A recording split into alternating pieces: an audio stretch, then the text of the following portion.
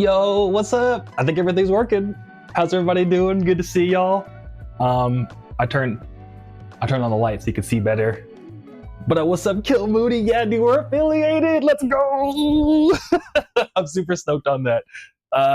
Yeah, like thank you for being a part of that for real. Like it's super sick. But Kill Moody says, not gonna be able to hang today. Just want to congratulate you. Have a great stream, dude. No worries at all. I know it's Sunday. I know it's already kind of late. But dude, I appreciate the congrats and thanks for stopping by just to say hi. I appreciate it. Then we got Simply Hideo again, dude. Thanks for coming back around. Yo, what's up? Thank you for the congrats. I appreciate it. And Teo, dude, it's been a minute. Thanks for stopping by the Instagram live. I appreciate it. Hope you've been doing well back out in LA. I know it's raining like wild out there right now.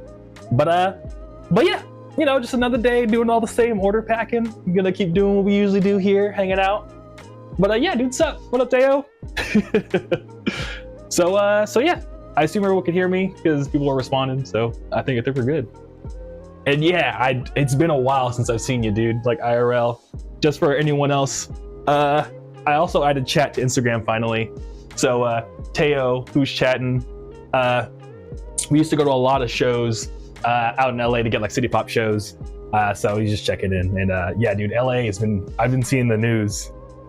But a shrimp buffet, that's such a sick name, dude. Thanks for stopping by. Thank you for the congrats. And yeah, dude, thanks for being, stopping by. I'm glad this is the first time you're catching me, doing all this. And yeah, dude, it's been great. Yeah, I'm super stoked to talk about going affiliate and stuff like that. Hello, William. Good to see you. Thanks for stopping by. I'm glad you found the link and stuff. I remember emailing it to you. So yeah, this is what we've been doing in the live streams, just hanging out here, hanging out. And in fact, I have your postcard right here. I'm gonna tell everyone about it right now. Ibris, yo, what up? Update, unfortunately didn't get the tickets. They were way too expensive for a single ticket. You think you're talking about the Masayoshi Tanaka tickets, right? I was just listening to them today. Yeah, dude, City Pop tickets are always mega expensive. If I'm not mistaken, I had some buddies that were saying that like out in Japan, like they for real, like they care, like they love their music. So because of that, a lot of their concerts are like very high event prices. So when they come to the States, they like kind of like use that same like basis to price their shows and stuff. So yeah, any city pop show is gonna be a fortune. But they're a lot of fun though. I saw Henri last year, I think, or the year before, and it was amazing.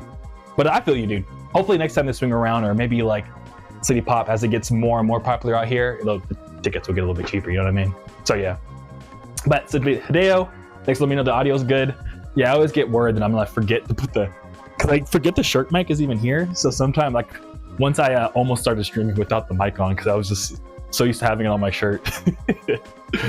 And Shrimp Buffet, thank you. I get that a lot, actually. Yeah, dude. I mean, it's a cool name. I'm not surprised you get it all the time. You know what I mean? Because it's a super sick name, and I already ate, but I'm already getting a little hungry again. So a Shrimp Buffet sounds pretty good right now. But yeah, I'm glad it all makes sense, Iberis. Yeah, I was yeah, it's like one thing with like seeing Henri and stuff. That was like a big thing I had to like figure out because I was like, oh man. But thankfully, I knew the visualists, so I was able to get into that one show just by happenstance for free. But I've, well, I mean, like through like a guest list. But yeah, like there's some other show I saw at some point where I was like, yo, these tickets, and had to make it work. Had to figure it out. But yeah. So what's it called? Teo, of course you already ate since you said you're an hour ahead of us. Yeah, I am. Yeah, Phoenix, they don't do daylight savings because like it's so hot and the sun like just bakes the desert out here. They actually don't do daylight savings because I think if we were, it wouldn't get dark until like 10 p.m. Like that's when the sun would barely be going down. So they just keep it the same when everyone else switches over. So it's pretty nice because then you don't have to worry about losing sleep or getting too much sleep because it all just works out. So yeah. So what's it called? I think I have to print out a couple more orders, but here we, just start. Let's go ahead and get this organized first. And yeah, Simply Hideo. I know it's Simply Hideo. I almost like I ramble my words a little bit, but yeah, like when I learned that, it was pretty wild. I think I learned that like as a part of like an elementary school assignment or something. It was like they wanted us to like learn why we do daylight savings, and like I remember in like I think it was like second grade, they're like in Arizona it doesn't. And then like, now I'm actually living it. So that's been cool. But yeah. So again, thanks everyone for talking about me hitting affiliate. I'm super stoked on that. I shared it on my Instagram story. But yeah, it's because of your support, like especially Super Tadeo, people watching from Twitch right now, Shrimp Buffet, everyone pulling up. Twitch was like, just after the first 3 streams, they were like, boom, we need you. I was like, hey! So it's super nice. The only downside to it is, because, you know, Twitch wants to make their money. They're not gonna let me stream for free off all their servers. So they were like, we gotta enable ads, but I put it to like, I watched a bunch of YouTube videos on like, how do I make this suck the least? And so I put in like less ads. So if you're watching on Twitch, now there's actually an incentive to sub, other than the emotes, because Twitch wants to get money from you. Yo, that's Matt, dude. No way, dude. Thanks for stopping by. It's good to see you here. Yeah, man. Much love to you too, dude. All the way from West Virginia. That's sick. I want to go like out that way. Isn't that I think Virginia is the state where the license plate says like the state of lovers or something, which I always thought was super sick. But yeah, dude, how you doing, man? You're anyone doesn't know, that's Matt. They're watching from Instagram, but what's it called? They're an amazing future funk producer. Like, I think they came onto the scene. I don't know when you came on. I just remember seeing your stuff and I was like, hey, that guy's cool. But yeah, I know they played a bunch of shows in LA with a bunch of the homies. So if you haven't heard of That's Matt, you're looking for new future funk, dude, check them out. They seem like a really, really swell guy, and their music's really good. And thank you for getting it, Shrimp Buffet. Yeah, I always feel bad, you know what I mean? Because like most of my stuff, I don't ever enable ads for it. Like even like inside all my fan clubs and stuff, I'll like film like videos explaining all my songs and stuff. I don't monetize it because I'm like, I don't want it. I don't know if YouTube still shows the ads. I hope not, because then I'm gonna be like, bruh. I don't monetize because it's like, dude, I want you to just enjoy, you know what I mean? And like, yeah, and plus I even looked it up, like you don't honestly make that much money from the ads anyway, so it's like, all right, Twitch, I guess get your money, because like, you know, I think I'd only give me like $10 or something. So it's like after like a whole month of streaming, so I'm like, dude, I'd much rather people just, I don't know, I'm complaining. But I guess I appreciate Jeff Bezos or whoever's running Amazon these days to let me talk to y'all, so I can't be too mad at this. But hey, much love to you. That's Matt. I appreciate it. And Simply Dale, yeah, all good, dude. Thank you. I appreciate it. But yeah, I think we have about 13, 14 orders today. So we'll probably run just as long as last time. So about like, I think we'll be here for like 3-ish hours. I know you know me, I take forever to do all this. Hey, yo, Malik Bay, dude, thanks for popping back through. It's good to see you. Hope you're having a nice day. Yeah, we just doing some Sunday hanging out, chill day. All right, so we got Oscar, Axel, that's cool. Y'all ever play Kingdom Hearts? This person's name their real name is Axel, like from Kingdom Hearts. It's cool. Like the fire guy, be all familiar? He has like the spear things, and he's like, I don't know. But yeah, so we hit affiliate. That's one thing I want to bring up. Another thing I've been doing is making clips from all the live streams. Then I post them on Instagram to see if like how they do. And yeah, it's been fun. A lot of people are like dropping in every once in a while, like, yo, like I gotta pull up. I'm like, yeah, dude, I'm telling you, we've been having a good old time in here. So yeah, making clips has been fun. But the thing is about them, and like I'm sure a lot of y'all can feel me on this, is like all the like tools that are like, hey, we take your live streams and like make them into like smaller clips for Instagram, because I want people to like see what's going on, you know what I mean? And a lot of them are like, oh, we use all this AI technology, and like I used to be a software engineer, so I'm like, okay, cool. But yeah, a lot of them, dude, like the AI just sucks. I'm sure y'all are also getting tired of all the AI everything, but dude, I literally spent like an hour just like wanting to like punch through my computer screen because like it sucks so bad, dude. It just sucked. It just would get all like the transcripts wrong, and I'm not the clearest speaker, so I kind of can't blame the AI for that. But it would even be like, just choose the most random moments, and I don't know. And just editing was like super terrible. Anyways, Shrimp Buffet says, been wanting to play Kingdom Hearts someday. I am completely blind to Kingdom Hearts. Yeah, dude, I mean, so the thing about Kingdom Hearts is playing it like, once you're like, and I think it was a game you had to be there for, because as an adult, it is like a Disney, like Square Enix game. So that's pretty cool. But because it's like Disney, a lot of the story is like, me and my friends with the power of friendship, we're gonna like go ahead and beat the bad guy. And so it's like hard to like get as invested as you would have been if you were like 10, yeah, because like some of the stories is like, well, my friends are my power. But it's still a good game though. It's like a really good like hack and slash that has like a lot of really cool like action RPG elements. So I would recommend it. But even like, I don't know, even if like if you just watch like a Let's Play or something, it's really cool. And the story is like just as confusing as Jujutsu Kaisen, if you're into that anime. So would recommend, if you like Jujutsu Kaisen, like the story of Jujutsu Kaisen, you'll probably really like Kingdom Hearts, because it's like Jujutsu Kaisen except like 10 times more confusing. And all like the time travel and stuff. So yeah.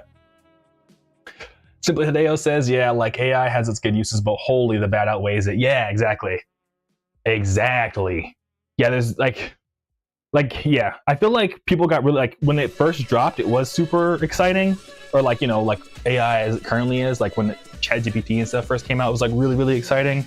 But as it keeps going, like I think they just keep trying to like make it do things it wasn't really built for. You know what I mean? It's like they're trying to like use a hammer on like a bunch of screwdriver points, and it's like, dude, like, no, man, just let it be good at what it's good at. You know what I mean?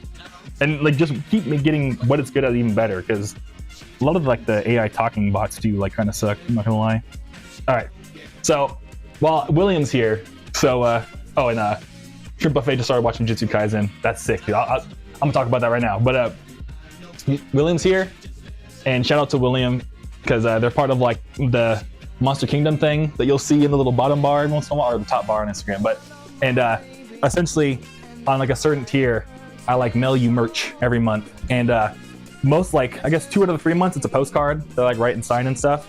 But then on the 3rd month it's either like a vinyl or a CD of like all the songs I've been releasing. So like I just dropped a song called Coilovers, which I'll also talk. I have a lot to talk about today. Y'all are just chilling tonight. So yeah, so I'm just trying to mail this over to William. So shout out to William. Thank you for all the support, man. But to Shrimp Buffet's point about Jujutsu Kaisen, or just talking about Jujutsu Kaisen, yeah, I have a lot of friends that, like, you know, I started watching it, I think, because I got like super sick during one of the holidays. So I was like, let me just watch this because everyone says it's super good. And I have like maybe the most like lame take on the anime, because everyone's like, bruh.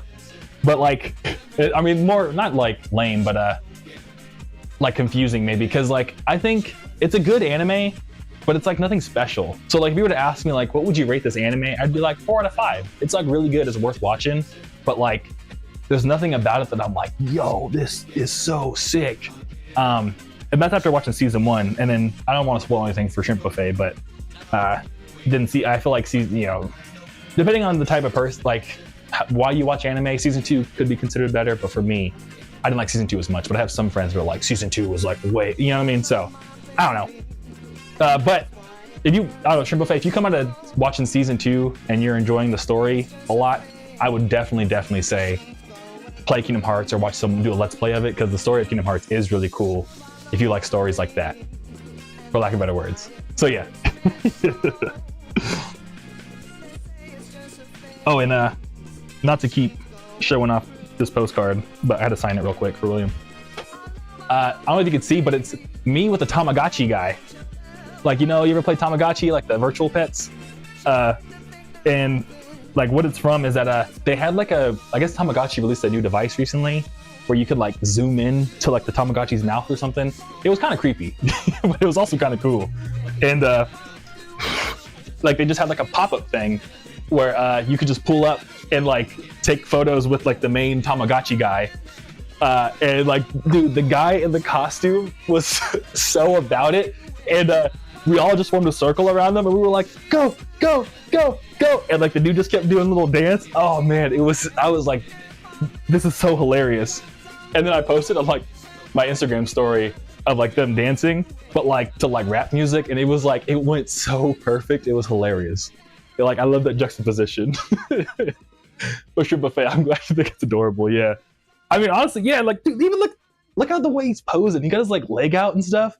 I know it's like really far, but like they even posed like just like cool as hell. They were just like, you know what I mean? I was like, dude. But yeah. All right, so we got that. I'm gonna put this in here. I'll also, is this dry yet? Okay, it is. Yeah, it's all glossy, so when you sign it, it gets all like a little goofy with the Sharpie. But cool, got that in the envelope. Yo, Skyer, what up, dude? Thanks for popping back around. It's good to see you. Yeah, shout out to Skyer too, because Skyr's been here since day one. Dude, we got affiliate thanks to your support. So thank you, Skyer, for pulling up in Twitch. And William says, I'm gonna stick around, but I'm gonna go read my book on the Native American creation story by Lenny. Oh, that sounds really cool. Yeah, dude, go for it. Like, no worries. Like, read your book. This is more just if you want to enjoy it, because live streaming's not, some people are super into it. Some people are like, just like to have it on in the background. So feel free, William. Enjoy your book, dude. That sounds really good, too. Really good book. And Skyer says, nice. Yeah, dude, like, for real, thank you. Appreciate you and everyone else watching on Twitch. But I think you've been here since like the very first stream. So like, thank you to you, especially too. And anyone else who's been here since day one, but you know what I'm trying to say. Cool. So now I'm gonna put a piece of cardboard in this because I don't want the envelope to get silly or like bent too much. And yeah, so cool. The clips, we're making clips. We're talking about Jujutsu Kaisen, Kingdom Hearts. Yeah, I'm excited to see how the clips do because, especially on like Instagram and YouTube Shorts. Not that I'm like too worried about the numbers, but I'm just excited to see if like, I don't know. Sometimes I don't know. Even just it's only been 3 streams, but I feel like we talk about really cool stuff. I'm excited to see like other people's takes other than just ours as a community. You know what I mean? Like I posted one of my like music hot takes. I think I shared on here during the first stream, and my buddy. Or an acquaintance. I met them at like a show. Their name's Tiara Tastemaker.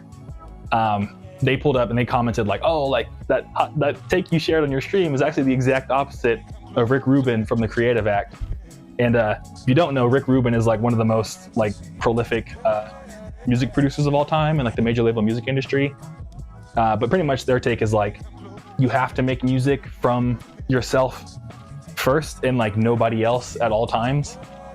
Which, to be fair, maybe they're not saying it like definitively, but I kind of feel like there's a bit of nuance where like, I don't know, I feel like you can, I said in the first stream, but like pretty much your music's going to attract people who are similar to you. So making music for people that are similar to you is almost like making music for yourself. So you can kind of lead that line a little bit, but yeah.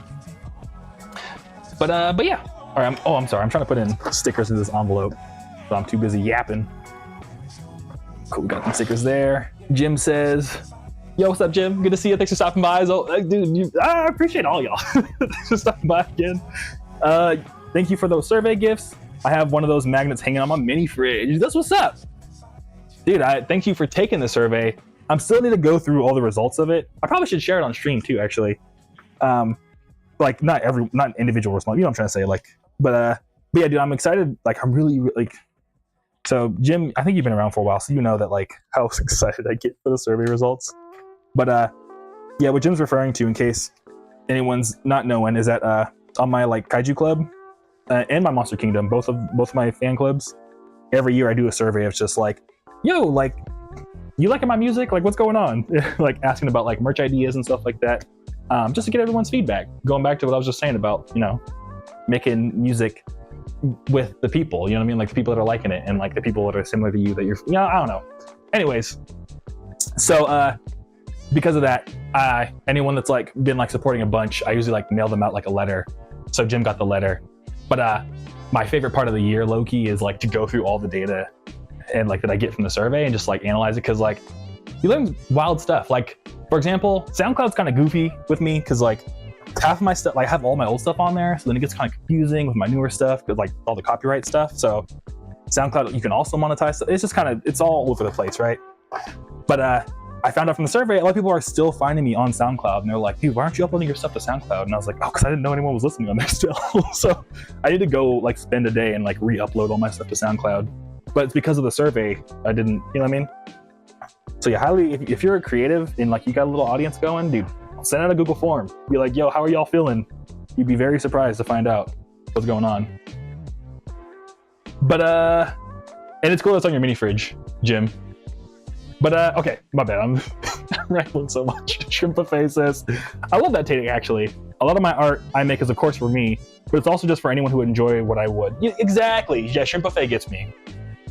Because, yeah, like, it's gonna be for you. Like, I think it's, to make authentic art, it has to come from you.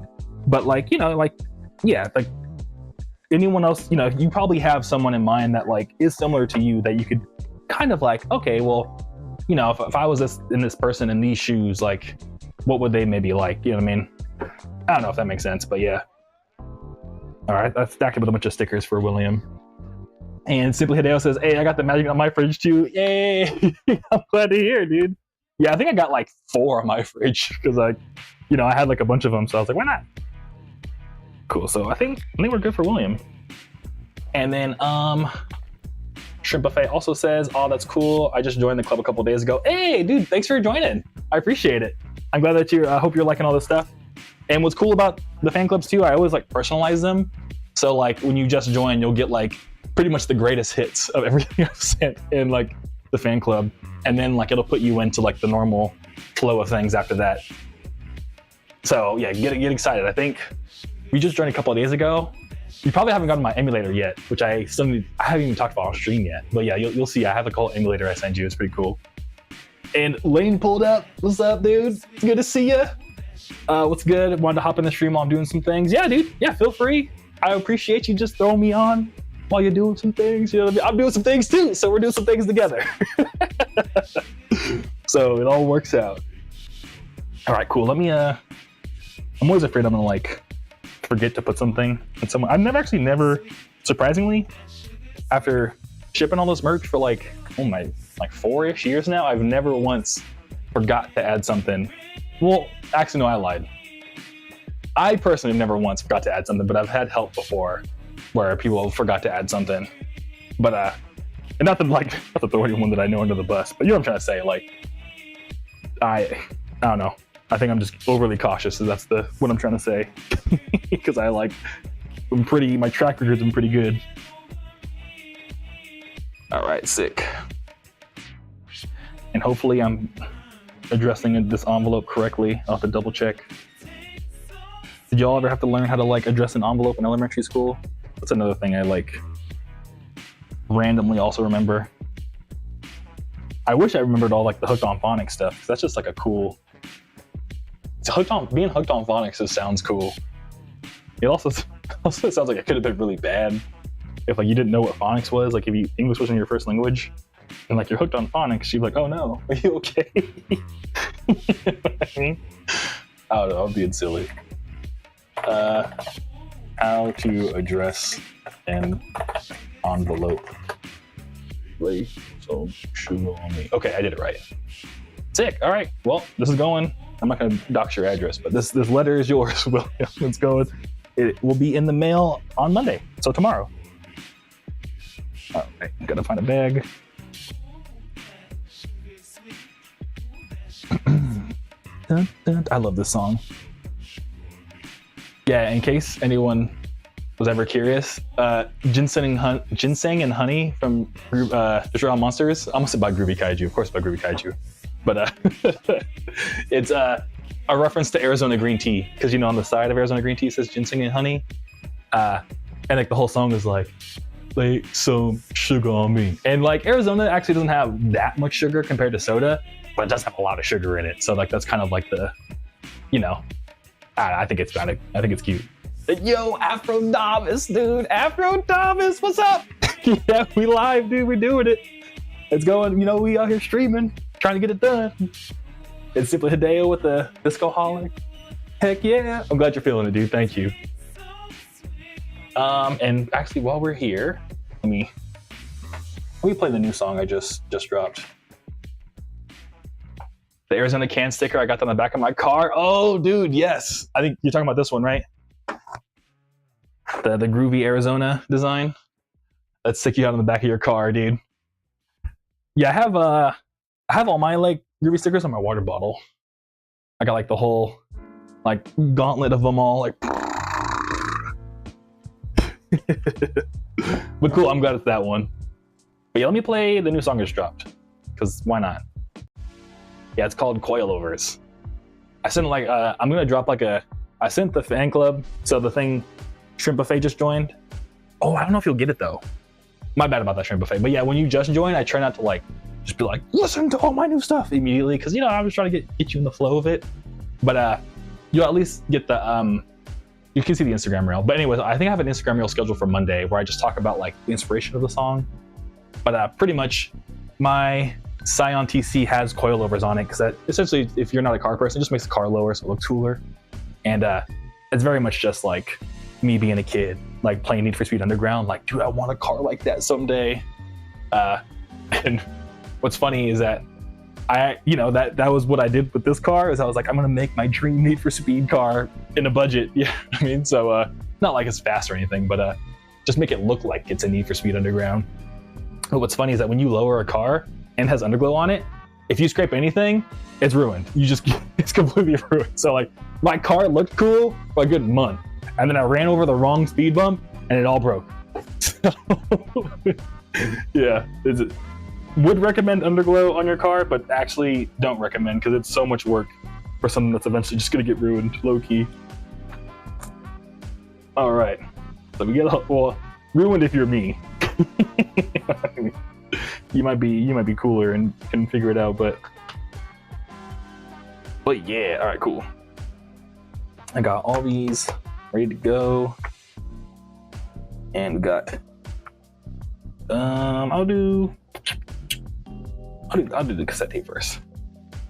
Cyrusin, this is Tay. Oh, switching from IG to Twitch. Block Auto, where you bought your TC, closed. No! Oh, well, thanks for switching to Twitch. Good to see you here. But dude, that's a bummer. So if anyone is out in LA, there's a thing called Block Auto, which I guess it closed, but it was like a charity auction for your car. So like, or a charity auction for cars. But they eventually removed the auction part. But like, pretty much you can get like really good cars for like not a bad price. And they were like, kind of like goofy, and like if you're a car person, you're like, this is insane. But the idea of it is that like, you can get in the car, you can turn it on, you can start it and stuff like that. It all passes smog, which is like amazing in California because the smog rules are so strict, but you can't test drive it. So it's like you're really rolling the dice. But like all the common things that people would try to hide, like, oh, I don't have a smog check. And so like it's like an alternative to like buying off a Facebook Marketplace or like Craigslist or something. But they did have like a thing where it's like if you paid $200 extra, then you could return the car within 24 hours with no questions asked. So the idea would be that you call your mechanic, buy the car, and then be like immediately drive it to your mechanic to get them to review it within 24 hours and return the car if they say anything's wrong with it. So yeah, so I did that with my current car, and like, yeah, honestly, like it's the move, it's the hack. If you live in LA, is go to Block Auto, but I guess it closed. So I mean, yeah, there's no way that my business model could have worked. But Leon, I'm glad you're feeling the jokes, man. I appreciate it. And it's good to see you here. Okay, so what are we doing next? We got all these orders right there ready. What am I think the next order we're doing is like this super big order. So shout out to them. Let's start with this one. Okay, we got everything. I'm sorry, I'm locked in on making sure I got everything right real quick. Okay, so this person got a keychain, I got some CDs, and okay. The name is, I don't know how to say their name. It's cool though. I will do this one first. Shout out to Vutisana. Hell yeah. All right, got that going, and then we'll print that out. Sick. So speaking of Shopify orders, what's cool is I would feel bad to ask anyone to buy anything just to test this out, because if it doesn't work, I'm gonna feel bad. But whenever like an event happens, there's like an alert that pops up right here. So like when someone subs or something like that, it like shows a video of me like punching the camera or something, and it's like, oh, thanks for subbing.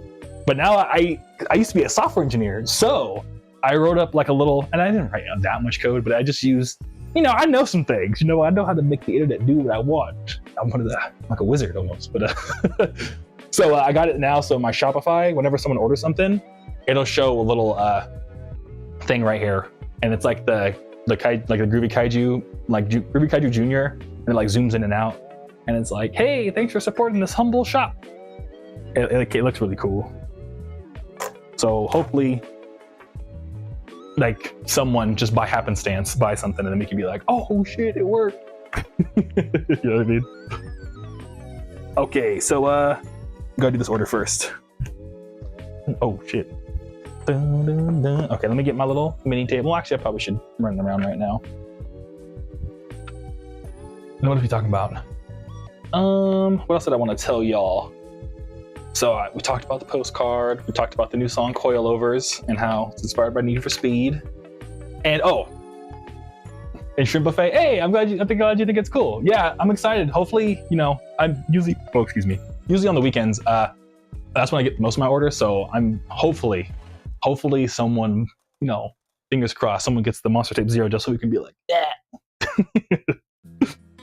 But what was I gonna talk about right now? So this is super random, but I want to talk a lot about some of my stories from interning at Amazon. Back in the day, I used to intern on Alexa. So like OG, hey Alexa, do blank. Like I used to work on that team. But I was an intern, and from the Amazon internship, I mentioned it once in a stream that like I have a lot of internship stories, so I wanted to share some of those today because I think it'd be fun. But the first one is I have a buddy named Joe, and they were a comedian, and like that was like their side thing. They did robotics engineering, and they were a comedian, and they were hella funny. They were a really good comedian. But one thing they told me that kind of stuck with me, and it's kind of ironic where I am today, is they said I looked like a shopkeeper from an RPG, like a JRPG shopkeeper. Because I used to have my big like computer backpack as being an intern. So like my hair and stuff. He was like, dude, you look like a merchant from like Final Fantasy or something. So I wanted to ask, does anyone? Let me see if I have a backpack so I can. Yeah, here's a backpack. Just readily have a backpack available in the dungeon. But you think I could sell some wares? You think I could sell some wares? You know what I mean? You think I could be traveling around, bringing out swords and stuff, and be like, got some healing potions on me?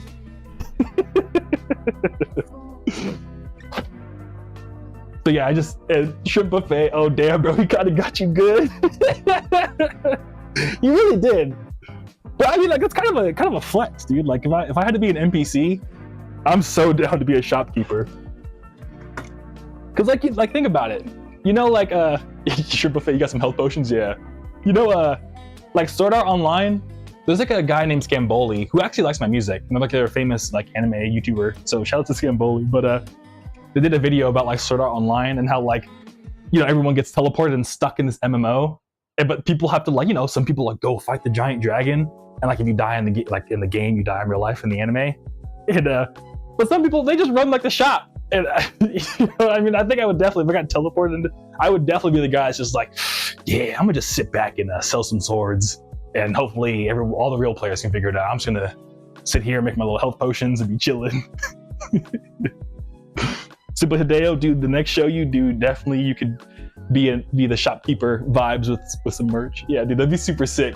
That's how I always feel. I feel like that like now, honestly. To me, like the most ironic thing is that like when I was interning at Amazon, I was making Groovy Kaiju stuff at the time, but it was like just like on Bandcamp and stuff like that.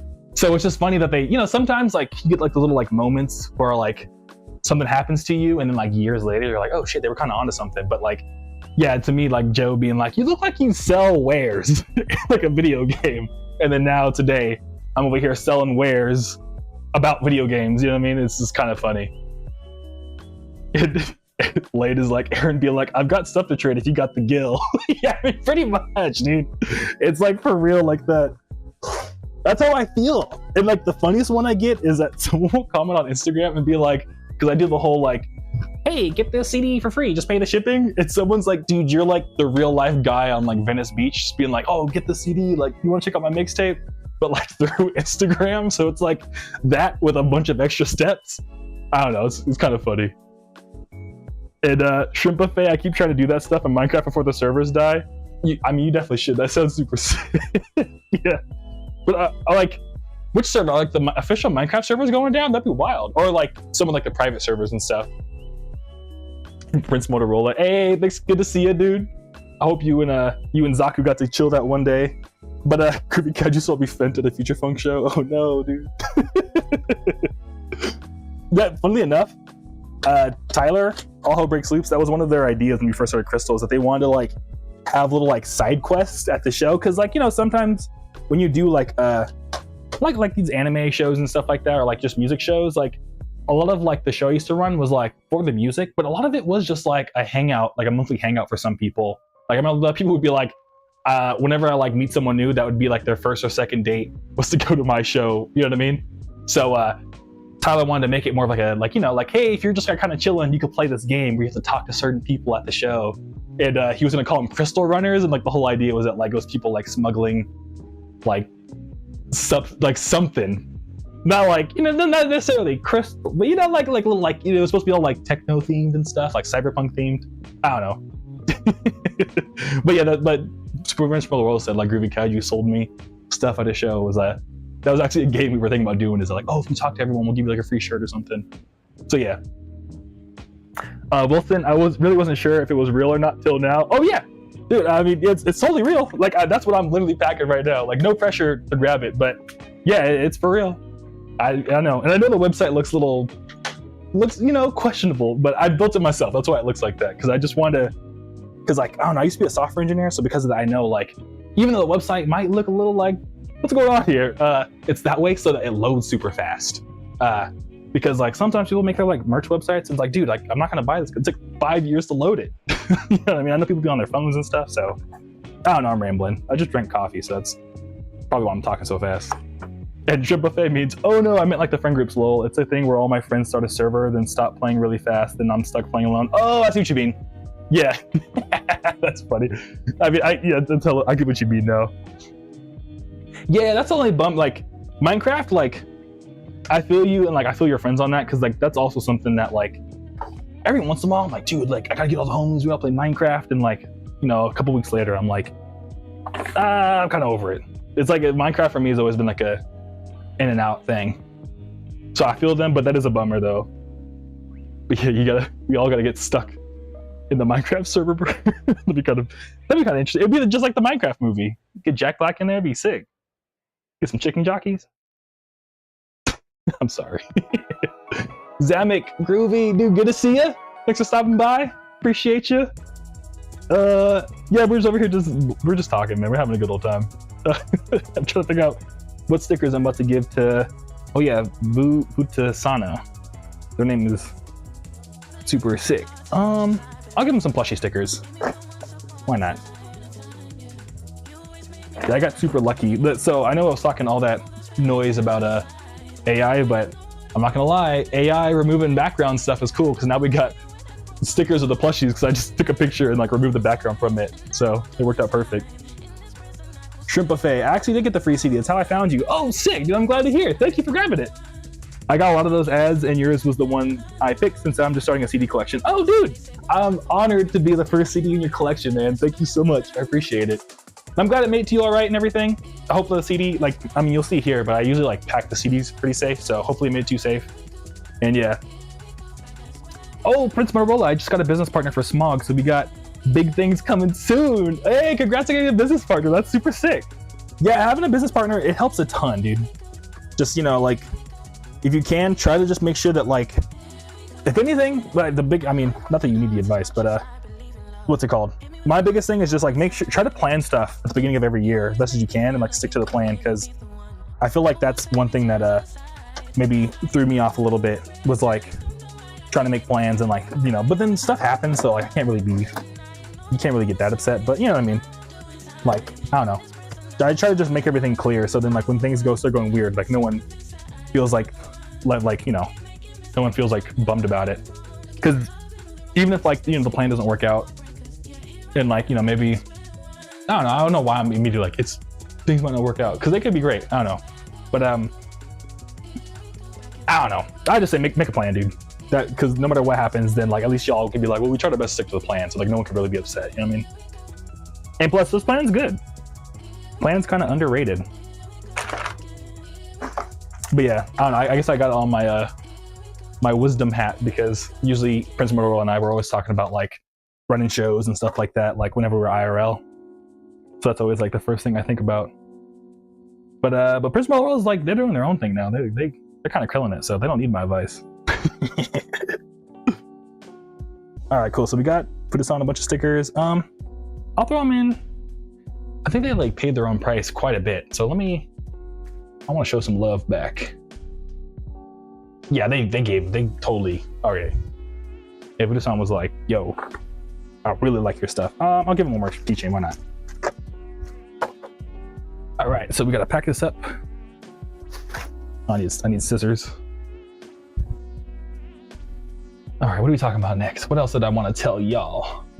Okay, we talked about RPG Shopkeeper. Oh yeah, so I'm glad that y'all like that, because what I was thinking about is, because right now, like, you know, the stream is just the studio with all my like merch stuff everywhere, but I wonder if it would be cool to just like try to make it more like RPG Shopkeeper themed. Like, what do y'all think about that? Do you think that'd be cool? I was thinking maybe like making it look like, you know, from Ocarina of Time, where there's always that like border or something. So right now I just have like the border down here if you're on Twitch, but then up here if you're on Instagram. And I was thinking, like, what if I just, rather than making like just the text right there, what if I made it look like a, I don't know, like an RPG, you know, like a wooden table or something. I don't know. Try to find like fun ways to make it like really lean into the, you're watching like an RPG shopkeeper work or something. You know what I mean? Like a slice of life video game or something. Yeah, okay, Skyr gets me, like a piece of heart, a bottle, and some sort of nuts, yeah. Because I don't know, maybe I could do some like funny thing where I make this, or even just do it in real life. It doesn't have to be like through like, you know, digital or whatever, but could make this, because right now this is just partly stuff that I need, but also partly just like silly stuff. But yeah, I think like a piece of heart, a bottle, some sword nuts would be funny. Just put like some fake price labels on them or something. I think that'd be hella cool. I'm glad you get me, Skyer. That's hella sick. I was looking for scissors. Oh yeah, here they are. All right, let me cut this real quick. All right. I'm intrigued, honestly. All right, sick. All right, Simply Hideo, you like the idea too. Cool. Yeah, I'll brainstorm it, because I like watch all the VODs again just to make sure I'm like not bullshitting too much. I'm sorry, I read a Shrimp Buffet's message and it's so sick. But Shrimp Buffet says, lol, since you mentioned it, I read the border and I actually did tell my grandma about you when I got the CD. I'm so glad, dude. Thank you for telling your grandma, Shrimp Buffet.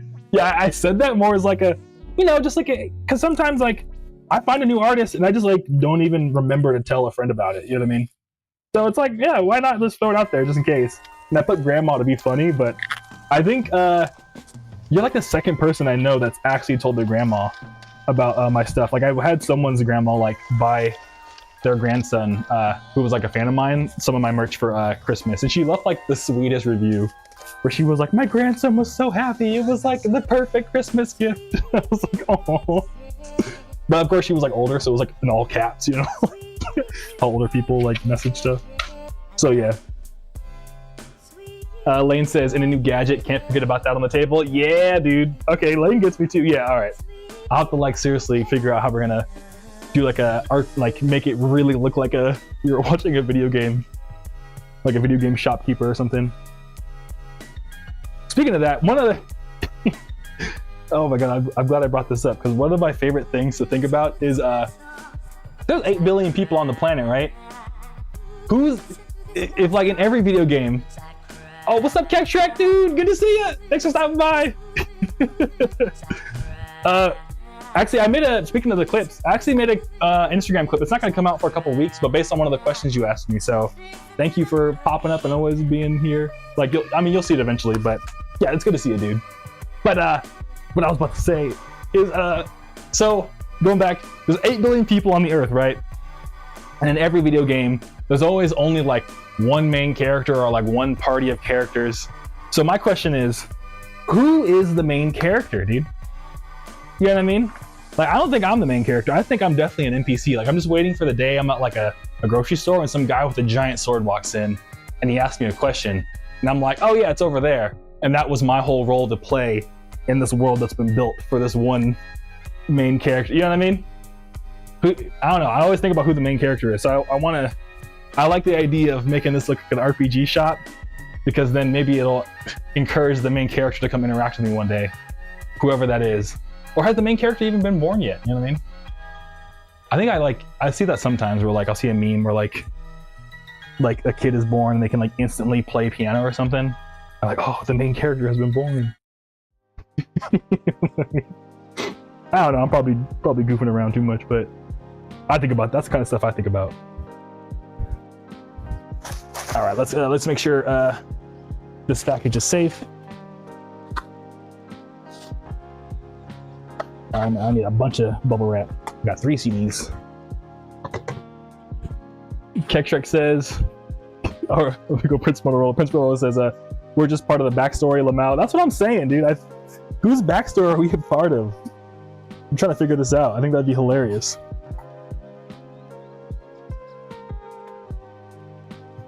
Or like, you know, because like, how are we gonna know?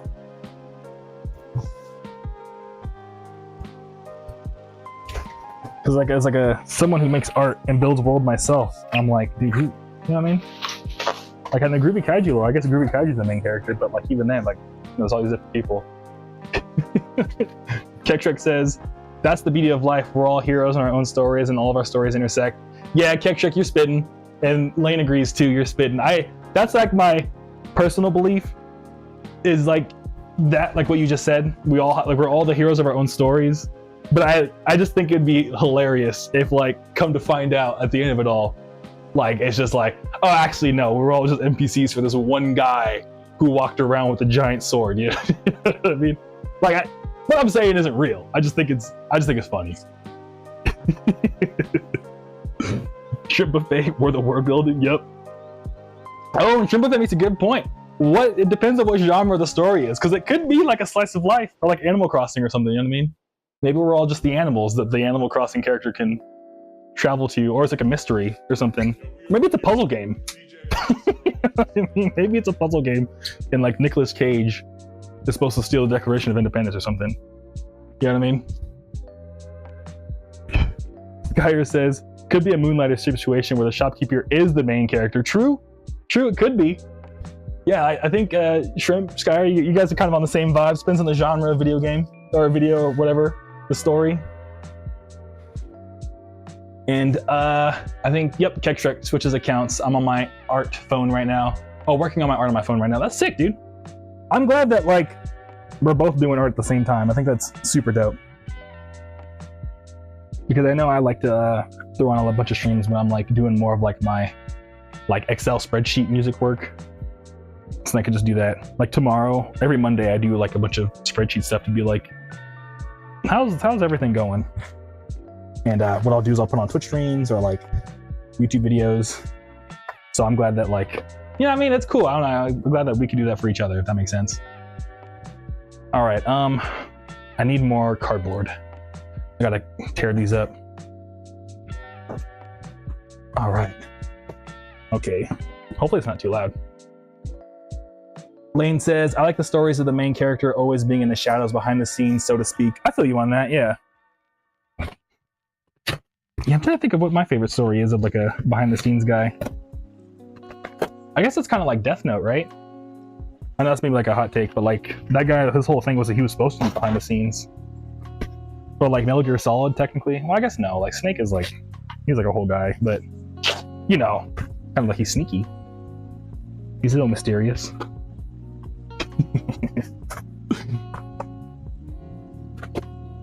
Yeah, okay. So we did that. What I want to tell you about next was, oh, dude, I have so many things to tell y'all today. So I also wanted to share. Here's some free game, for lack of better words. So just the way my brain works, I always come up with like the most random like business ideas, and like some of them they weren't that good, but some of them they've stuck with me for years. Where I'm like, I wish this existed. And my big business, one of my business ideas I've had was, what if there was like a restaurant, and it's kind of the timing is perfect, because what if there was a restaurant that did like holiday food, like Thanksgiving food, year round? You know what I mean? I think that'd be super sick, because, and here's the angle. Like, of course, everyone, you know, no one wants, like, people out here, we don't want like Thanksgiving food year round, but like people who like do tourism and stuff, they would love to be like, oh, I want like an American holiday Thanksgiving, but like I'm visiting during like July or something. You know what I mean? So I'm like, if you did the right marketing and you were like in a city like, I don't know, like New York or like LA, I bet that would go crazy, right? So I'm trying to, maybe one day if I ever like win the lottery or something, not that I play the lottery, but if that were to ever happen, I'm gonna start you see like Groovy Kaiju's, I don't know, turkey restaurant. You heard it here first. Kektrick says, any of us could be the hero in a story. We just gotta choose to be Spider-Man and not Green Goblin. True. Dude, I watched, speaking of Spider-Man, I watched Spider-Man 1 in theaters again. I sometimes, I feel bad. I'm a good friend. That's crazy. I'm a good friend. But sometimes I feel like people ask me for advice and I feel like the Green Goblin mask, where like, they're like, I don't know if I should. And I'm always in the background like, do it. Do it. You know what I mean? Just do it, Norman. Just do it. The shrimp buffet doesn't make me so hungry. Hey, I mean, if I made shrimp buffet, I probably got on the topic of food because of your name, so we're making each other hungry. So now we're even. I was messing with you, but yeah. I hope you don't mind being hungry. Lane says Groovy Kaiju's Kaiju Feast. Yeah, dude, that's what I'm saying. You know what I mean? That'd be sick.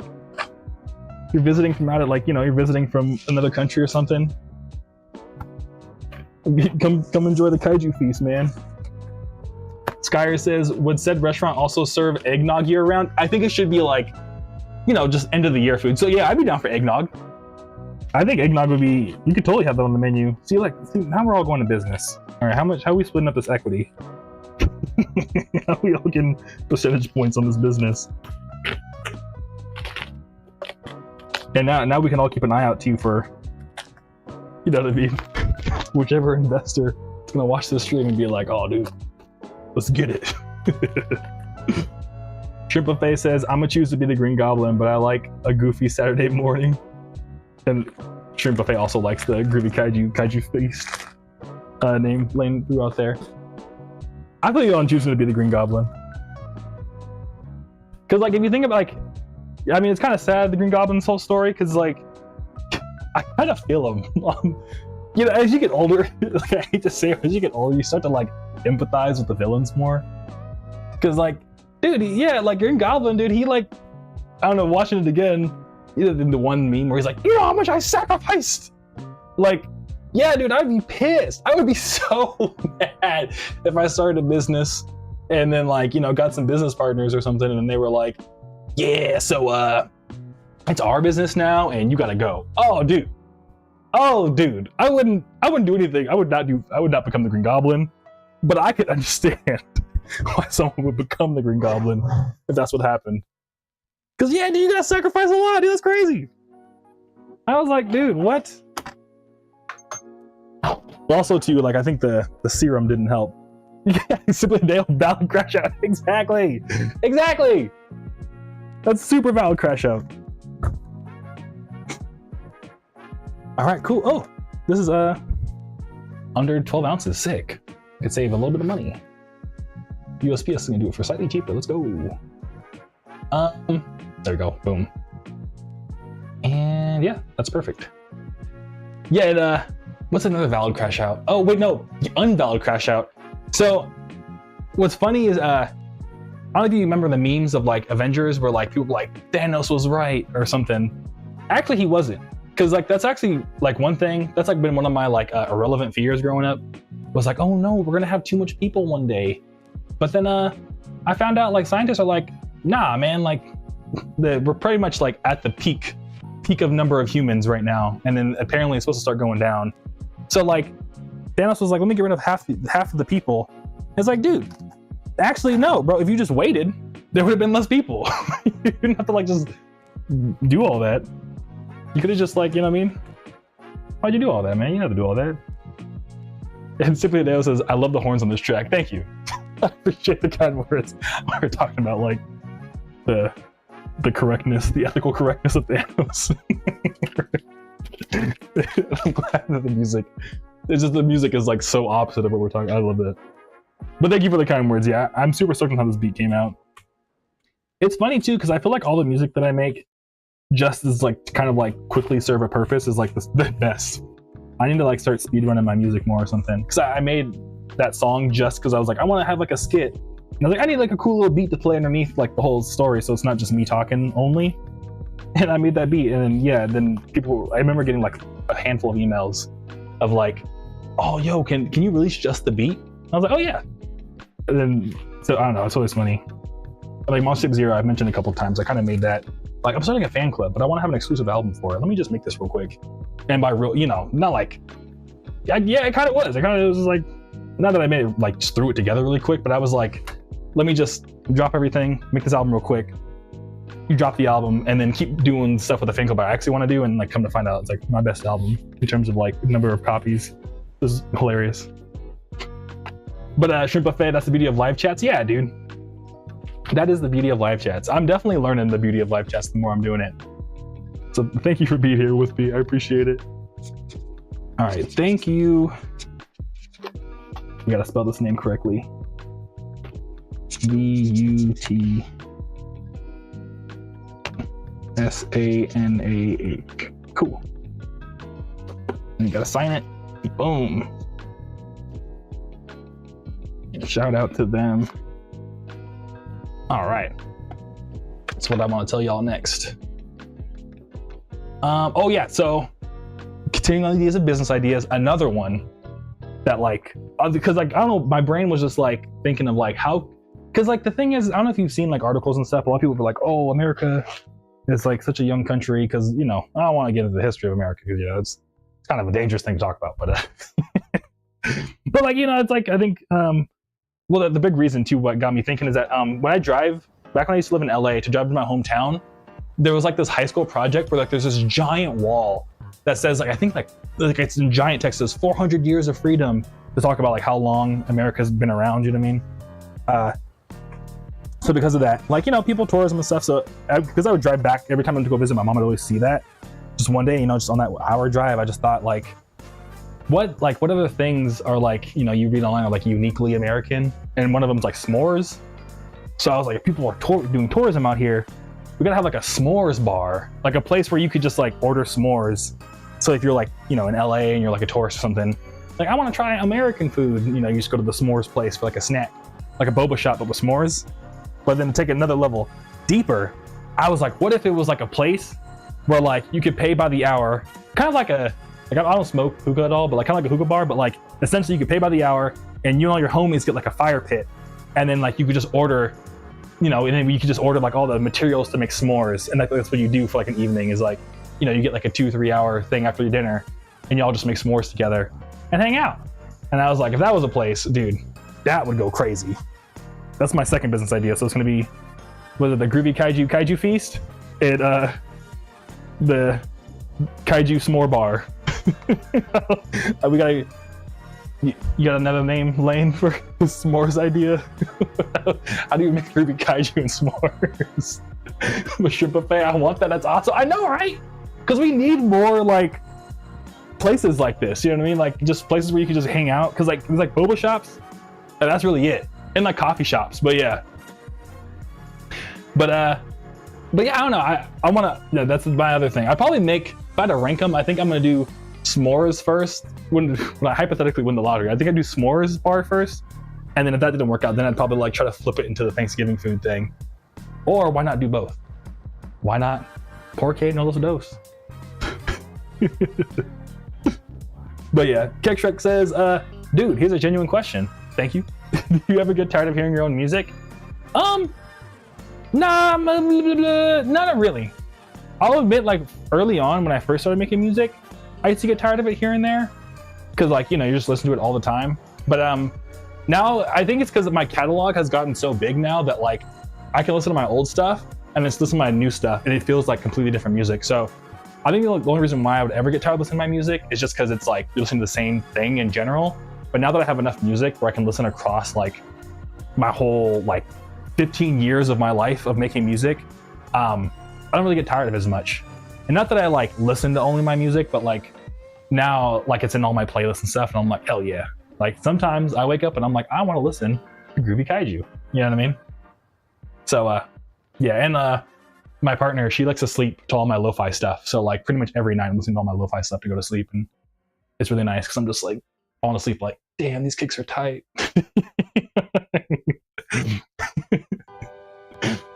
Lane says, Groovy Kaiju's Atomic S'mores. I think that would be super sick. I like that. I think we gotta make that either way. We gotta make little like s'mores kits or something. Call them Atomic S'mores. That sounds hella good. Thank you, Lane. I appreciate it. Dude, you're crushing it with the names, man. All right. So, hell yeah.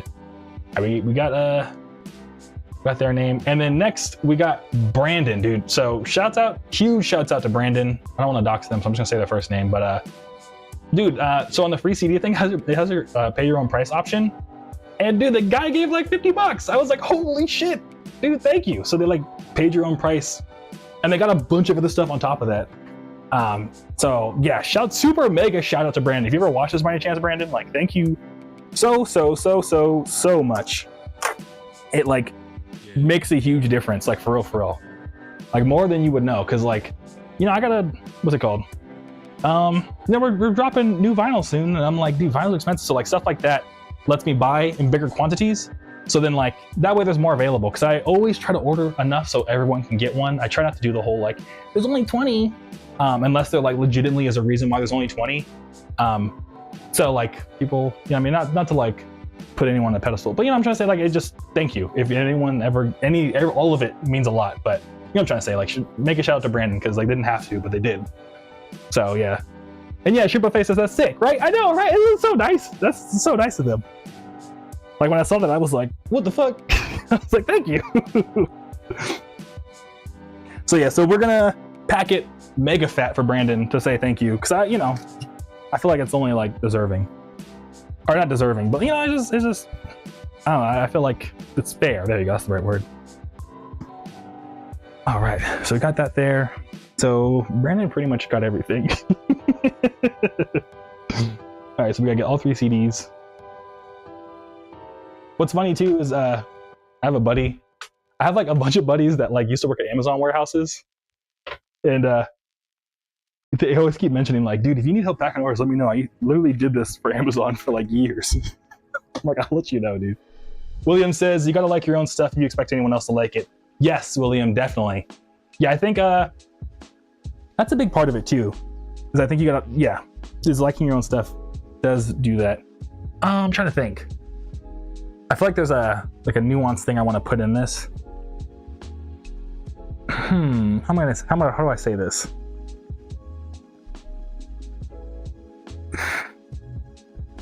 Like, I think, William, you've seen it, but remember when I talked about how I made that one song that reminded me of Kingdom Hearts earlier? I mean, you don't have to, I don't know, it's super random, but I think it was called Ansem's Laboratory.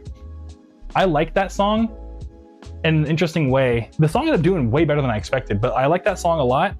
But yes, you have to like your own music, but I feel like it's really funny that the song, like my own favorite songs aren't the ones that always like other people like, if that makes sense. Like for example, putting on record, my favorite Groovy Kaiju song is Do You Love Me Too off of Radical Reptar. But like, for some reason, it only really does good when I play it at shows. Like in terms of like algorithms and stuff like that, it doesn't do that good, which, you know, it's algorithms, like you can't really control that. But to be fair, the algorithm essentially tells you when the song just randomly plays for someone, how likely are they to like it and like save it on their playlists and stuff. And from that signal, yeah, it doesn't do as good. But when I play that show, people are like, yo, this is sick. And it's my personal favorite song, but yet it doesn't do the other way. But then, other songs like Ansem Laboratory, I was like, but then it did way better. So it's like, yeah, you are 100% correct. You need to like all your music if you're gonna release it, period. But it's kind of funny, like the spectrum of like, if that makes sense, doesn't always match up. So I was saying that just to, I could be sometimes ramble too much and be too nuanced, but I get what you're saying.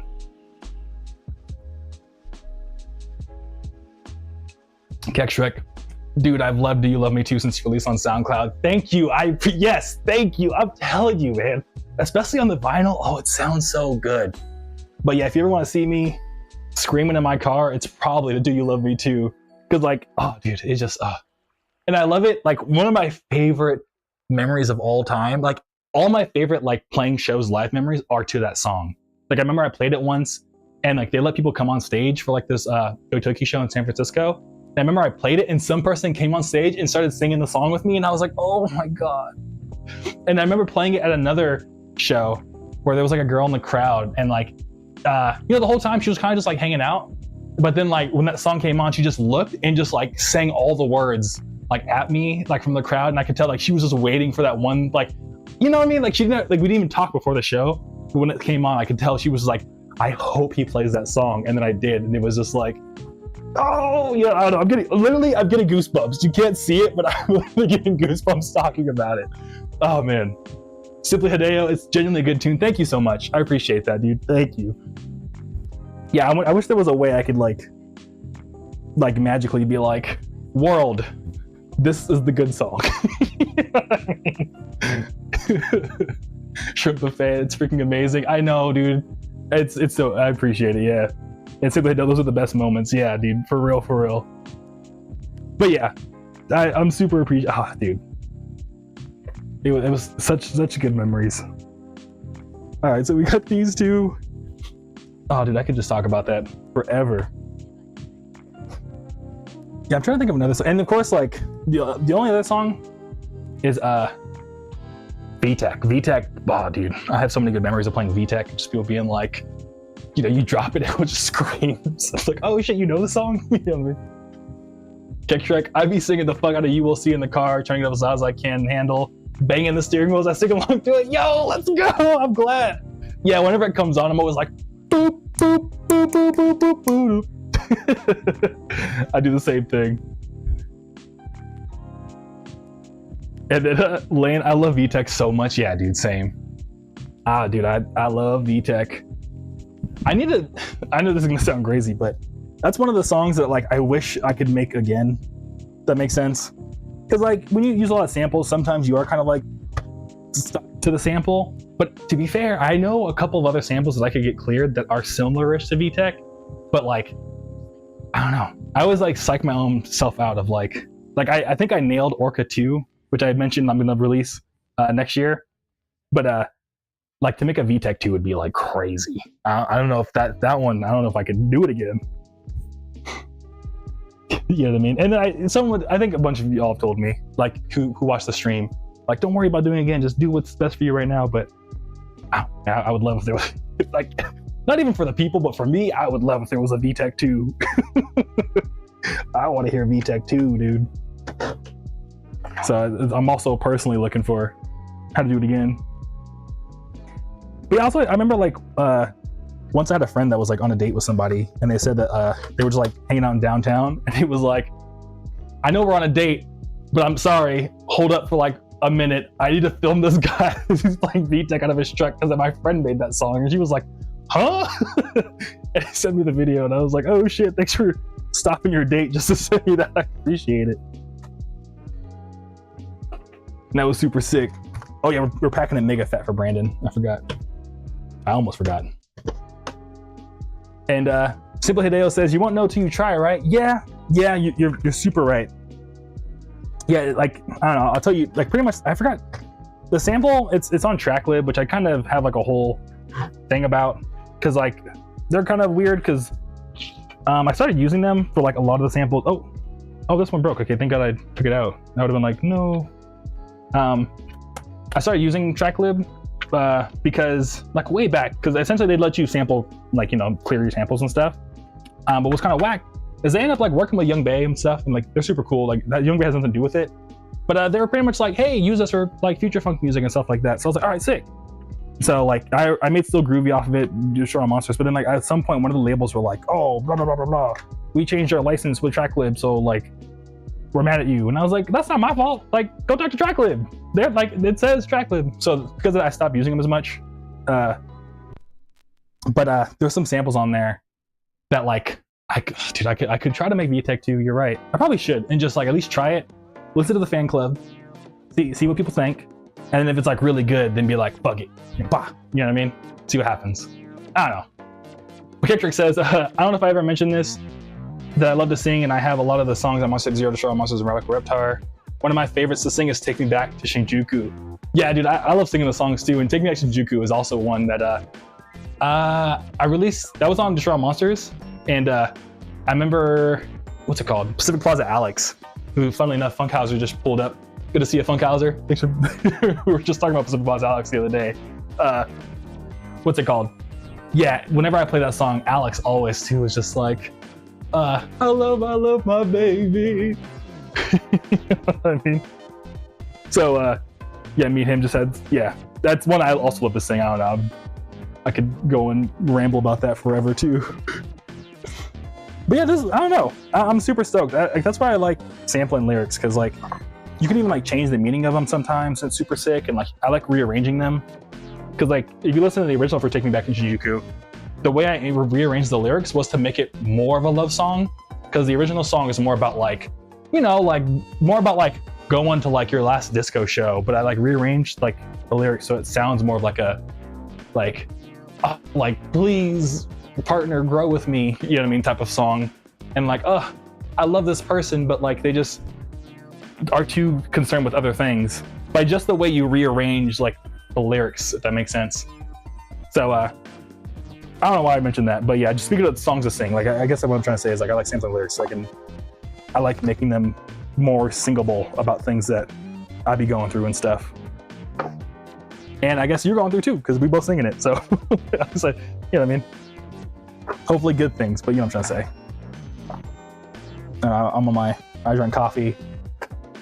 Probably drink too much coffee because now I'm like, saying everything. All right, yeah, what other stickers can we give Brandon for all the support? I think I gave him one of everything, so hopefully they're like, oh hell yeah, Groovy, we see Brandon. Yeah, I'll give him a bunch. Okay, we're good. Brandon should be stoked.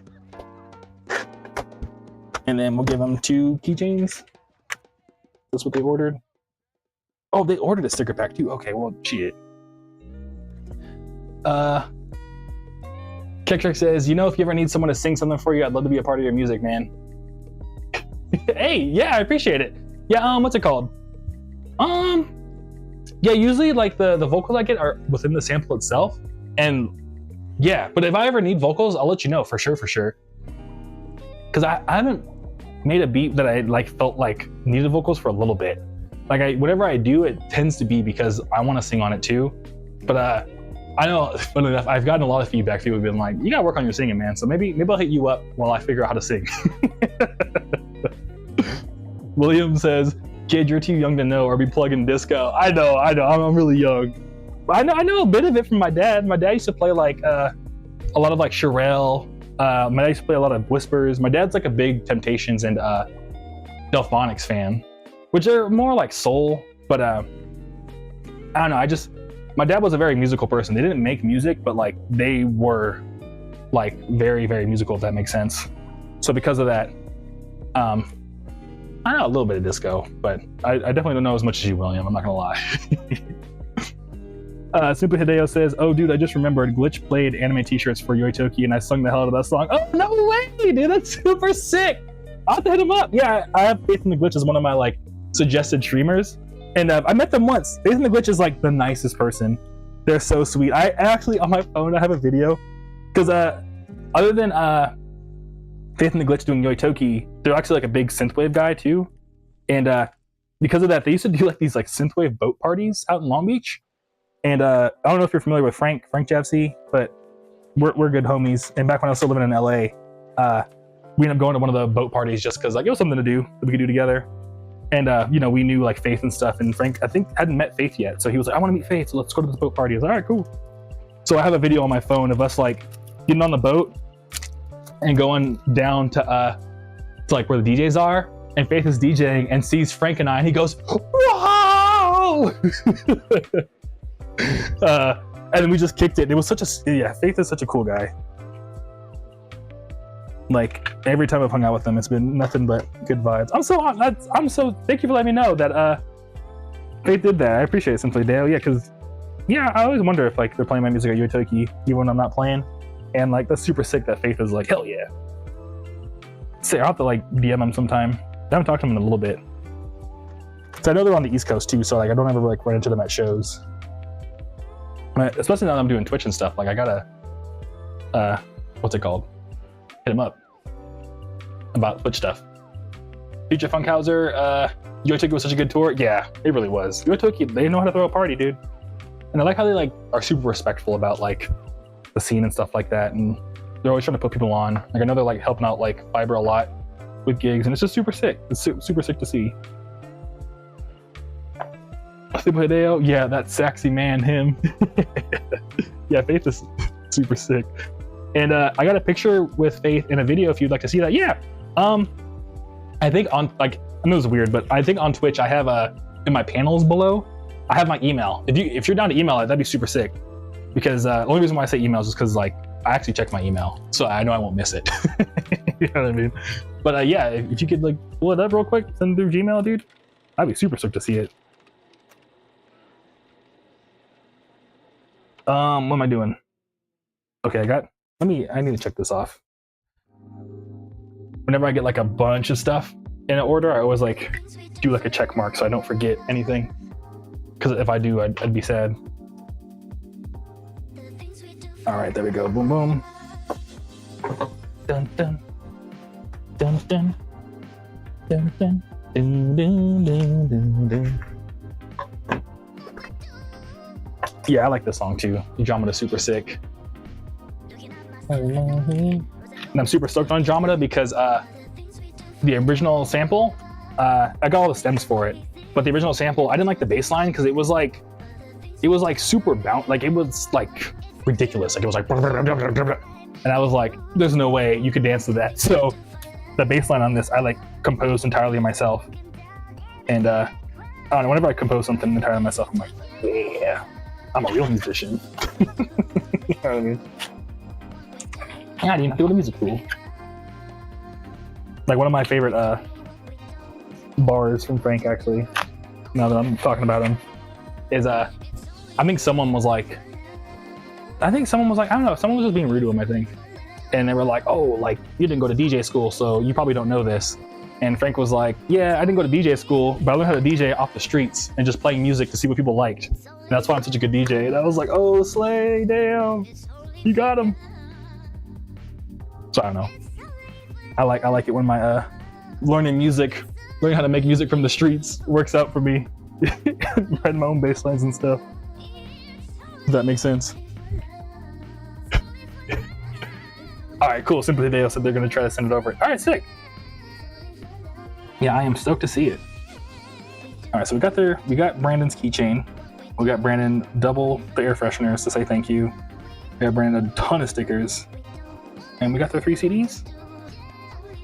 Yes, we did. All right, cool. I think Brandon's report is all ready to go. I'm gonna say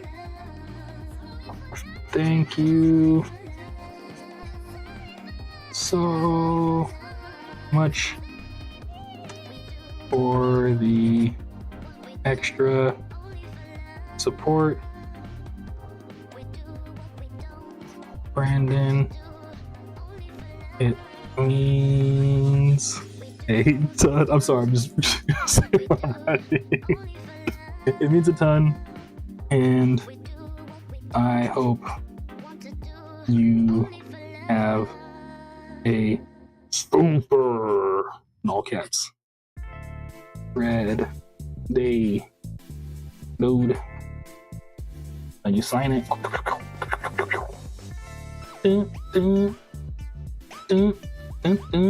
Hey, all right, cool. All right, shout out Brandon. And then what else did I want to tell y'all what else did I want to tell y'all today? Oh, so I know we got a lot of hip hop fans in here. Did anyone listen to Starline by Chance the Rapper? I know Chance is kind of a really hit or miss. I know they had like quite the bad album before Starline. I kind of stopped listening to them for a cool minute. But their new album's hella good. I liked it a lot. But well, actually, it's kind of more complicated than that. So Chance the Rapper, if you're familiar, he's an artist, and like he had a lot of respect, and like he was kind of like the OG, like all my music is free guy. And what happened is he like won a bunch of Grammys and stuff like that, and then like during the pandemic, he dropped an album called The Big Day, and everyone what's it called? Everyone didn't like it. Like, it got really bad. And people made a meme where it was him doing like a freestyle, and he just kept saying, "I love my wife. Ah, I love my wife." Yeah. Skyer, right as I said it, he chatted it. That's comedy. But yeah, reply to TWXW. Yo, I got your must ship 0 on the CD's looping for me. I have proof and shit, just wondering what I can do. Oh yeah, dude. Yeah, I'm sorry to laugh, but me and Skyros. But yes, dude. If I ever send you anything and it doesn't work, don't worry about it. I have my email. I saw you're on Instagram. I have my email, my Instagram bio. Just send me an email, like with a video if you want, or whatever's easiest for you. Just send me an email. Just say, hey, we talked during your stream. My CD's looping. What's good? And I'll probably just go ahead and send you another one. I'm not gonna lie to you. So just completely free, because I want you to have my music and not have it looping. So yeah, send me an email and I can look up your order and stuff. And yeah, we'll get you going. Thanks for letting me know too, because I'd rather you have a working CD and be stoked on it than like upset that, you know, it's not working. So thanks for taking the time to stop by. But yeah, Skyer, perfect timing. Shrimp buffet. Yeah. I love my watch. So yeah. So because of that, I stopped listening to him too, because I just, every time I think a chance, that meme was just so good, dude. And when he dropped the album, I saw that like all over Instagram. And TWXW, awesome, thanks, bro. Cool, I'm glad that works for you. So yeah, send me an email. We can get it going from there. But so yeah, so Starline, pretty much I knew it was coming out, and I was like, let me listen to all this stuff. And he started doing these things called writing exercises, and dude, they were so good. And it's like such a, like on his YouTube channel, like Chance the Rapper writing exercises, which if you can take a step back from the meme, which honestly I don't blame you if you can't, because that meme is comedy. If you can take a step back from the meme, look up Chance the Rapper writing exercises, and it's not even just for like the music itself, but like even the visual identity of it, because like they're mostly like a rapper. What they did is they focused more on the lyrics. So like they have this cool thing where they go ahead and it's just like a black screen with all the syllables being displayed with like fun little things here and there. And yeah. Oh, TWXW says he blocked that dude who made the freestyle too. Wow, that's comedy. I mean, I don't blame him. That guy really did a number on him. I'm not gonna lie. Like even as a Chance the Rapper fan today, I'm like, yo, that guy kind of got you, dude. He got you really good. But yeah, the writing exercises are cool because it's like a black screen with all the syllables being displayed, and the songs are hella good. And like, so I actually ended up like, so the thing that like bummed me out though about the album is that like I love the writing exercises. So when the album was coming out, I actually bought a CD because I was like, I pre-ordered it because I was like, it has to be good. If it's all the stuff he's been releasing, it has to be good. And the album was like 2 songs that he'd already released, and it was all brand new stuff. And I didn't like the brand new stuff, and I was like, damn. Because like it's kind of like a catch-22. Because you know, like for example, the Shore Monsters, I think I definitely released too many singles and then dropped the album, where it was only like I think 3 new songs, and the rest of the album was like singles I'd already released. And so I was kind of like, oh, okay, well next time I think I'll do less singles and keep more for the album. And so and then I feel like Radical Reptar, I think I kind of found the sweet spot where it's like singles to like songs exclusive to the album. But it was like because of moments like that where I was like, oh, okay, maybe I am doing the right thing, because like I as a music fan myself, I hate it when you like love all the singles for an album and like the rest of the album is like hot garbage and you're like, dude, you played me. You know what I mean? So what I ended up doing was getting all the YouTube videos, downloading them off of YouTube, and then making my own burn CD of all the Chance the Rapper songs I like really liked that were leading up to the album. So I have my own like custom Chance the Rapper album of all these like writing exercises he dropped. And just sent the vid in the picture. I hope they made it through. Let me check. I got it on my phone. I got it. Super Hideo here. Okay, cool, I got it. Sick. Awesome. Yeah, if you don't mind, I'll check it out. Oh, actually, I can check it out right now. Why not? I got it on my phone. Hopefully it doesn't pick up on the chat. Oh, dude. That's so cool.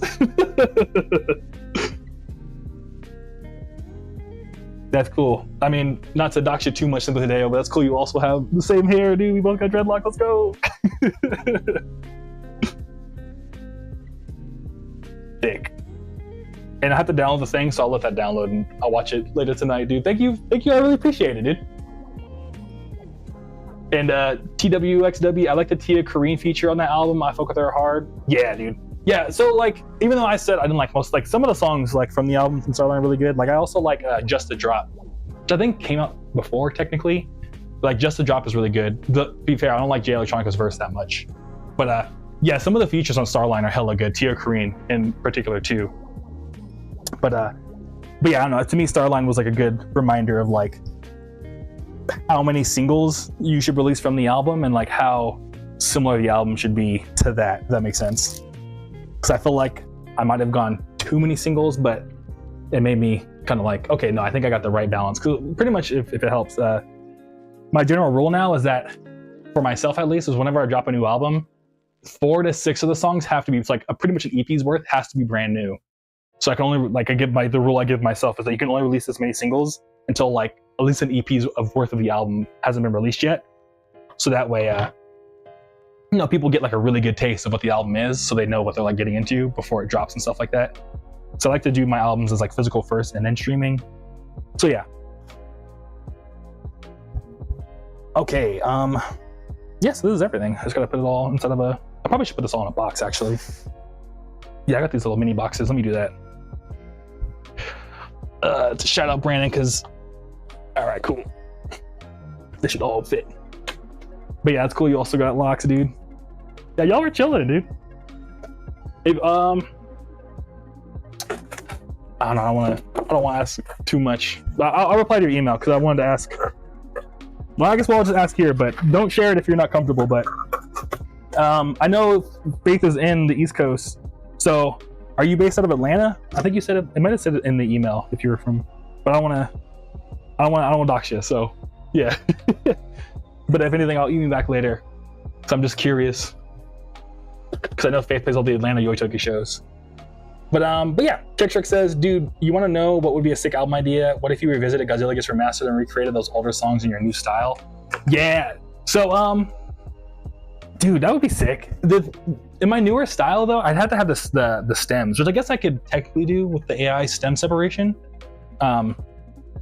So I probably should consider that for sure. I think that'd be super sick. I would love, like, honestly, like, to your point, Kekshrek, like, one of my dreams is to, like, work with a lot of, like, the OG city pop artists and to make, like, have them, like, replay or, you know, make my own stuff with them. So that way I'd have the stems to make it in that more fuller sound. So, yeah. So, but I like that idea.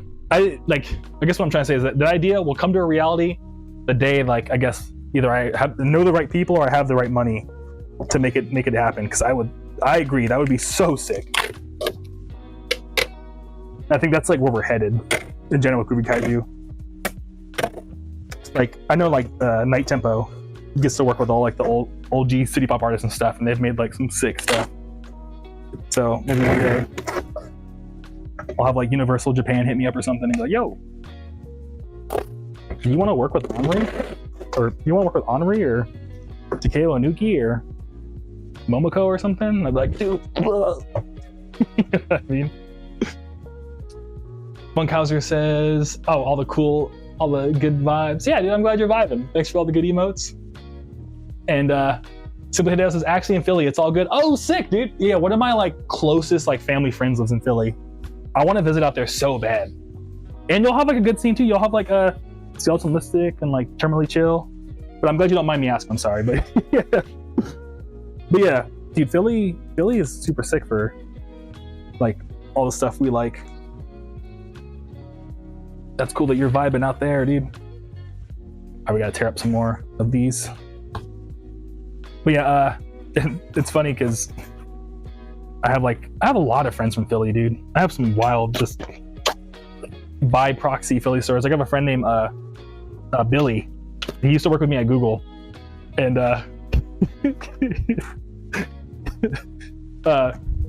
so my buddy Billy. Let me reply to one guy before I tell this. I want to go to the Catgirl rave. I would be down. Catgirl rave sounds super sick. Is it where's the Catgirl rave? Is it in Philly or is it like closer to us? Because yeah, not to dox you, but you know I'm in Arizona, so is it close to to me, I guess, for like, you know what I'm trying to say, fuck, I was my best. Because I'd be down to go. But Louisville, Texas? Oh, dude, yeah. Yeah, I still need to make it to Texas. Maybe one of these days.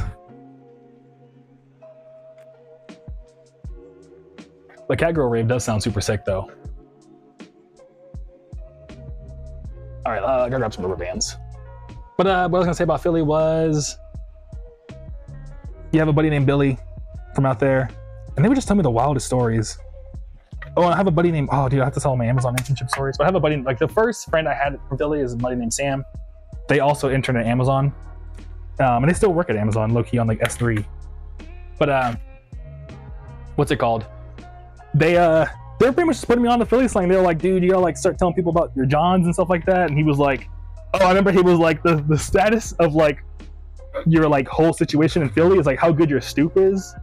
So like, you know, the area like right in front of the house, like the front porch, like in Philly, like they were telling me that like that's like, you know, like the value of your house is how cool your stoop is and stuff like that.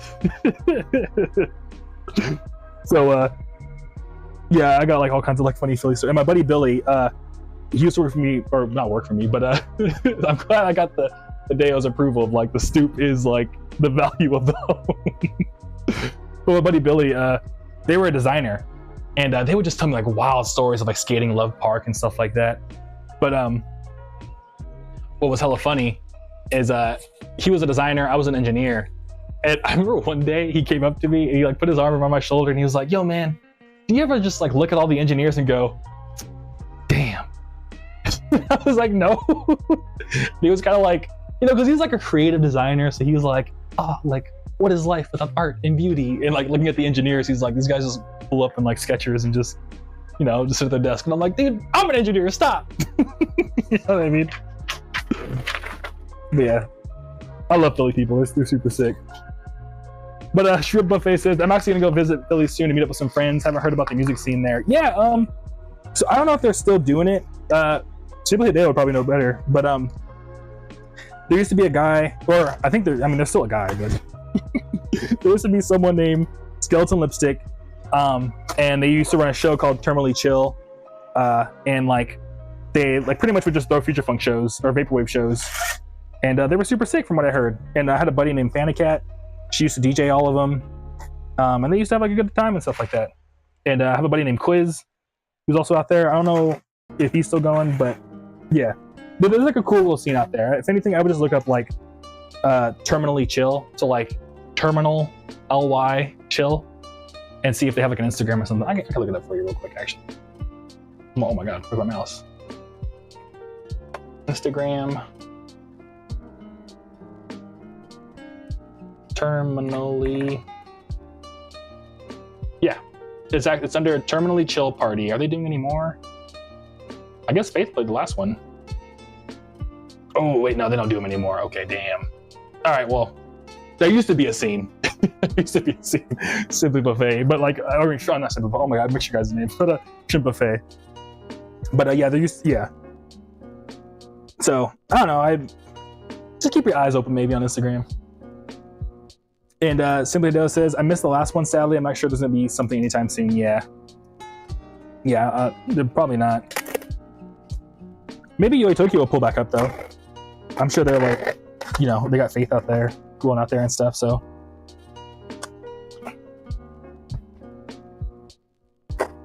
All right. We finally got Brandon's order packed.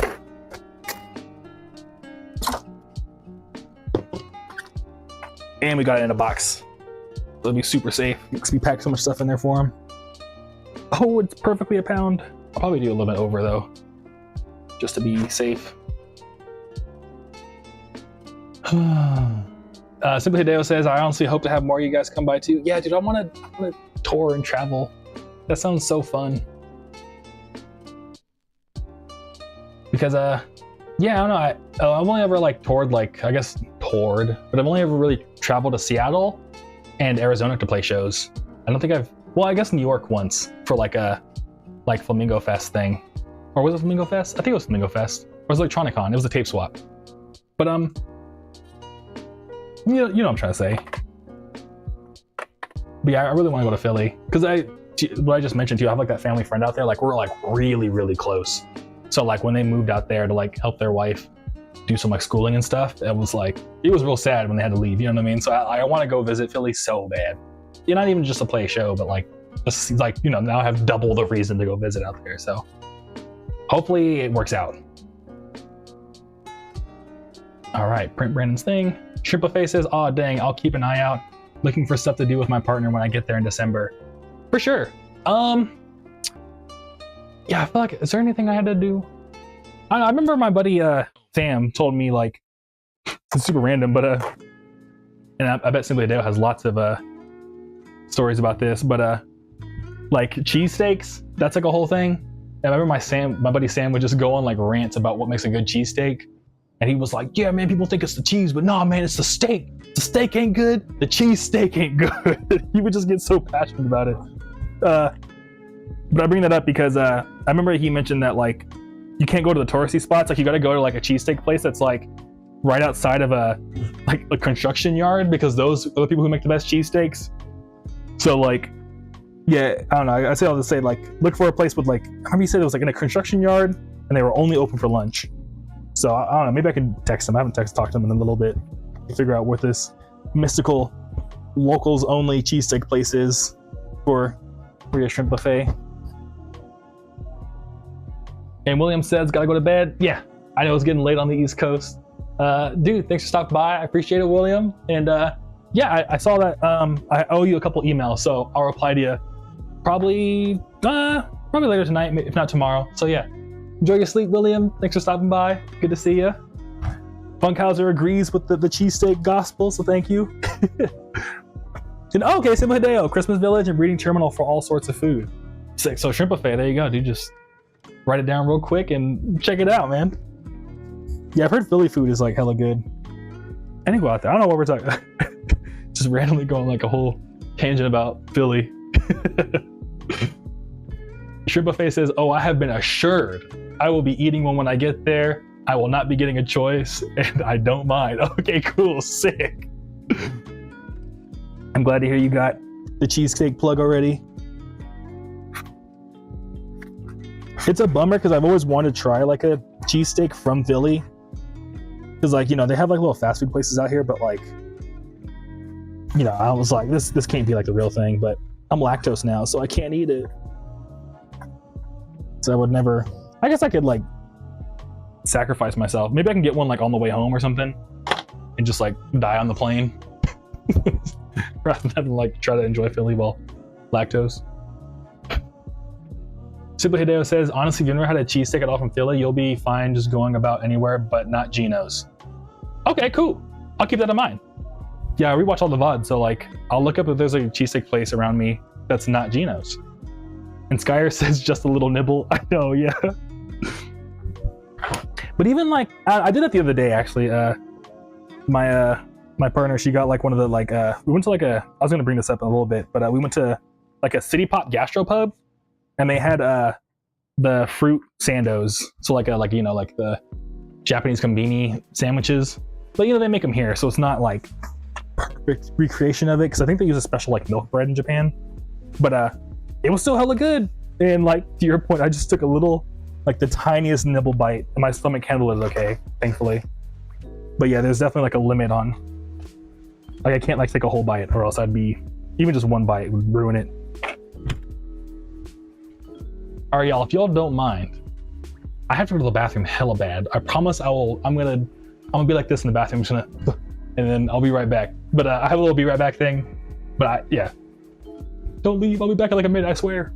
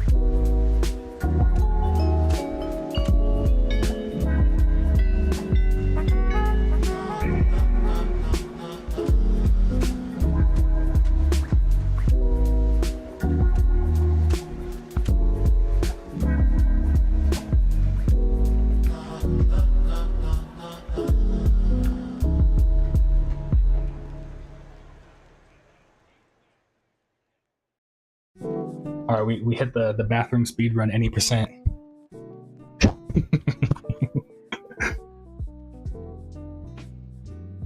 Cool, it all works. Hey, thank you, Funkhouse. I'm glad you're enjoying all the vibes. Yeah, I think I made it so it like changes the audio perfectly and stuff. World record pace, you know it, dude. I mentioned it last time. World record, Shrimp Buffet. Yeah, I mentioned it last time, but my buddy used to, I think they might still, I don't know if they still do, but they're a Spyro speedrunner, and they had the world record speedrun for Spyro 1 at some point. And but anyways, on their YouTube channel, their name is Deo Man. I think Carswell talked about them in like the first stream, but on their YouTube channel, they have a video called Burrito Speedrun, and it's just him like speedrunning making a burrito. Oh, it's like such a funny video. It's only like 6 minutes long, but like I remember, not to spoil, but at some point he's like, why even use spoons in the burrito speedrun? He just like to get like the sour cream, he just like gets a glop of it of his fingers and just throws it on the burrito. Lane bathroom speedrun any percent. I know, right? That's what we're doing. All right, cool. So we got all these packages. They're good to go. And I think for the rest of tonight, it's just the easier ones. So cool. Turn off my dungeon light. Skyer, I think he still has the 120. Oh my god, I think he still has the 120% record if I recall correctly, but I have to double check. Okay, cool, sick. Yeah, I think I'm. Oh yeah, we did talk about Deo Man as well, Skyer. That's sick. Yeah, because the reason why I remember Carswell is because when the first, like, they were in the Kaiju Club for a while, but I remember the first time they like replied to one of the updates was because they were like, oh, I ran a Deo Man at an elevator at GDQ once. So then whenever I think of Deo Man, I now think of Carswell. Funnily enough. But Super Hideo, pretty optimal, not gonna lie. Hey. And Shrimp Buffet, that is amazing. OMG, I'm gonna go check that out. Yeah, let me see if I can just find it real quick. So I'm about to shift over to easy CD mode. Deo Man, burrito speedrun. I'll just share it in the Twitch chat, and then it'll pop up on screen for anyone watching on any other platform.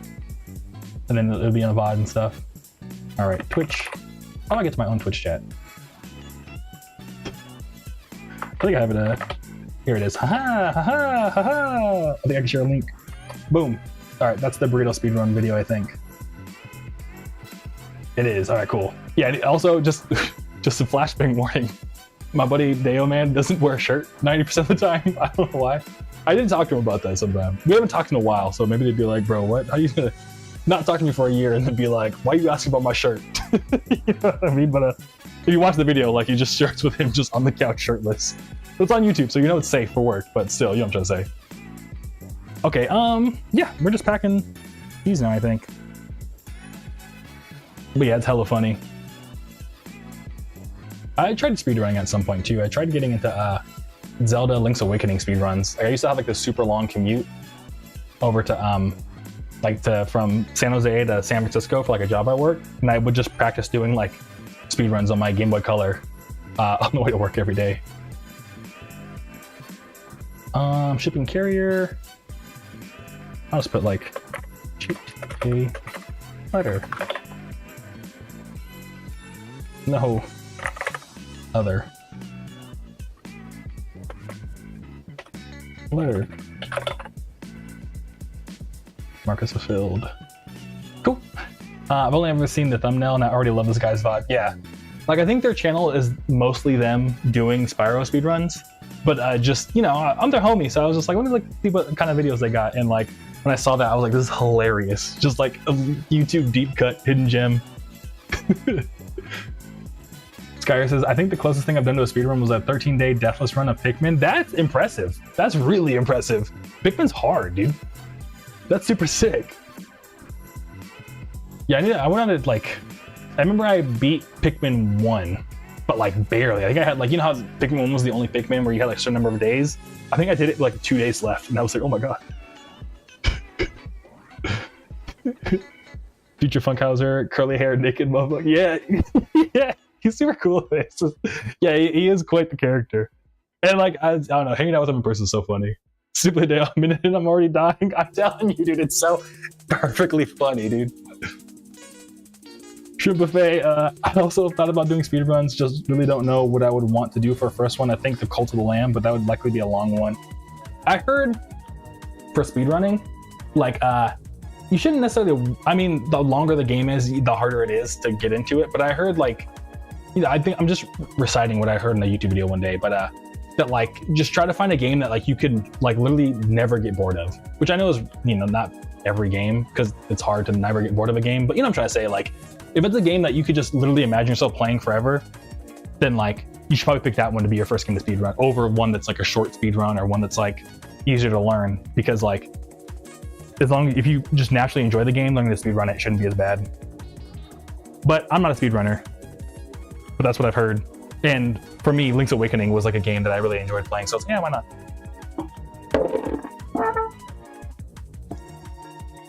Funkaiser says, I watch Goose. He does GoldenEye, 007, and 64. That's sick.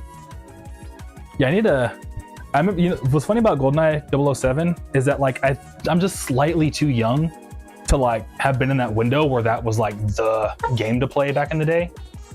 Oh yeah, I'm setting up my little mini table so I can talk to y'all. My bad. Moving stuff around. But yeah, I remember like my mom having like some friends over or something, and they were playing GoldenEye 007, and I was a kid, and I was like, I don't get this game.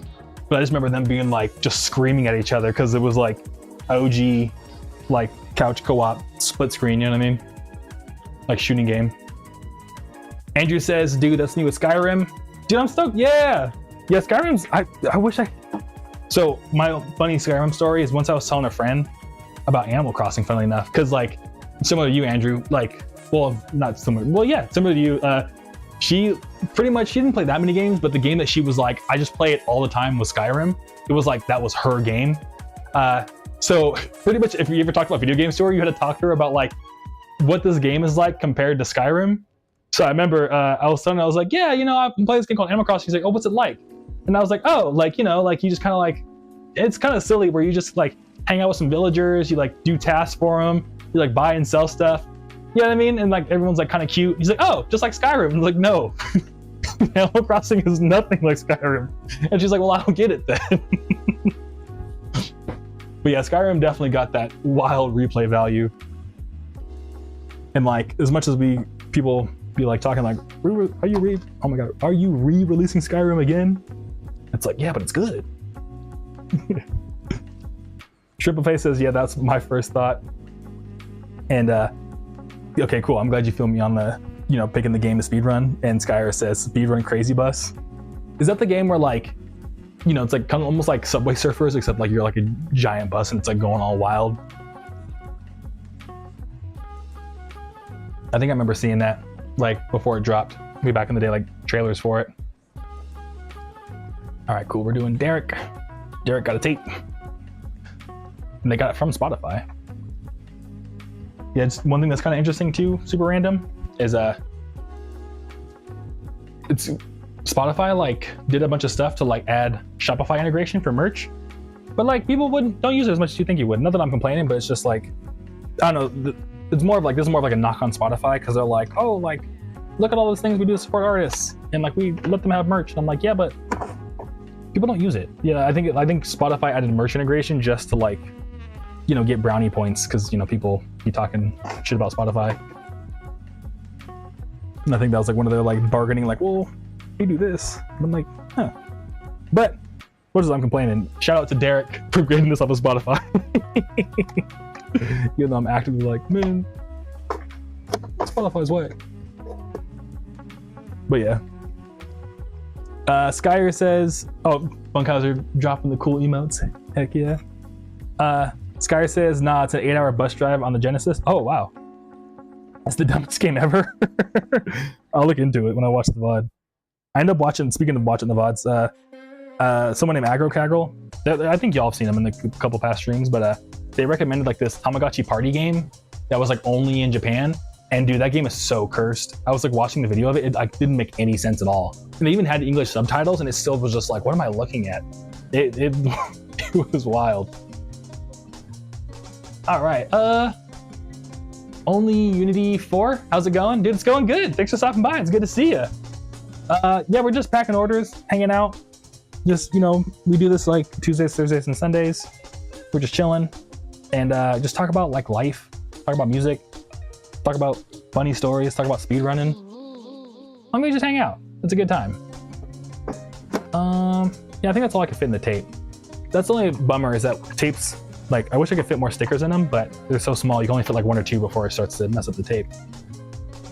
Skyris is the dumbest game ever. Yeah, I mean, that sounds kind of wild. But yeah, I'm gonna watch a video of that. And Funkhauser says, that sounds sick. Hey. Oh yeah. I should probably zoom in. I'm trying to read my things I want to bring up, all my notes on what I want to bring up. Oh, so another one of my friends, I have a friend named Trey, and they just started a YouTube channel, but they do like fitness content. And they're like a big jump roper. So I always like talking about like jump roping. That's like their thing. But we both actually found them just moved to Phoenix. Anyways, they also make music. They're a rapper. So because of that, they listen to all kinds of like the craziest rappers. And there's a guy he was trying to get me into called Fred the Godson, who's another rapper. And he was like, yeah, he's like my favorite rapper right now. And he was like, yeah, my favorite bar. And so, you know, I'm gonna try to say it as clear as I can, but my buddy Trey, his favorite bar from Fred the Godson is, I don't really eat pork. I don't even like money with Abraham on it. And I was like, damn, dude, that's the funniest bar I'd ever heard. Cause you get it like, I don't eat pork because like, you know, probably like for, you know, he might be like, he just probably just doesn't like eating pork because some people are like that. You know, that's like a belief or like it's a vibe some people are on. But, you know, I don't like money with Abraham on it because like Abraham Lincoln, like the $20 bill. But because, you know, pork and ham, I don't know. To me, I was like, dude, that's the funniest bar I've heard in a long time. So yeah, so shout out to Trey for putting me on to Fred the Godson. It's on my listen later. I've like got through a couple songs today, and like some of the beats weren't my favorite, but like he does be spitting. Funkhauser says someone posted a video of those Digimon battle Tamagotchis and unlock core memories for me. Yeah, dude. The OG like Digimon Tamagotchis are super sick. Yeah, I remember I had a bunch of them as a kid. Like I remember having, yeah, I think I still have one. Oh, Keck Shrek isn't Lincoln on the $5 bill? Oh, I might be wrong. I haven't used cash in so long. My bad if I'm wrong.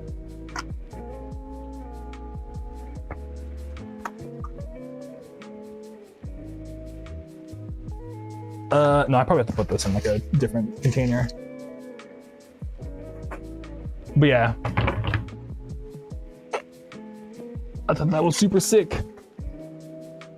Okay, now I gotta redo this whole packing strategy. I was gonna use a box, but I forgot those boxes only work for CDs.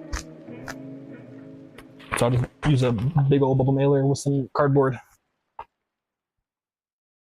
And yeah, so I mentioned it like just earlier, but just last night, it was one of my what? Lamau, I don't use cash much either. Usher Buffet.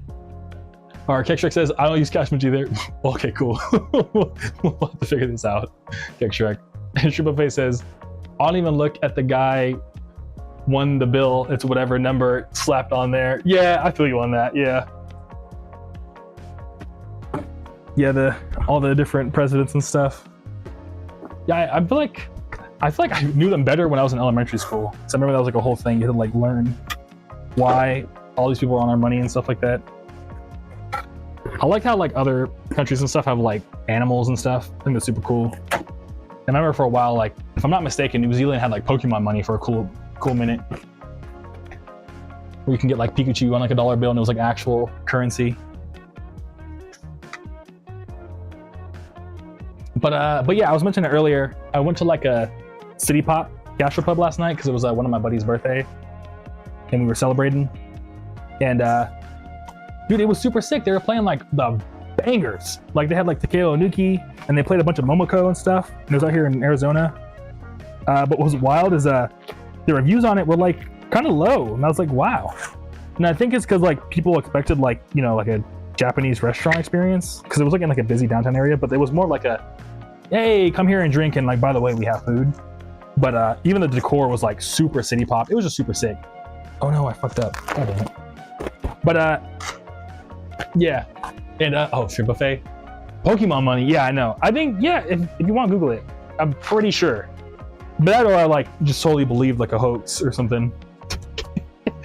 Or was too online and believed something. But this is like back in like, I think like 2020, like 15 or something like that. Back during the good times.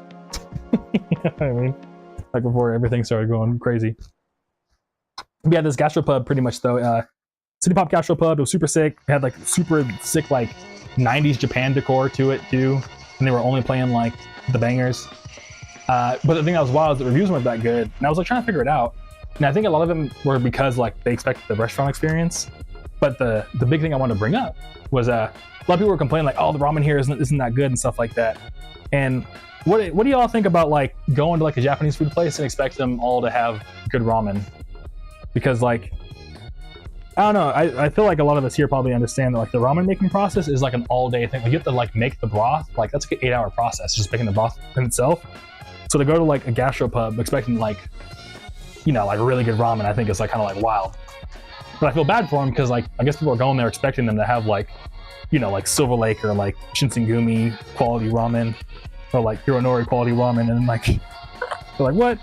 It tastes like you guys just probably put this over some hot water. And like, yeah, they probably did because like, you know what I mean? They don't got all that. They're gastropub. They don't make ramen. So, I don't know. But one guy says, what's it called? I want to go. I think it's called Matsuri. It's like Matsuri. But I don't know. Next time you're in the area, dude. I mean, like we're all in the same. What's it called? Like the Southwest Vapor homies. So my bad if that's a dachshund, but you know we're all in the same like group. Yeah. Next time you're down here, just let me know. We can check it out. And what's it called? Cyrus saying gastropub seems better. Typical ramen places seem overrated. Yes. Tay, I'm pretty sure that's you. You were talking about it earlier. But Cyrus, Tay, yeah, it was super sick. Like we should get one in LA. Like I want to take like next time all y'all are, if y'all are ever down here, all the Tuna Tokyo people, homies and locals and stuff, we'll all have to go because like y'all would have loved it. They were playing only the good stuff. They even played some like Masayoshi Takanaka while we were there. I was like, hey. But Beyond Mod, oh snap, I catch, oh my god, I can't read right now.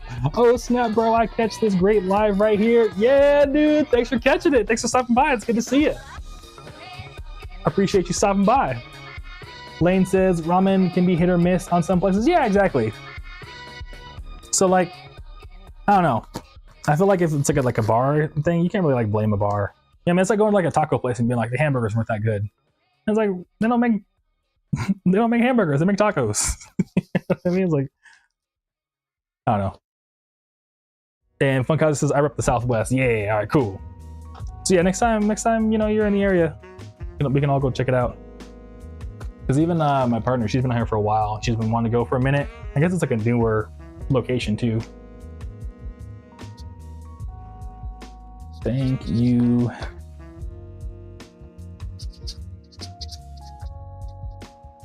Thank you, Derek.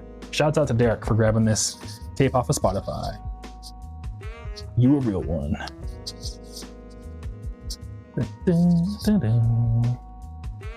All right, cool. But yeah, the food was hella good. I ended up getting like a karage rice bowl, and it was so good. I got extra karage because we were supposed to go to get Korean barbecue, and so I purposely didn't eat food that entire day. Then we got there, and I was like, "No, I have to pay for the food individually." Like I came ready to like eat like, you know, $100 worth of Korean barbecue. I was like, "Oh no, I'm just starving." But Beyond Mod, dog, me and my homies been bumping hard on them tunes while we go fishing. I gifted a couple of the CDs. I got them for the whips. They've been jamming heavy as well. It's your boy Michael. My wife say, what up? Yo, Beyond Moo. I said Beyond Mod. I read it wrong. Dude, I know which Michael it is. Dude, just to confirm, Terminal Montage. We talked about it a bunch, Poyo. But if so, dude, it's so good to see you. Thanks for stopping by. Dude, I just really appreciate you stopping by. It's like, you know, I'm glad that your wife says what up. I hope what's it called? What am I gonna say? I'm just so excited. Dude, thanks for bumping all the tunes while you're fishing. I didn't get into fishing. And thank you so much for gifting them the CDs. I really appreciate it, dude. and for the new whips, and I'm glad y'all are jamming out to it. But yeah, it's good to like talk to you like over live stream finally rather than like over email. So good to see you. And hey, yes sir, all right, cool. Yeah, I know who it is, dude. Sick. Yeah, dude, I'm still so jealous. I need to get that. I need to get that Terminal Montage Kirby merch, dude. I need it so bad. But Lane says, bro, I love Korean barbecue. Yeah, dude. Korean barbecue is super good. I'll admit, when I first tried it, I was a bit of a hater, not gonna lie, because I kind of like got introduced to Korean barbecue in a bad way, because the first time I went to go get Korean barbecue for like the first time ever in my life, it was like a group of like 12 of us on like a Saturday. So it was like, there were so many of us, they didn't like want to split up the table or something. So we got like one barbecue for 12 of us. So I was like, we gotta cook their own food and it takes forever and I was hungry. So like, I was like, I'm never going to Korean barbecue again. And eventually I went again with like just one other person. And I was like, oh, this is the sickest thing ever. But yeah, but I love Korean barbecue. You know, it's also kind of crazy too, how like each place is like, can have its own like level of quality. Like, I mean, it kind of isn't that crazy, but I don't know. I feel like you got to have like a good spot. Like you got to know a spot for Korean barbecue to get like the best experience. Like my favorite one in Norwalk was called, I think it's called Gangnam, but they'd always play like 2000s hip hop only for some reason. Like they wouldn't even play like most Korean barbecue places will play K-pop and stuff, but they're like, nah, we're only playing 50 Cent Usher only. Oops. And it was just super sick. Yeah, sorry, sharing one, it was one one grill between 12 of us. It was like whoever, like the friend that brought me there, they ended up moving away, but I was like, I don't know, if I could go back in time, I'd be like, do not bring people here for their first time with 12 other people. That's wild that you did that. You know what I mean? Funkhauser says dope. Simply dope. That's a horror. Yeah, sorry. It was way overloaded, Cyrus or Tay. I don't know which one name you want to use, but yeah. But there's another Korean barbecue story I had that was kind of funny. Oh yeah, so the same buddy that I went to last night with the City Pop Gastro Pub. What was funny is that they live right next to a Korean barbecue place. So when the pandemic happened, they ended up like just going there because they were like, well, you know what? Like, they were like, you know, they were trying to be safe with COVID and stuff, but they were like, no one's going to Korean barbecue right now. Since I live right next to a place, pretty much he'd be the only one that would go there. And they like, you know, he was like, it's safe. Like they see how to stock the tables. Like they did have like a really good COVID strategy for this one place, but he would go like once a week because that was like his go-to place to go to during the pandemic. So because pretty much he would go so often and bring like, you know, just his roommate, but they would go all the time because it was like the one place they trusted to get food from. After the pandemic ended and they opened back up, like he has like a Korean grandma now that he calls her. And like every time he would pull up, she would always just stop everything she was doing to be like, oh my God, come sit over here. And he would always give him like special treatment. So I'd seen it a couple of times. I remember once we went and it was so funny. We're like, there was a line out of the door of this Korean barbecue place and he just pulled up and then literally, you know, he was like, went to the front desk and he was like, I would like a table. And he was like, well, it's gonna be like an hour wait. And he was like, call my grandma. And he was like, what? And like, she sees him all the way from the back and she's like, oh my God. And like runs up and she's like, oh, come with me. And like immediately sat us down. Everyone in the lobby just gave us like the nastiest looks. Because, you know, just because that was his Korean grandma. She was like, I'm taking care of my child. But anyways, Roses, good to see you. Thanks for popping back around. Good to see you, Roses. Appreciate you pulling up on YouTube. Hope you're having a good day and you're chilling. But yeah, we're just doing same old, just packing orders. But yeah, so pretty much you gotta get a grandma who works at a Korean barbecue place because you're gonna get fed really well and get all kinds of awesome treatment. You gotta like ask him for the strats. Roses, all hearing the stories of someone becoming your grandma is sweet.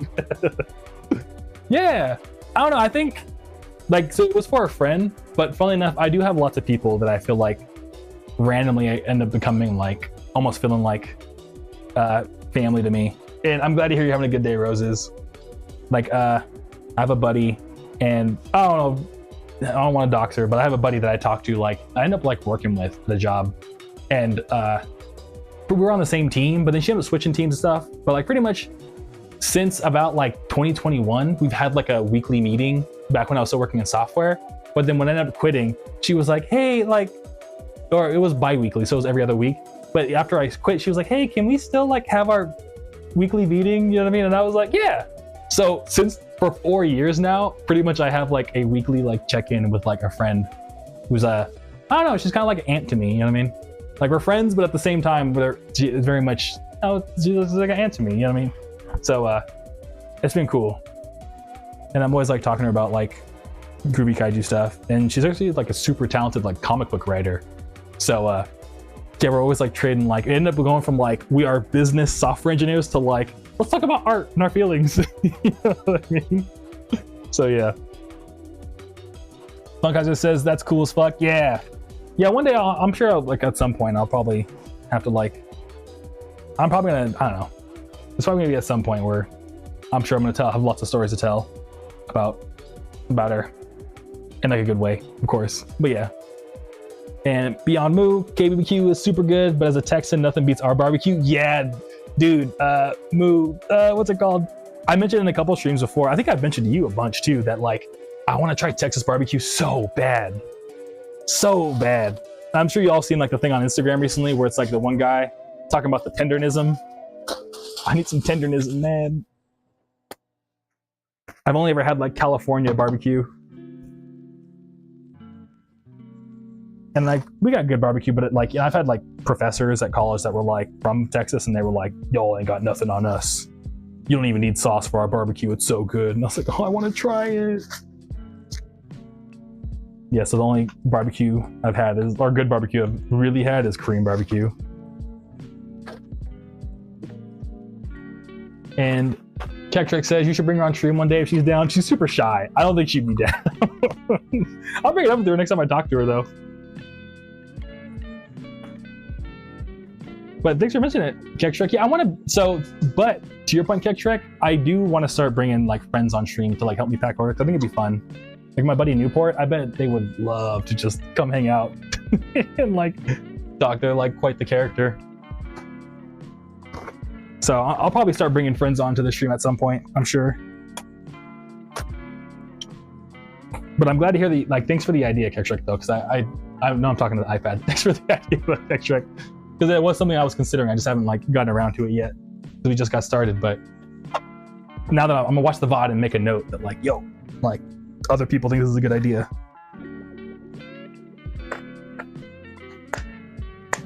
Because yeah, especially I think I would want Newport to come on because like Newport's put me on to like so much like crazy music that like I think they would be a perfect first person to hang out with.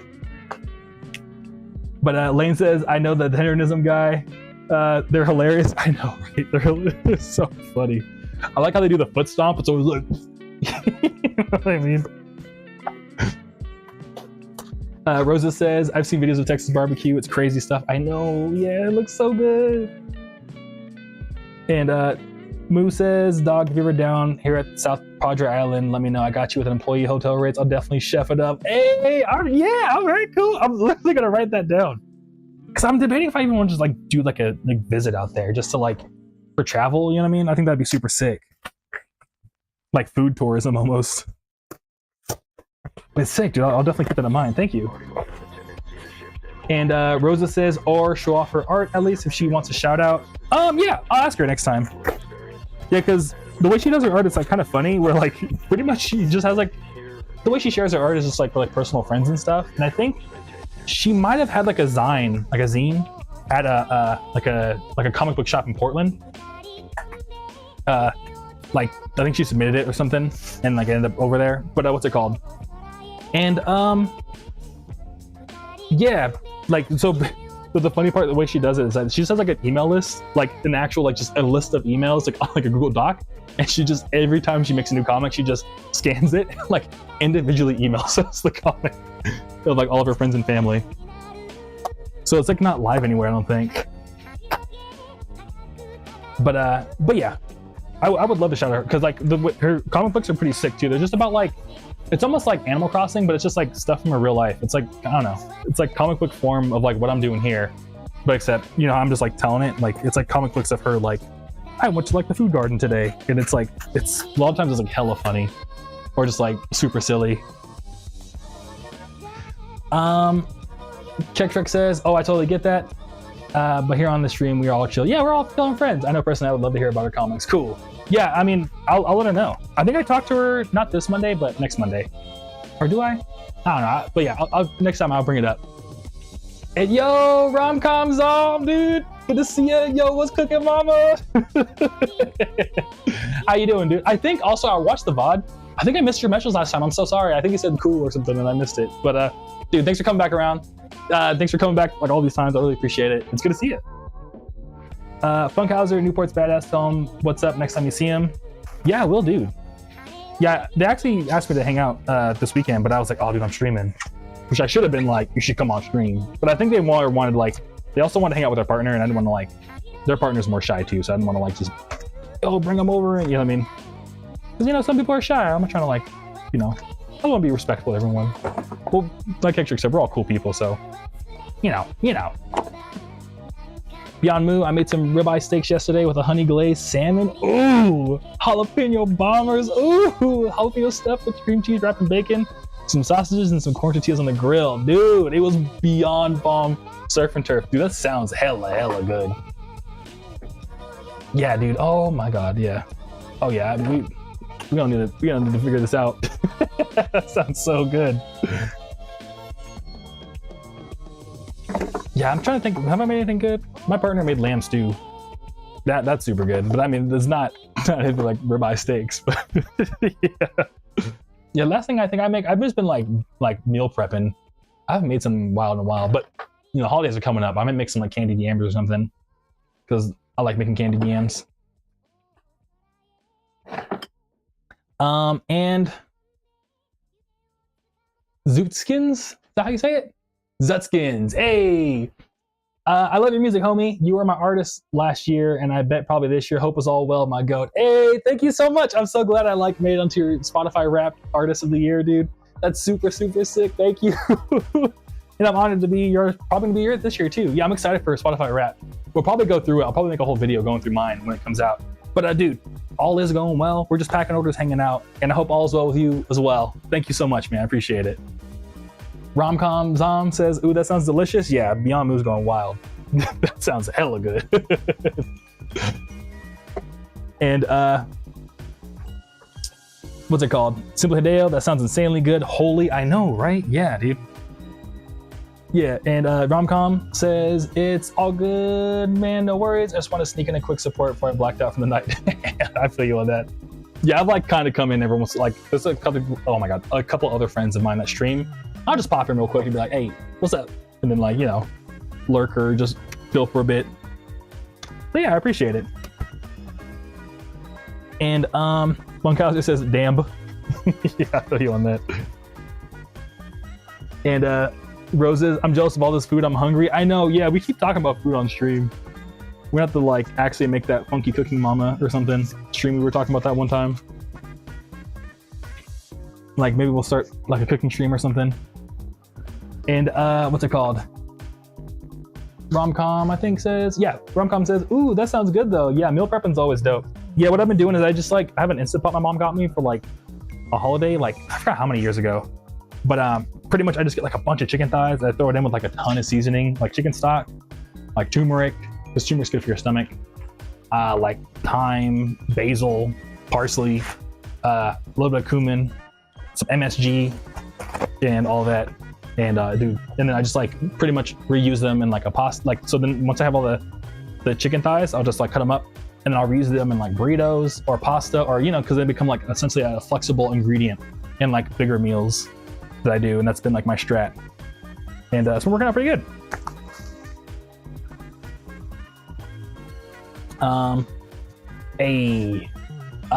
Zootskin says, I had a dream I was in a 90s anime as my go-to driving song. My playlist is like 70% you, dude. Thank you so much. I'm so glad to hear.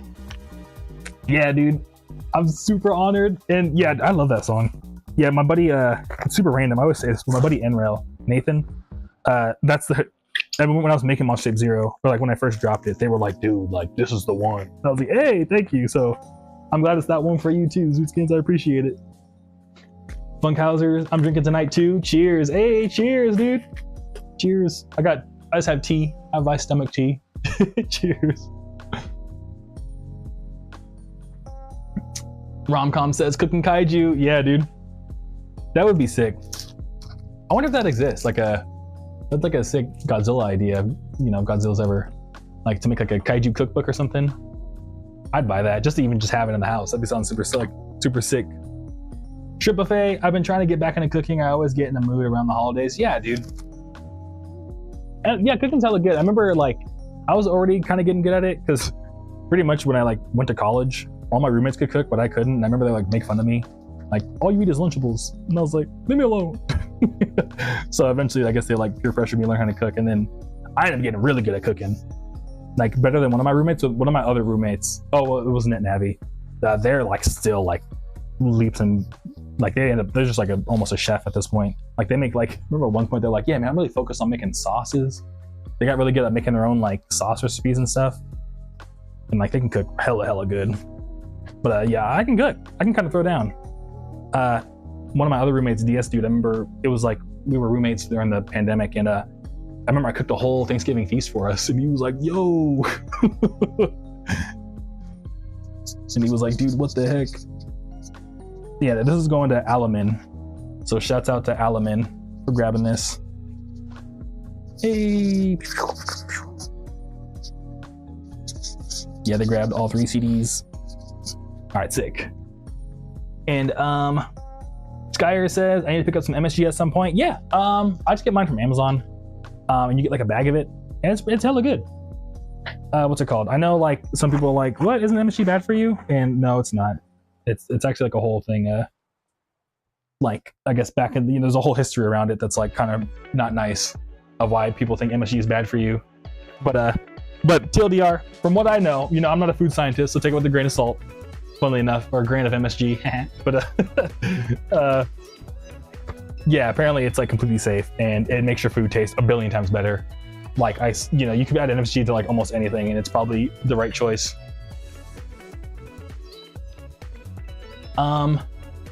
So Zootskin says, yeah, I'm going to Tokyo this year, and I got to make a vlog for my class trip, and I have a few of your songs lined up for background music. Hey, dude, that's super sick. Yeah, I'm glad to hear. Yeah, if you want to upload the vlog too, feel free, just throwing it out there, but just be careful of the samples. So like if you do want to upload the vlog, I would say just take my music, upload it in like an unlisted video to make sure like the samples don't get you weird. Like most of my music these days won't, but yeah, but just throwing it out there in case, so you won't get content ID. But because I purposely don't turn on content ID so anyone can use my music. So that's sick. And that's sick. You're going to Tokyo though too. Have fun, dude. I want to go to Tokyo again so bad. I haven't been there like since 2019, and I really want to go again at some point. Man, the CD's broken. Boo. But Moo says, I'm the chef, lol. My wife cooks rarely, but I'm always cooking it up. Yeah, dude. Yeah, we're all chefs. Let's go. Yeah, I think out of me and my partner, I probably cook more, but I think she's been cooking more lately. But it's also because like I goofed and I like bought too much like frozen stuff. And part of it was like, cause I just keep like wanting to like air fry stuff low key. Not that that's not my main method of cooking is air frying, but I was just like, bought a bunch of like corn dogs and stuff. Cause sometimes I'm just like, oh, I need to eat something before I go on stream or something real quick. So I was on that time, and yeah. So I pretty much has just been air fryer food. So she's been cooking because she's like, I'm tired of eating air fryer food. And I'm like, but our freezer is completely stuffed, so we gotta eat it. So yeah, but otherwise I'm the one cooking. Lane says, can never go wrong with making a good sauce for stuff. Yeah, for real. Yeah, I mean, they've definitely taught me or showed me that like, dude, you gotta get on your sauce game, man. Because like sauces like definitely make things better. And like there's like a thing called like a, I guess I don't know if it's necessarily a sauce, but one thing like I guess maybe when it comes to food, like for lack of better words, the high I'm always trying to chase when it comes to food is like street tacos. Dude, I wish I could, they have those giant grills and like just something about that specific flavor of like food that just, oh, I love it so much. And there's a place called Avenue 26 in LA that was so like, at first it's like not the greatest taco stand, but like the more I ate it, the more I was like, yo, these are like the best tacos I've ever eaten. And there's like this one thing called like Herdez street sauce that like reminds me of it. So I have just like bottles of it in my pantry because I'm like, oh. So yeah, I need to learn how to make it myself. Rosa says, one thing you can take advantage of from COVID days was make cool stuff with your free time or amazing meals in this case. Yeah, exactly. Yeah, low-key, I mean, it was a horrible time for a lot of people. And it was for me too, I'm not gonna lie. Like it, you know, definitely is, I guess what I'm trying to say is like, when I first acknowledge the bad, but for some, you know, not everything everything's a little bittersweet. And for me, yeah, COVID was the time where I learned like marketing really well. Because I was just working from home, I was like just watching like YouTube videos about like traveling and stuff like that. Because I had like, you know, I was like just watching like random video essays on like what's it like to live in Japan and stuff like that. But then one day I was like, you know what, let me just like watch some videos on marketing, see if I can figure that out. So it was like something I've always like never really understood. And then I ended up buying a few courses and I would just watch the courses while I was like working. And then, yeah, and then I got really good at marketing. So if it wasn't for like, you know, having that free time, I probably wouldn't be here right now packing these CDs, I'm not gonna lie to you. So it's kind of funny how life works like that. Funkhauser says, it's not though, it's good. Okay, yeah, Funkhauser agrees with me with the MSG. Funkhauser cooking with Kaiju stream when? Yeah, I gotta figure out how to like get like a webcam in my kitchen. Yeah, what can I cook on stream? That'd be kind of cool. I'd be down to make, dude, I used to make this crazy like chicken, shrimp, bacon, fried rice. That's so unhealthy for you, but dude, it was so good. I would just make it like a tub of it at a time. And yeah. Oh, okay. I'm sorry. Kextruck says, I know Adam ruins everything about MSG. Okay, cool. Yeah, if anyone's not familiar, Adam ruins everything. It's like a YouTube channel where the guy like kind of goes over like, you know, common myths or misconceptions and like kind of like breaks down the origin of why the myth even exists and like how it's like not correct. You know what I mean? So if anyone in here is like a chef themselves or an aspiring chef and has always been like, why is MSG bad? It actually, you can do your own research, but it actually isn't. And Textrex saying, go watch Adam Ruiz's Everything because they do a great video with sources provided on like how it's not bad for you and how you should definitely have it in your cabinet, in my opinion, because it'll make your food taste so much better. It's like, you know the memes that are like, oh, if this was so good, why is there no number 2 of it? So like, you know, if what's a good example? Like, just, of course this exists, so just take it with a grain. It's take it with a grain of salt. But if Star Wars was so good, why is there no Star Wars 2? And of course there's Star Wars 2. You know, imagine whatever thing. But I think MSG is like, if salt was so good, why is there no salt 2? MSG is kind of like salt 2. If that makes sense. It's like better salt. Shrimp buffet, let's go. We love cooking. Of course, yeah. I mean, you got a whole shrimp buffet, man. I hope you like cooking. I'm sorry, I don't mean to joke about your name, but yeah. But yes, we do love cooking. I agree. Romcom says, yes, bro, it was so good. Man, sick. Lane says, that sounds hella good. Roses, well, I gotta find some good tacos again. Okay, yeah. I think Romcom's talking about Avenue 26. Barbacoa quesadilla after the concert last year hit different. Yup. Dude, yeah, I'm so glad to hear. Yeah, dude, there's some sick taco places out in LA. I miss them. And Moo says, I want to get into shirt/sweater making with my own designs or stuff, or like deco print shirts. Yeah, you should, dude. That'd be super sick. Yeah, I think you've sent me your art before. If you haven't, I'm sorry, but I think I remember you sending me your art before, and I definitely think you should. Yeah, I was talking to someone else recently. Their name's Voidstrom. They come in the chat a couple times, and yeah, dude. Like what I was telling them was just find a print shop near you if you can. But I guess he was saying there's no print shops near Velvet. That's crazy. But yeah, try to find a print shop and see what's up. And go from there. You always do like print on demand too. Like they're getting better and better at that. So you can do like one of ones if you want to and check it out, see what it looks like. And yeah. Romcom says MSG is way safer than salt. All right, sick. And Moo agrees MSG is dank. I'm glad that we're all MSG enjoyers in here. I was kind of afraid someone would be like, no, never. I would never eat MSG. But no, okay, we're all woke. We've all woke up to the truth about the MSG hoax. That's sick. I'm glad to hear that we're all eating good food. That's awesome. Because sometimes I'm about to go on a tangent. Let me finish this. Rose is the best tacos I've tried from my friend's dad during a gathering. The love they put into it is special. Yeah, there's some. Yeah, sometimes you just can't beat like, home cooked or just like a family friends cooking. Like, yeah, something about love is definitely an ingredient that goes into food because you can taste it a lot of times. And Shrimp Buffet says, you're good. I'm loving all the jokes. All right, sick. I'm glad you like the Shrimp Buffet jokes. And Moo says, I live near the border down South Texas, so we have amazing tacos almost everywhere. Yeah, I bet. Oh, dude, I bet it goes crazy over there. Yeah, I bet the tacos are wild. And Kektrek, I don't think I've ever tried SMG. So the thing is funnily enough, you probably have, because even though MSG is kind of like demonized in like terms of like using it as an ingredient, a lot of like big brands use it and they just don't talk about it. Like Doritos have MSG in them. Like your normal like gamer Doritos, like they have MSG. So you've definitely eaten it before. Or I would assume you've eaten it before, unless you're like, I've never had a Dorito, which is like, oh wow. But yeah. You probably had it, and it's, but yeah, it's just, I don't know. If you ever get into, I don't know if you said you were cooking earlier. I'm sorry, I'm catching up on the messages, but if you ever get into cooking, Kektrek, it's some MSG. Hella good. And Cyrus says, seriously, who's got the best tacos among LA, SD, and Arizona?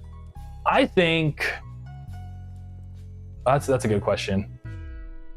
So there's a place in San Diego called Kalima's that when I was out there playing a show, everyone was like, you gotta go to Kalima's. And I didn't try the tacos, I only had the burritos, but that's my favorite Mexican food of all time. I even, like, last time I was in San Diego, I went there twice in one day because it's so good. But I think it's between LA and San Diego because all the Mexican food in Arizona, like, it's really, really, really good. But I think LA has, like, LA is just a cut above. It's so good. Oh no, I forgot what I was gonna say earlier about. I was gonna say something about making food with friends. I forgot what I was gonna say. It's fine. But what's it called? Kektrek says it's possible, but I wouldn't know. Okay, well, that's fine. Yeah, no worries. And Funkhauser, it's just sodium and sugar combined into one molecule or some shit. If I'm not mistaken, the history of MSG is that I think I watched a video about it once. So, funnily enough, again, take it with a grain of salt, Lamau, the puns. But is that essentially, like, it was a Japanese dude, and he was trying to like capture, because in Japan they like, there's like, they all the tastes are like savory, salty, sweet, and bitter. Like the 5 flavors. In Japan, they felt like there was a 6th flavor called umami, and the guy was trying to like get crystallized umami, like how do I get just umami as a seasoning?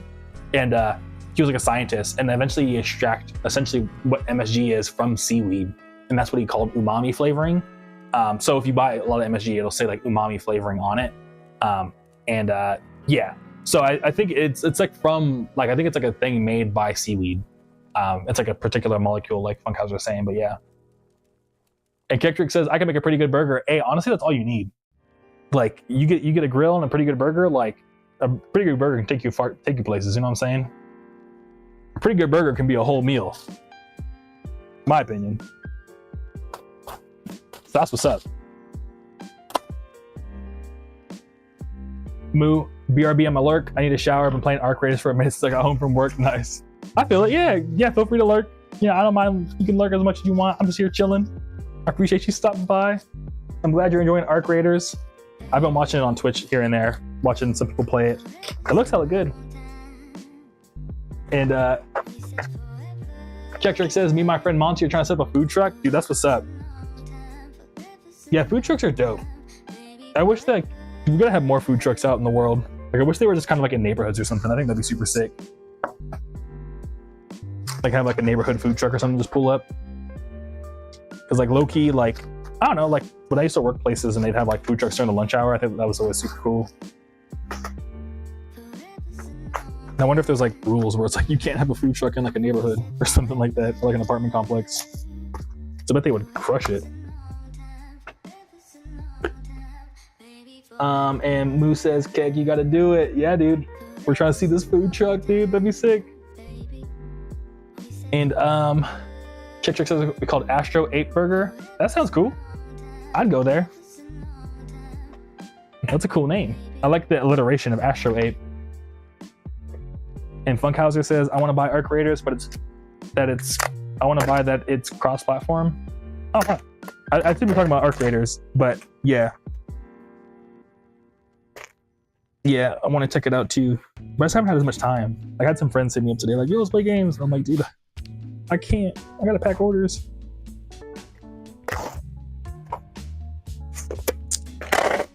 Plus that and like, I don't know, I feel like I have so many games already. And I'm like, ugh. I don't know if I want to dedicate myself to something else, which is like the struggle. It's a good problem to have.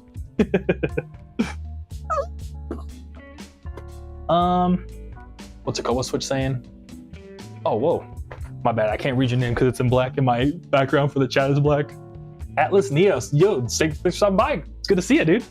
Got a Walkman coming in tomorrow. I'll finally have a use for the cassette. Hey, dude, congrats. That's what's up. Are you getting like a Sony Sports? Or like what kind of Walkman is it? But dude, I'm so glad to hear that you're gonna have like a way to listen to the cassette finally. That's sick. Thanks for grabbing one again. I appreciate it.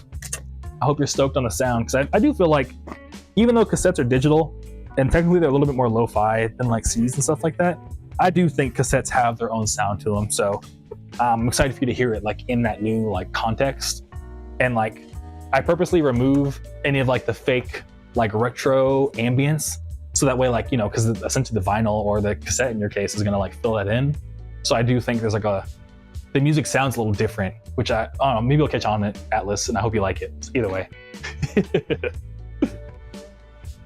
Funkhauser says, I get at least 2 food trucks a day in my town. That's sick, dude. Yeah, I don't think I've ever, in LA, I feel like you have to like go somewhere for the food truck. You know what I mean? Like they don't ever like just pull up to you.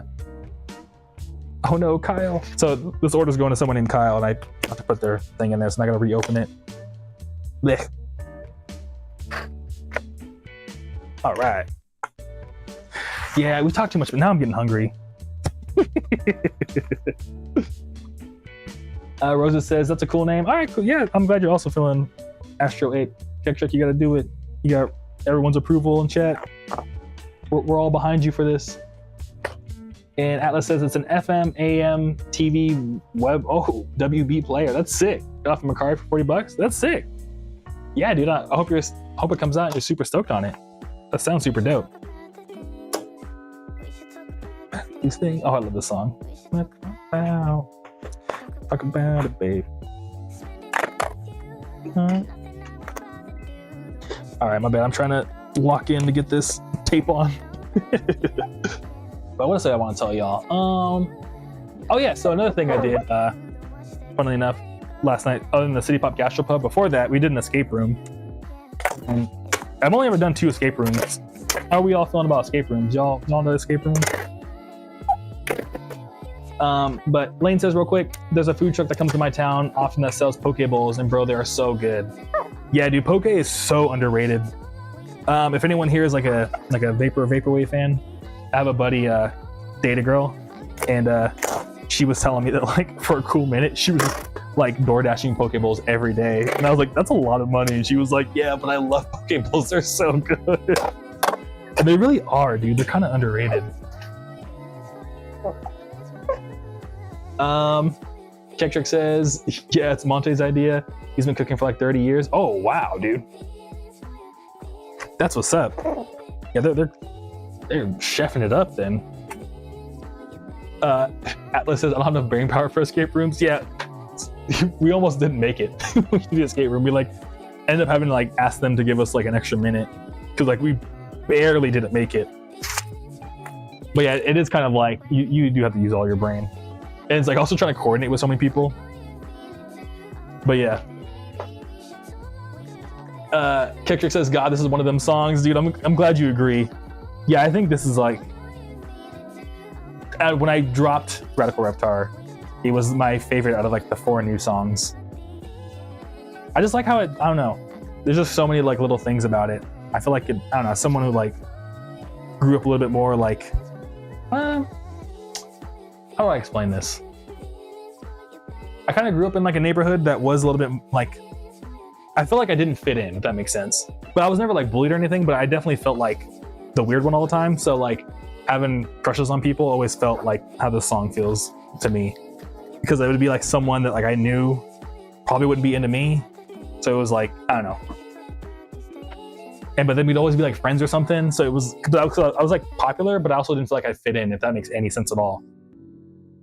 So I'd always like be in these situations where like I'd be friends with someone that had like a crush on them, but like I knew they wouldn't like me.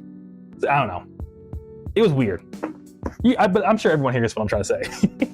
I think everyone can relate to that. So I made that song, and that's what I feel like the song feels like, is that like, you know, kind of like that high school-ish age of like, I have a crush on you, but like I don't know how to bring it up because I'm like only 16. Romcom says, I'm sorry, I'm looking back and forth. I always want to do escape room, but never had a chance. Yeah, dude. So I wish escape rooms were cheaper, because I feel like they could be like a super good thing to do, but they're always like $1 billion per person. But yeah, hopefully you get a chance to try one out, because I mean, it depends on the escape room, but I'll get into it. Rosa says, I wouldn't be able to handle escape room. I've been pretty embarrassing encounters with puzzles, lol, and they were obvious stuff. I feel that. Yeah, the thing about puzzles is that like I feel like that's a different kind of like intelligence, because like I feel like there's multiple intelligences. Like I have some friends that are like, you know, could solve a puzzle in their sleep, but like you put them in a room and it's like, I just need you to go talk to the front desk person. And they're like, no, there's no way I could ever understand how to do that. You know what I mean?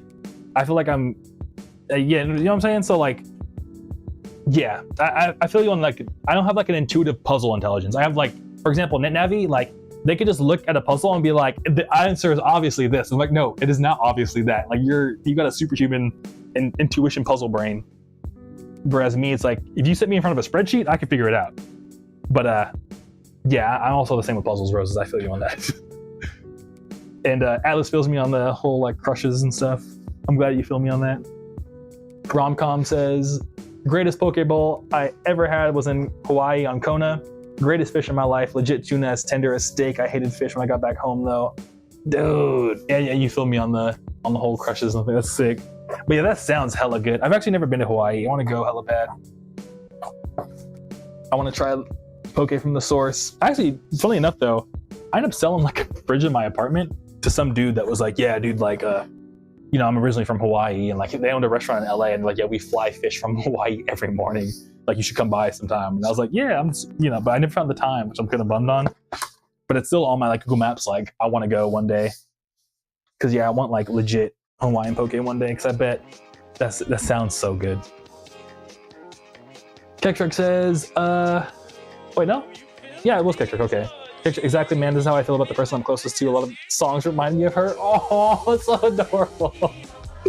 That's so sick, dude. I'm so glad to hear that.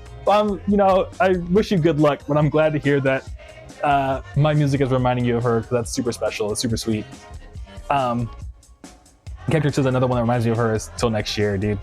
Well, you know what I mean? I'm glad to hear that my music can remind you of someone else that means a lot to you. That's always like the awesomest thing to me. You know what I mean? I don't know. I just feel like that's important. I don't know, because I miss people a lot. Like there's a lot of people. I don't know. I feel like my life has been like a lot of like meeting people in passing, and like there's so many people I wish I could just like spend more time with. But like, you know, like we get busy, we get jobs, we move. You know what I mean? Stuff like that. So like whenever there's a song that like reminds me of someone, like I know I just like absolutely cherish it. So I'm glad that my music's doing that for you, dude. Like, for real. Thank you for letting me know that. Romcom says, song is awesome. Feelings for you is awesome. It nails the feeling. Dude, I'm so glad to hear that I nailed the feeling I was going for. And Shrimp Buffet, alright, gotta hop out now. Had an amazing time. Really excited to hop in more in the future. Happy to be part of the Kaiju Club. Dude, thank you for being happy to be in the Kaiju Club. Thank you for joining it. Thanks for stopping by. And yeah, dude, it's been great chatting. Yeah, feel free to pull up whenever. Tuesdays, Thursdays, and Sundays, we'll be here. Back in order, just hanging out, chilling. Atlas says, open Spotify, it's alerting me of coilovers, reminding me about the email about the release with the whole car composition thing. I think you should check out the Night Runners on Steam. It's a racing game that's still a demo, but it's pretty in-depth and fun. Sick. Yeah, so I rewatched all the VODs, so I'll definitely check it out, Atlas. Thank you. Yeah, I was actually talking to someone over email earlier, I think last night, about, like I replied to them last night maybe, about you know, that exact idea of like, dude, I wish there were more games like Need for Speed Underground where you can like customize your car, like, and it had that same aesthetic. but it was kind of like modernized because like trying to go back to play Need for Speed Underground, it is like, you know, kind of showing its age because it was made for the PS2 compared to like Forza. Like if Forza Need for, like the OG vibes of Need for Speed Underground on Forza could have a baby, I think that would be so sick. So hopefully, you know, we'll see. But yeah, Romcom says that's cool. Thank you. Moo says, all right, I'm back and feeling fresh, dude. I'm glad to hear you're feeling fresh. I'm feeling pretty fresh too. That's what's up. Lane says, I feel you on that too, bro. That sounds hella good. I would climb mountains for genuine Hawaii poke. Yeah, dude, for real, for real. In fact, Hawaii has lots of mountains. I think I would, I think I would actually want to eat some poke and then climb a Hawaiian mountain because that sounds like a trip in itself. Rosa says, oh, by the way, I loved your new song. It was a nice surprise to see on my Spotify. Yay, thank you, I appreciate it. Yeah, I'm glad to see the reaction to it. It's like funnily enough, I think it's doing pretty good in the YouTube algorithm, super randomly. So it's sick to see that like everyone's liking it. You know, I'm always like super stoked to see that. And like the whole idea of like kind of taking some of my older stuff, or not my older stuff, but like my songs and just like, you know how like slowed and reverb was like a thing for a while. I didn't want to just like slow and reverb, but I wanted to like kind of like, you know, because like slow and reverb kind of is like vaporwave, just like, you know, I think they're cut from the same cloth, if that makes sense. So I wanted to like, you know, slow and reverb some of my stuff, but like do it the proper, like actually remake the song as if it was a vaporwave track. And it's been so nice to see people like, even like finding, like either finding songs that they maybe didn't like at first on like an album, or like just enjoying both versions, you know what I mean? So I'm glad to hear like Cold Roses is all I'm trying to say. Thank you. Roses, I appreciate it. And Lord Gaming, I think it's how you say that? Lord Jigs Gaming. Hello, how we doing tonight, Shy? We're doing good. Thanks for asking. Yeah, we're just over here chilling, just packing orders, having a good old time. We're talking about poke, we're talking about a lot of food, which I'm getting so hungry, but I have like salmon in the fridge. Remember, I think last stream I was talking about how I was gonna eat salmon. Yeah, I have leftovers, which, you know, like that was Thursday night. Friday, Saturday, Sunday. So yeah, so I have to eat it today or else it's gonna go bad. So probably after stream, eat some of that. I think I mentioned last stream too, I need to get a basketball hoop for my trash can. And I looked into it and it was like more expensive than I thought. And I was like, oh, but one day we'll make enough from streaming that we'll get a basketball hoop and we can maybe make like a counter or something of how many things I can correctly throw away from packing orders.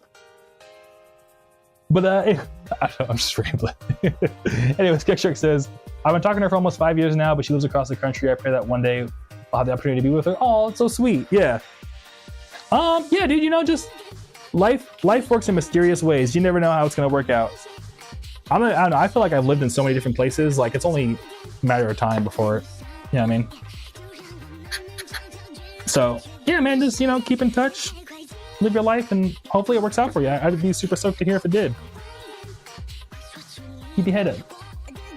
And what's it called? Romcom says, actually the cover of an EP is from my trip to Hawaii. Was at the Science Conservatory for sea salt farms. Dude, that's so sick. That sounds super dope. I want to go see that too. Yeah, I love going to like science stuff.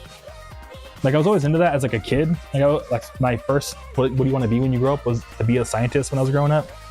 But like as I've gotten older, like aquariums, like I remember going to, like, I forgot where I went to, but there was like a one that was just talking about like the power grid when I was in like South Africa. That was like super interesting. I don't know, I like science. Shouts out science, dude. But yeah, we're talking about Pokeballs. I forgot what I was gonna say again.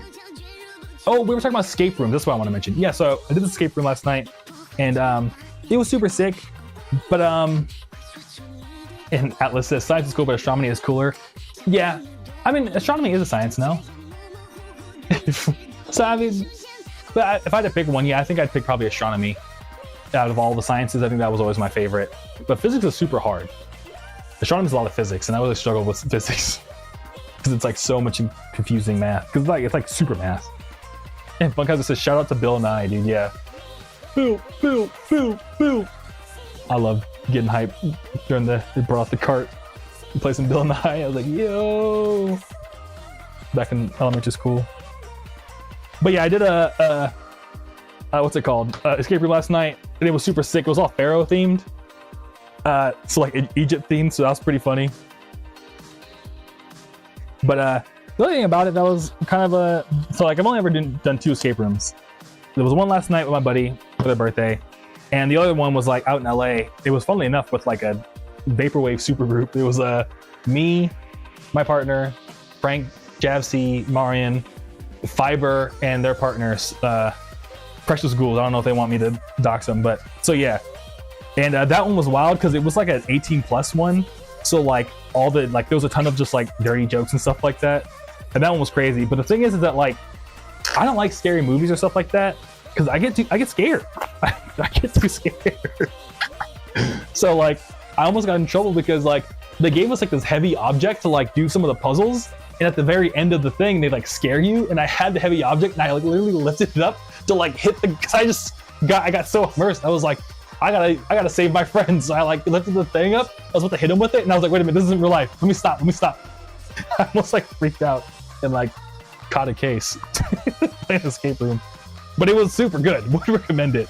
But this one I just did last night, it was like I think Rose has mentioned it, but like, you know, it was very like Brainiac style, where it was like solve the maze to get the key out, and then like you decipher the hieroglyphic code.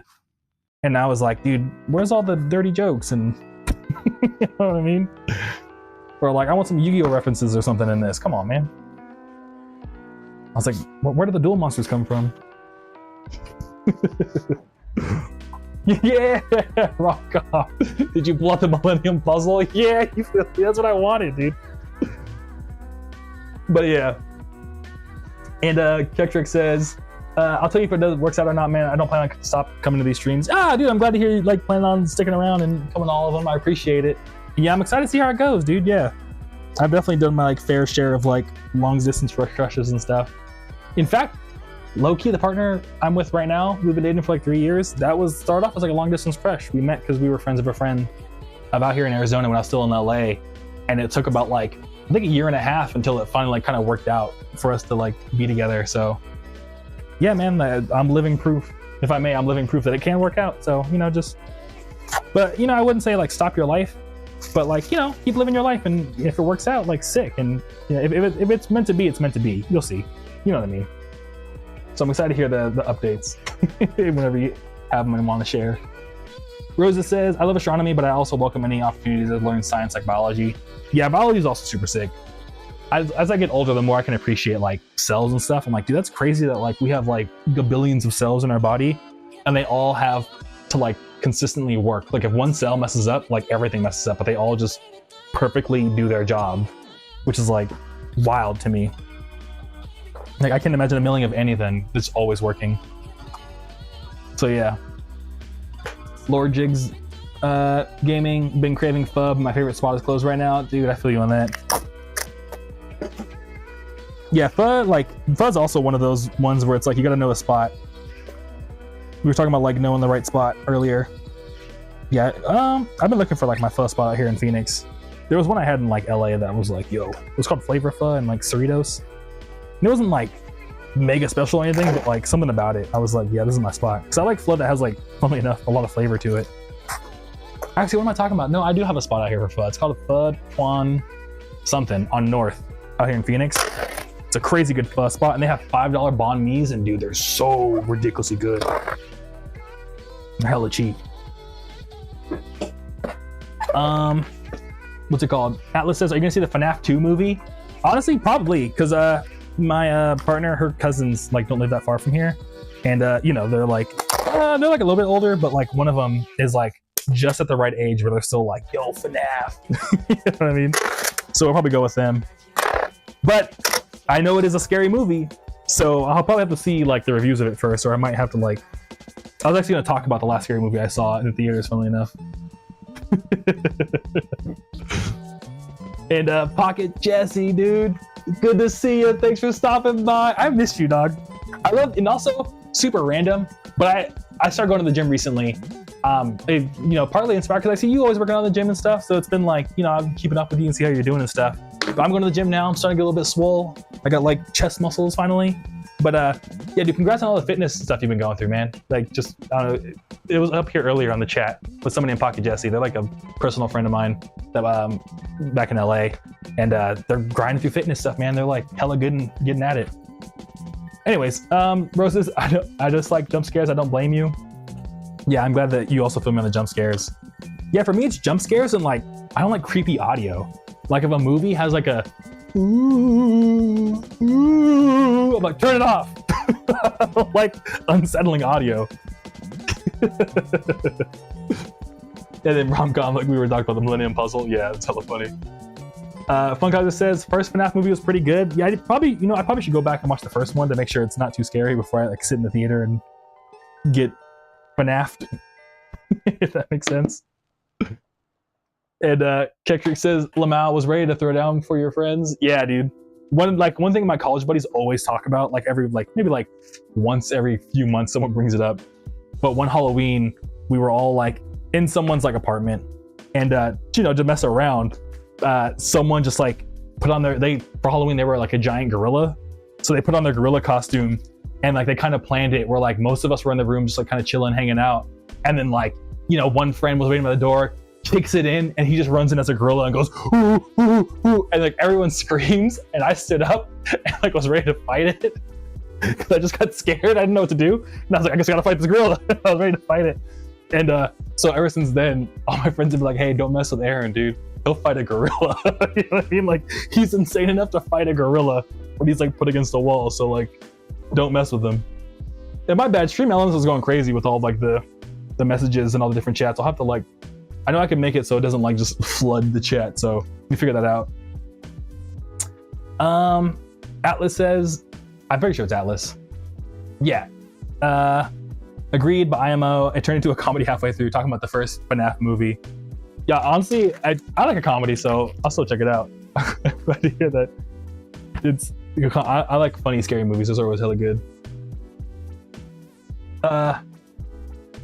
What's it called? And then Kektrick says, yeah, I mean, you got a whole song about shit being meant to be Lamau. Oh yeah, I see what you mean. Yeah, exact. Yeah, you were going back to like talking earlier about like how, if a relationship's meant to be, it's meant to be. And I have a song called Meant to Be where it's just about like, it's the lyrics. It was me like joking around, having a fun time. The lyrics are pretty much me just like flirting with a pretend girl and being like, oh, we like the same interests, and like, like you're the exact partner I've been looking for, so like this is meant to be. So yeah, but I'm glad you like Meant to Be, Kektrick. Personally, it's one of my that's another song that like I feel like people, it depends, like you have to really like my stuff like Meant to Be. So like, I think if you just come across on YouTube, like people wouldn't necessarily like it, but to me it's like yo, Meant to Be, that's one of the bangers to me, at least. I don't know, I like singing it in my car. I think it's funny. But let's go to Oscar.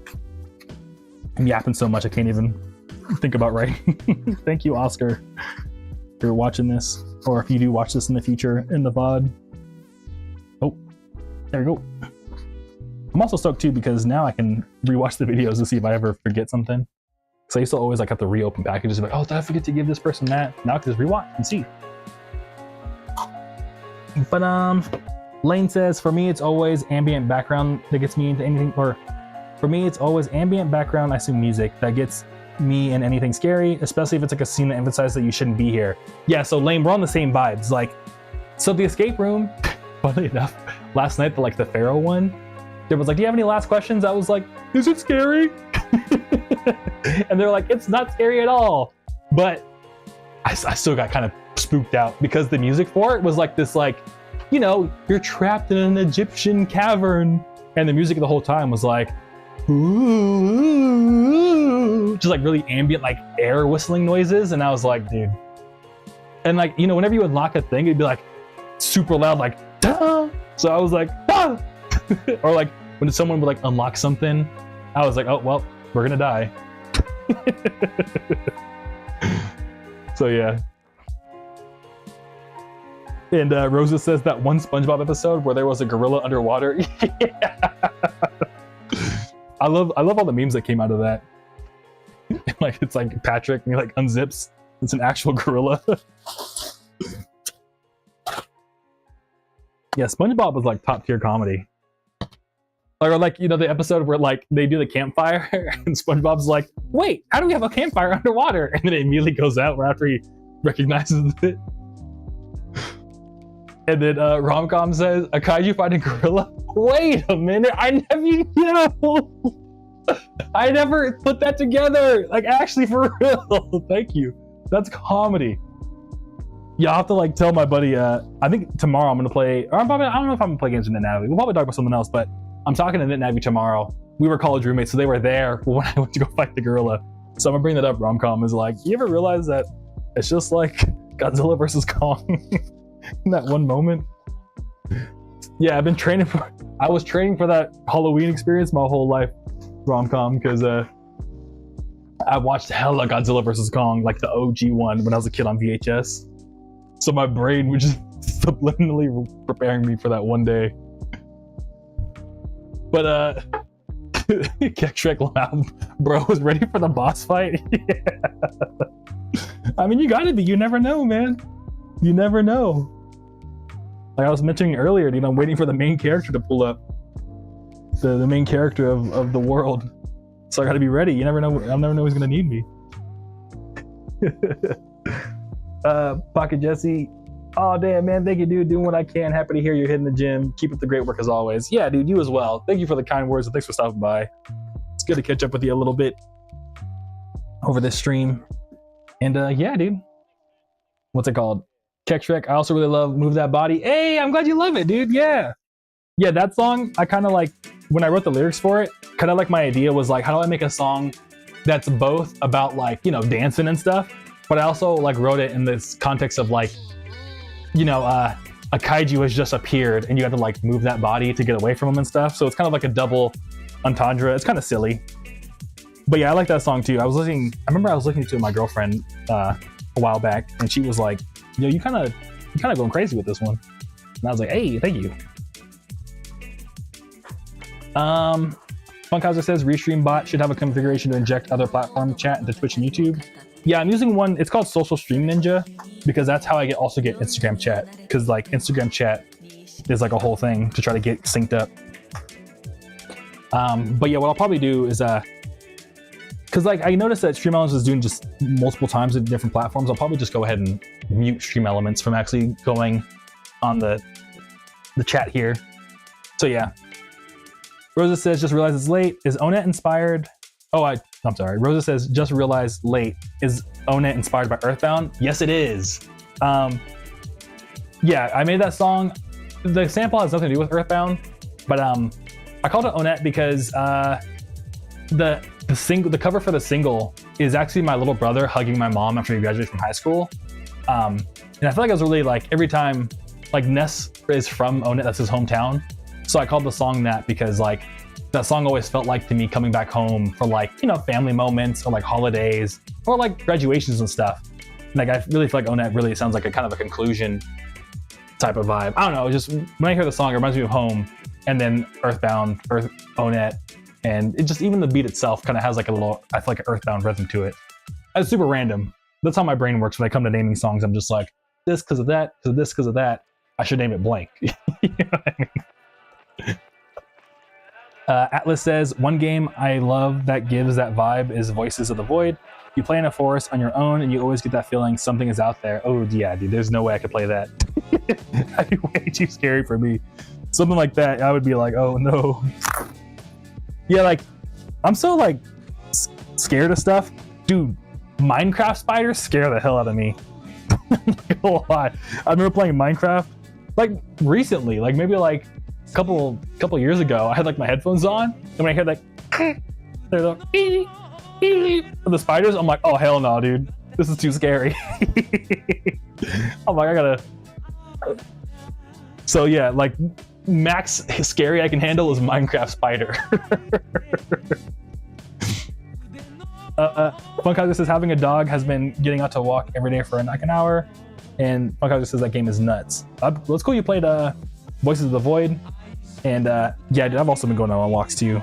I don't have a dog, but I've been doing like little mental health walks. I feel you on getting some sunlight, man. That shit's underrated. And Atlas says you also gotta do your job, which is finding anomalous signals in space. Yeah, dude. I mean, the game sounds good, but I just can't handle horror, dude. Like anything creepy, I'm just like, oh man. And then like, it's a me problem. I gotta like grow up or something. The thing is, I'm willing to fight a gorilla apparently, so I don't know why Minecraft spider is where I draw the line. You know what I mean? So, yeah. Rosa says, talking about Onet and Earthbound, that's Precious, my best friend, who just tweeted Earthbound, and I get it. The entire location alongside his house has that like homey mood to it. Yeah, exactly. Yeah, I think they really captured that like humble beginnings in the game really well for Earthbound with like Nest and everything. And that's cool. Your best friend introduced you to it. That's super sweet. Yeah, I ended up getting to Earthbound just like trying to go back and like play all the retro games I missed out on. And yeah, Earthbound's super sick. Yo, Austin! Yo, what's up, dude? Good to see you. Thanks for stopping by. And hey, I'm glad to hear you chose VTech for your next edit, dude. I'm honored. I'm super stoked to see it when you drop it. Yeah, feel free to like last time, feel free to tag me. I'll share it on my story, dude. I'm super stoked to see it. And yeah, dude, I'm stoked to see just even with or without VTech, like your edits have been super sick. So I'm glad I'll be a part of the next one. You know what I mean? And it's good to see you. Thanks for stopping by. Atlas says, I love Earthbound. Finished my second playthrough over the summer. That's sick, dude. Yeah, I think my first ever playthrough of Earthbound was actually in between 2 college years. So I also played Earthbound during one summer. I played on an Ouya, funnily enough, if anyone knows the Ouya. And that was a vibe. All right, this one's going to Nick. So thank you, Nick. Thank you, Nick.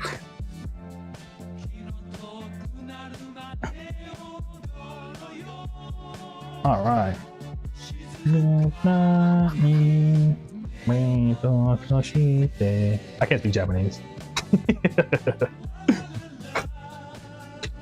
But this song is a vibe. I like chilling with some koi fish. I need to drink water. I've been talking so much. I'm about to... Everybody drink water reminder.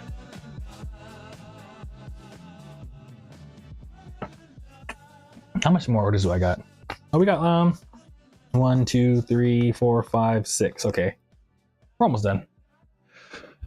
Ugh. Drink water reminder. Okay. Oh, my bad, y'all. I actually am like getting a little dehydrated. I have lots of stuff, dude. We're most of the way done of everything I want to tell y'all. But I mean, I have a bunch of stuff to tell y'all, but you know what I'm trying to say.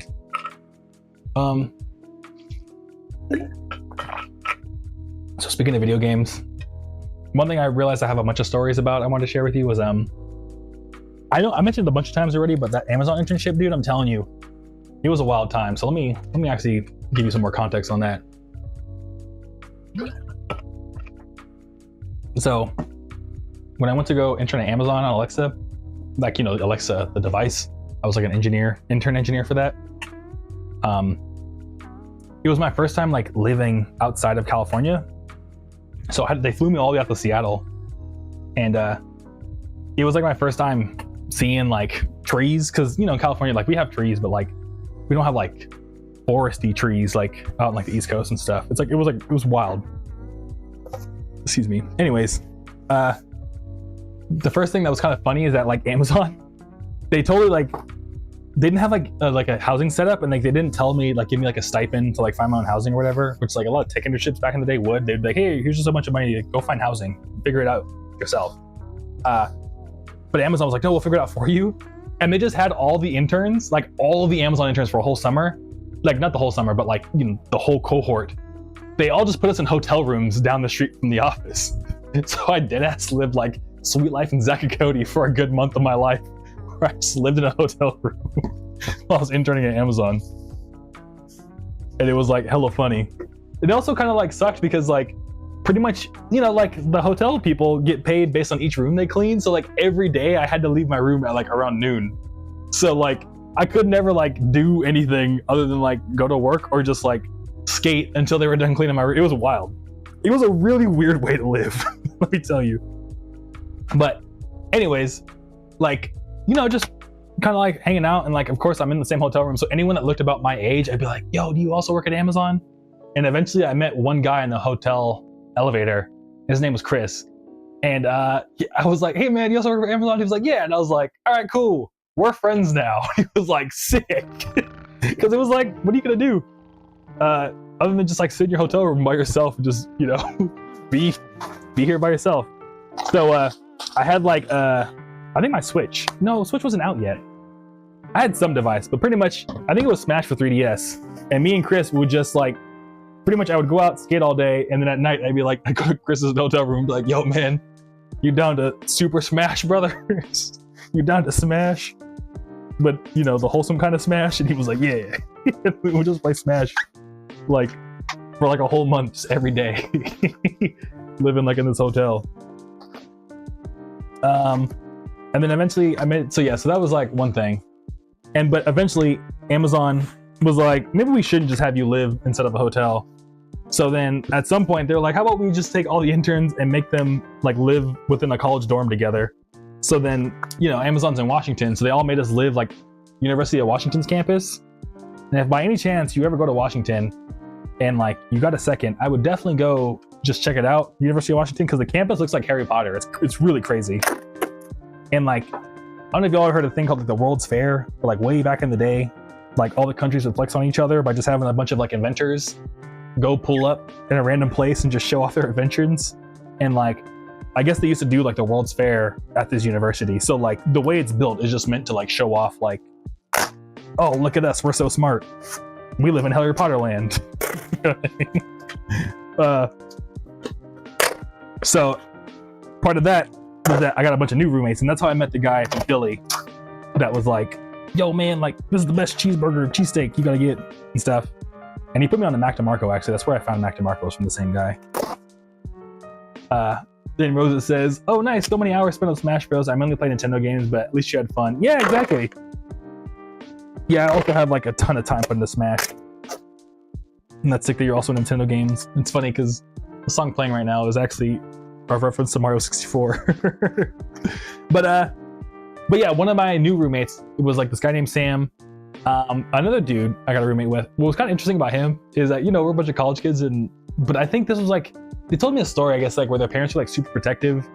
And so because of that, this was like his first time getting out of the house. So he was just going wild, just going to all these different parties and stuff.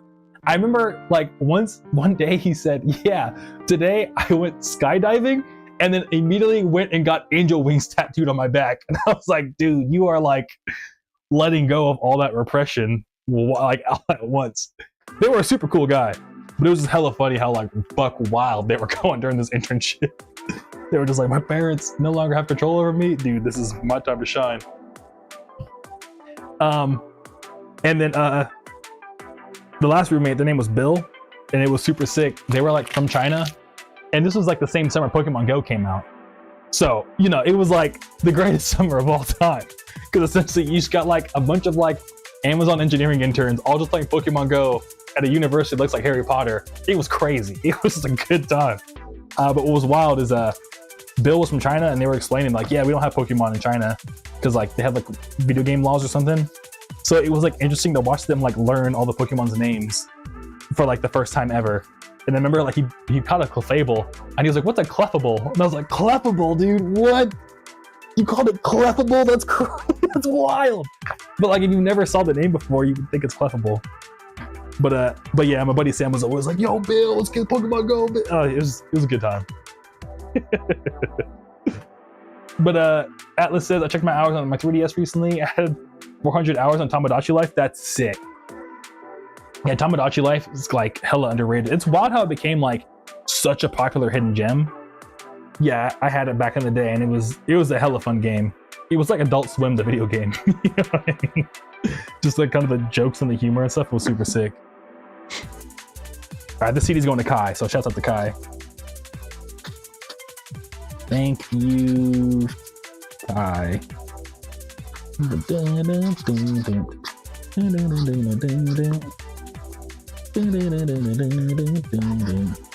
right, and then oh, I lost where I'm at. Oh, okay. Rosa says, yeah, since this cozy song came up, Mario 64 and Mario Galaxy were the games I wasted hours to. So it's been crazy seeing that game's theme as a movie. I know, right? Yeah, and I'm excited for a Mario Galaxy movie coming out pretty soon. But yeah, to hear like the Mario soundtrack like in a movie where it's all like, you know, like professionally mastered and stuff, and it's super sick. It's wild to see how they've like really translated those songs to what's it called? Movie. If that makes sense. Rose says, skydiving, I have a fear of heights. I respect those who do that. Yeah, same here. Like NetNavi, I remember once they went skydiving, like, dude, we should go. And I was like, no, there's no way. I'm not getting on that plane and jumping out. Hell no. But he was like, no, dude, it'll be like the intro to Power, you know, the Power Rangers movie where it starts off and they're skydiving with the snowboards and stuff. He was like, it'll be just like that. And I'm like, dude, no, I can't do it. As cool as that sounds, I'm not that cool. I can't do it. Oh, Lane says, all right, you guys got to head out. Glad I can make it to the stream. Yeah, dude, thanks for stopping by. It's good to see you. I appreciate you. It's always good to see you. Yeah, feel free to pull up whenever you want. And we're out here chilling. Thanks for chatting, dude. It's good to see you. Monkey Finesse. Yo, shout out Kai. Yeah, dude, for real, shout out Kai. Yeah, I appreciate all the Kais out there. But yeah. So being an Amazon intern was wild. Shouts out to Bill too. What else happened to Amazon? Oh, but we were talking about scary movies earlier, like being too scared. So because it was like my first like real tech job, I was like, oh no, I want to like be cool with my coworkers. So at some point they're like, oh, we're all gonna go see a movie after the office and stuff. And I was like, all right, cool. Like I want to go because I want to like be cool with my like mentor and stuff like that. And like my, you know, because like at Amazon they give you like an actual mentor whose like whole job is to like make sure you fit into the, you know, like you understand like what you're getting into at Amazon and stuff and what it's like to be a full-time for real software engineer at like one of these big tech companies. So he's supposed to like, you know, kind of like mentor you into that. So I was like, oh, I want to be like cool friends with him, you know, get on his good side. So he's like, yeah, we're all gonna go see a movie afterwards. And I was like, all right, sick. So and I was like, what movie? And he's like, we're gonna go see The Conjuring 2. And I was like, oh no, I hate scary movies. But I wanted to like, you know, go be cool with my like coworkers. So I was like, oh shit. So I was like, well, I guess I gotta go. And this is the last scary movie I ever saw. And I remember looking up the IMDb reviews and it was like The Conjuring 2, twice as scary as the first one. And I was like, fuck. I was like, oh no, I can't even handle the first one. I'm gonna handle twice as scary. So I ended up going to the movie, right? And at some point, I remember just getting so scared, I like looked at one of my coworkers and I was like, I have to go to the bathroom. And I sat in the bathroom with my phone for 30 minutes. And I came back and he was like, are you okay? And I was like, yeah, I'm perfectly fine. And he was like, you were in the bathroom for a while. And I was like, you know, just really had to go. And I was able to skip like a good third of the movie. And then for the rest of the movie, I just like looked down at my shoes. And he was like, you're not even watching the movie. And I was like, I can't, I'm too scared. And he was like, why'd you come? And I was like, I wanted to be cool. So yeah. It's just as a heads up, if anyone also doesn't like scary movies, do not watch The Conjuring 2. It is indeed twice as scary as the first one. I'm not gonna lie. The reviews were correct. But another mentor I had, what was hella funny, is another mentor. I mean, this story is maybe a little wild to bring up, but pretty much I'm pretty good software engineer. I'm not gonna lie, like not to toot my own horn, but I know what I'm doing behind a keyboard and some code. But because of that, you know, you kind of like, not only are you like trying to like fit into the culture, but like Amazon's trying to see like, okay, like are you actually like good at what you do? You know what I mean? We want to hire you full time. So like one of the big things is that like they were like, hey, like Aaron, you're actually a lot better than we thought you were gonna be. You have to work with this one guy that's been here for like 15 years. And I was like, oh shit, he's gonna think I'm dumb. And then we started like working together some more, and he was like, yeah, like honestly, I thought you were gonna be dumb. I was like, damn. Like, you know, you thought he actually verbalized the thing how I thought about me, but he was like, nah, man, like you're actually really smart and you're really good. And then so then like end up he was like, yeah, man, like you're really cool, dude. Like we should stay in touch. Like, you know, I feel like you'd be really good here and stuff like that. And I feel like you're definitely gonna like get the offer and all that. And I was like, all right, sick. But so, you know, it was very professional. We were talking about like just computer science, like, you know, hardcore, just, oh, like, you know, these data structures need to blah, blah, blah, blah, blah, blah. And then he was a very professional guy, but then like at one point he's like, yeah, man, I'm about to go on my like lunch break. You want to come? And I was like, yeah, sure. So I go with him, and he just like did a total 180 and became like a total bro. Was like, yeah, bro, like some. Like it was just like wild. Like I remember at like, you know, he went from like, I am a professional mentor to just like, yeah, man, Rashida Jones, she's like, oh my god, she's my favorite. I'm like, oh my dude, what? He's like, she's my favorite actress. I love her in all of the movies because like X, Y, and Z. And I was like, oh my god, dude. But yeah, tech is wild. Rosa says, as much as I dislike scary movies, I'd have some courage to suffer it if it meant spending time with someone my best friend forever likes that stuff, so I can't say no if a suggestion comes up. I feel, yeah, sometimes you end up getting cornered like these interesting situations when it comes to scary movies. Like, as much as I'm like, I'm never gonna see one again, if I'm honest with myself, I know there's gonna be some weird thing where it's like, I have to watch a scary movie. Like, for example, I have a friend who's like working on like a visual novel, and I've been like playtesting it here and there. I feel kind of bad because like I totally told him I would do it, and I got like halfway through the game, but in my defense, they were like, oh, it's like about like a 1 hour, 2 hour playthrough because that's how far we are in the game. And I was like, all right, cool. So I started playtesting it, and I'm like, man, it's been like 4 hours and I'm still like playtesting it. And he was like, oh yeah, it was like 2 hours for about the first chapter, and there's like 10 chapters. So I was like, oh, well, dude, you didn't tell me I was set up for like a 20-hour job. Like, I want to support him, you know what I mean? But I was like, oh my god. And it is a really good visual novel. I'm super psyched. Like, when it drops, I'm letting all y'all know about it because it's actually really, really good. But part of that, speaking of scary stuff, is that there's supposed to be a horror route, and I'm like, I don't know if I can help you, man. I don't know if I can playtest the scary side of it. You'll have to find somebody else. But I'm probably gonna having to end up play the scary route because like I want to support them. But it's just like, oh no.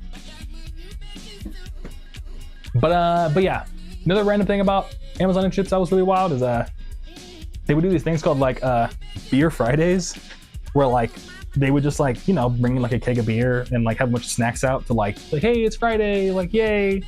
Oh, this actually, so real quick, this order's going to Kendrick, but like it's spelled like K-I-N, which is pretty interesting. So thank you, Kendrick. Thank you, Kendrick. And like, I don't know, I like that because it's like something my dad would say, because my dad, my name is Aaron, like my real name is Aaron, like with 2 A's. My dad would always call me Aaron. So I feel like my dad would be like, nah, your name's like Kendrick, it's Kendrick. You know what I mean? I'd be like very particular about the way it's pronounced.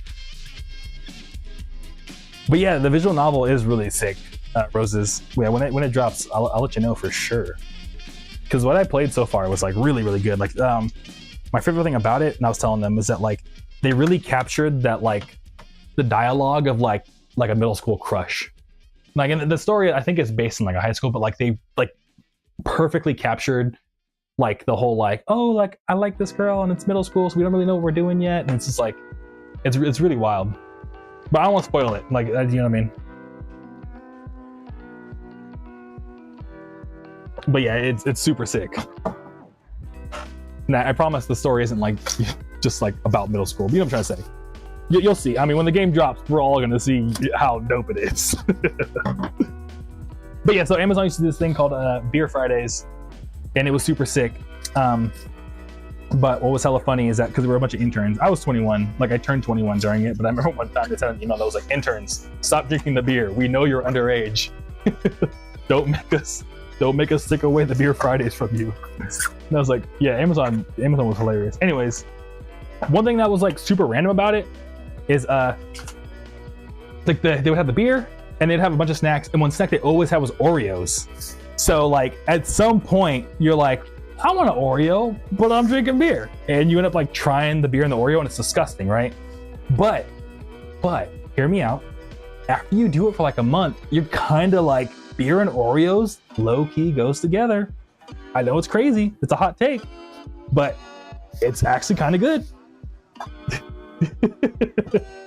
And the thing that's like wild about it is that every time now, whenever I meet someone who like works at Amazon or like on the engineering side of things, I'm like, yo man, what do you think about beer and Oreos? They're always like, yeah dude, beer and Oreos kind of slap. So as you can tell, that working at Amazon really affects your mental health, because you start to think that beer and Oreos go together. So just a forewarning. Rosa says Beer Fridays. This internship sounds cool. Yeah, it was. It was really cool. Got to go to a bunch of baseball games. It was just a wild time. And again, because it was Pokemon Go, it was like it was wild. I'd never had so much fun. And yeah, cookies are your weakness, Roses. So Oreos are nice. Yeah. Only enough. The same friend I just went to the escape room with last night. Their roommate once said like came over to their place.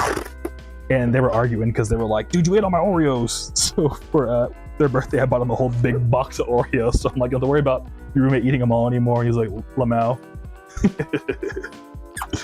I like a good joke gift. Joke gifts are awesome. But yeah, I think my last like fun Seattle story, I'm sure I have more if I just thought about it, but you know, I skate a lot. And like, what's cool is that there's this one skate park in Seattle called Jefferson. And it's like literally at the very tip top of the city, because Seattle is a very hilly city. So like if you go all the way to the top, there's like a park called Jefferson that like overlooks the entire downtown Seattle. And what was sick is that like you'd be skating in the park and like the sun would set behind like the Mariners Stadium. And it was like honestly top 5 most beautiful things I've ever seen in my life. But what was funny is like once there was like this really buff like muscle dude skating at the skate park, and I was just like looking at the sunset, and he comes up to skate next to me. He's like, bro, that sunset's the most beautiful thing I ever seen in my life.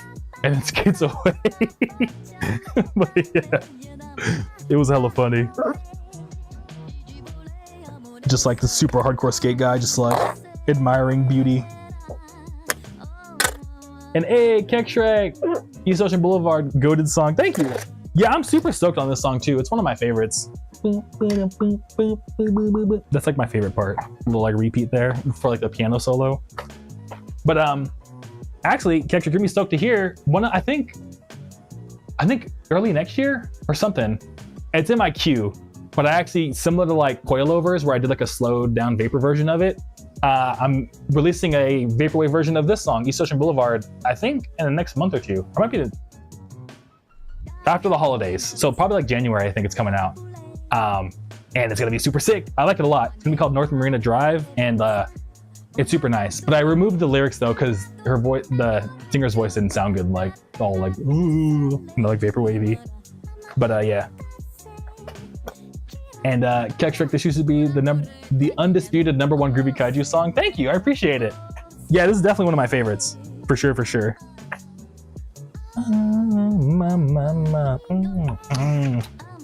Yeah, just because it's like so bouncy and it's just like, I don't know, I love it. I'm very thankful for how it came out and everything, and all the kind words. It for real means a lot.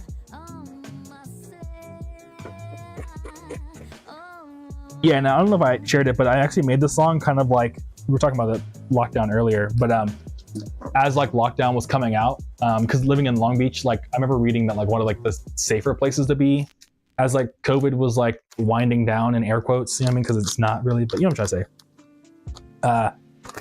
And it said one of the safest places you could be was at the beach, because the beach air would like mess up the virus and stuff, or like make it safer. So I made that song about like pretty much as COVID, you know, lockdowns were easing up, I would always meet friends to hang out like at the beach. And those were like the vibes, just like, yay, we're finally coming out of lockdown, but it was always like beach vibes. So I made that song as, yeah, you know what I'm trying to say. But Rosa says, oh, neat. And Rosa says, oh, yeah, this is awesome. Thank y'all. I appreciate it, Roses and Keck Shrek. Y'all are both amazing. Appreciate all the kind words. So yeah, talked about, that's pretty much all my Amazon internship stories. And in general, if you ever think about visiting, Seattle is amazing during the summer. If y'all ever got like looking for vacation spots or have family out in Seattle, go during the summer. It's like absolutely the most beautiful thing ever. And it's also wild too, because I mentioned earlier about how we don't have daylight savings out here in Arizona. To me, what's wild is that in Seattle, the sun won't go down like during the summer, because it's like north on the latitude or whatever. The sun won't go down till like 9:30. So I remember I was in like a long distance thing with my partner at the time back in LA, and she'd be like, you haven't texted me all day. Like you said you would like text me when you like went to bed. And I was like, what do you mean? It's like still sun outside. And I'd look and I'm like, oh, I would look outside. I'm like the sun's still up. And I'd look at my phone. I was like, oh, she was like 9:30. And she was like, you didn't text me. I was like, oh, my bad. It's, you know, the sun's still out. But during the winter, it's like the sun will only come out from like noon to like 5 p.m. It's like crazy. I'm like, whoa.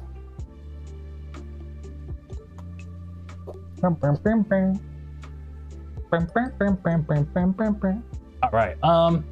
So funnily enough, another thing I want to talk to y'all about was I was looking, you know, we were talking earlier about like business ideas. I also, you ever have a like random, oh, it's the last order. Oh, this is our last order too, ding. But y'all, I'm sure everyone in here has at some point in their life been like, it'd be cool if there was a video game that was like this. So I tried to come up with like half joke, half funny video game ideas. And speaking earlier about like the main character of the world, I thought it'd be cool if there was a video game where like, rather than being the main character, you have to like play all the side characters that help the main character do what they need to do.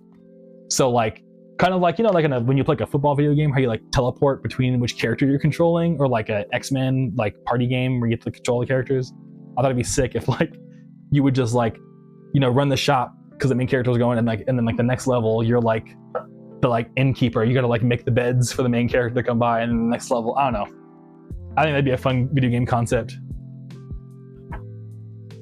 So that's another game idea. If anyone can vibe code video games or give my game idea a thumbs up, thumbs down. But yeah, sick. Who's this going to?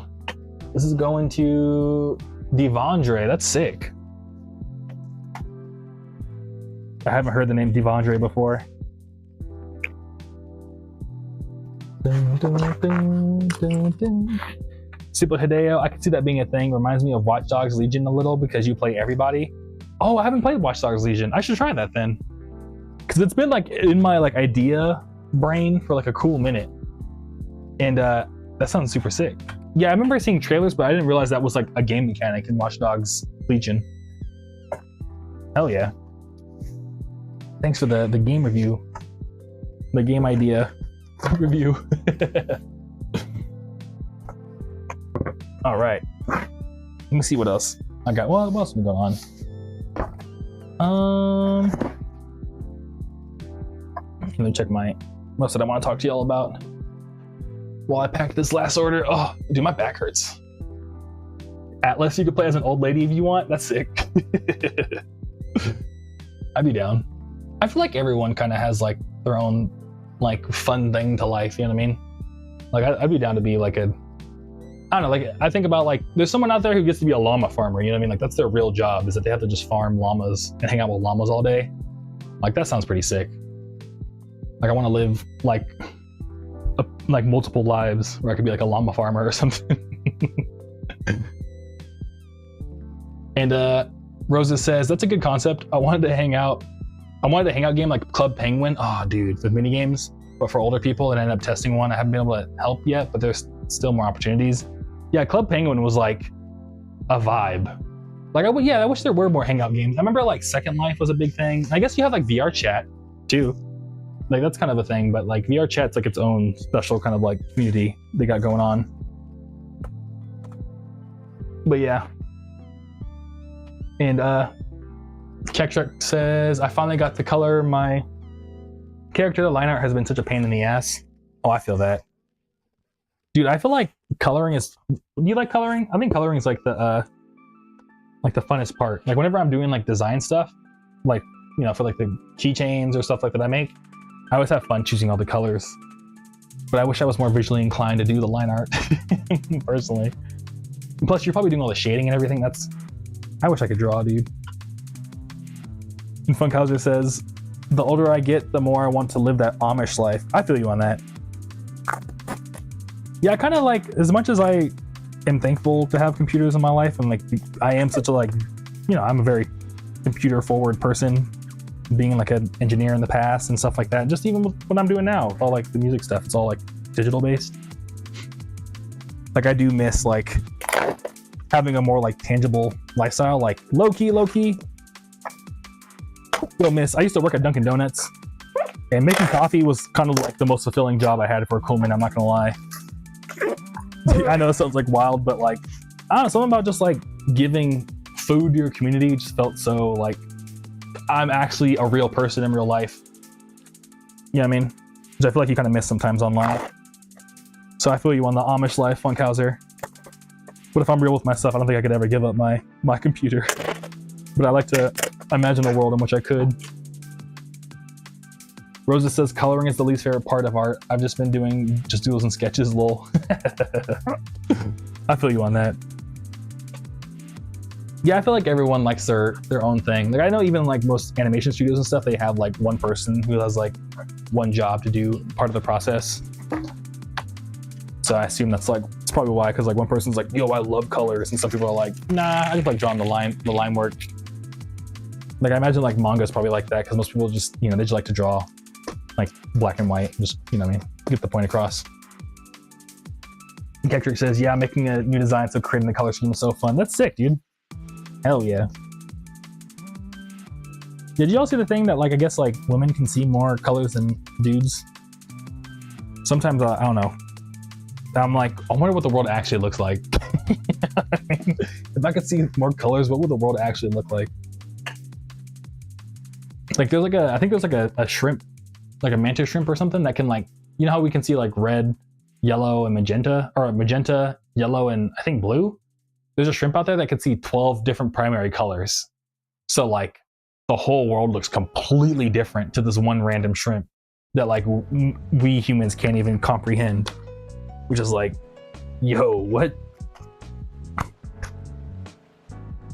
That's what I'm trying to be in another life, is that shrimp that can see 12 primary colors. Thank you, Devondre. Oh, dude, I'm about to eat so much salmon right now. I'm so hyped. Oh no.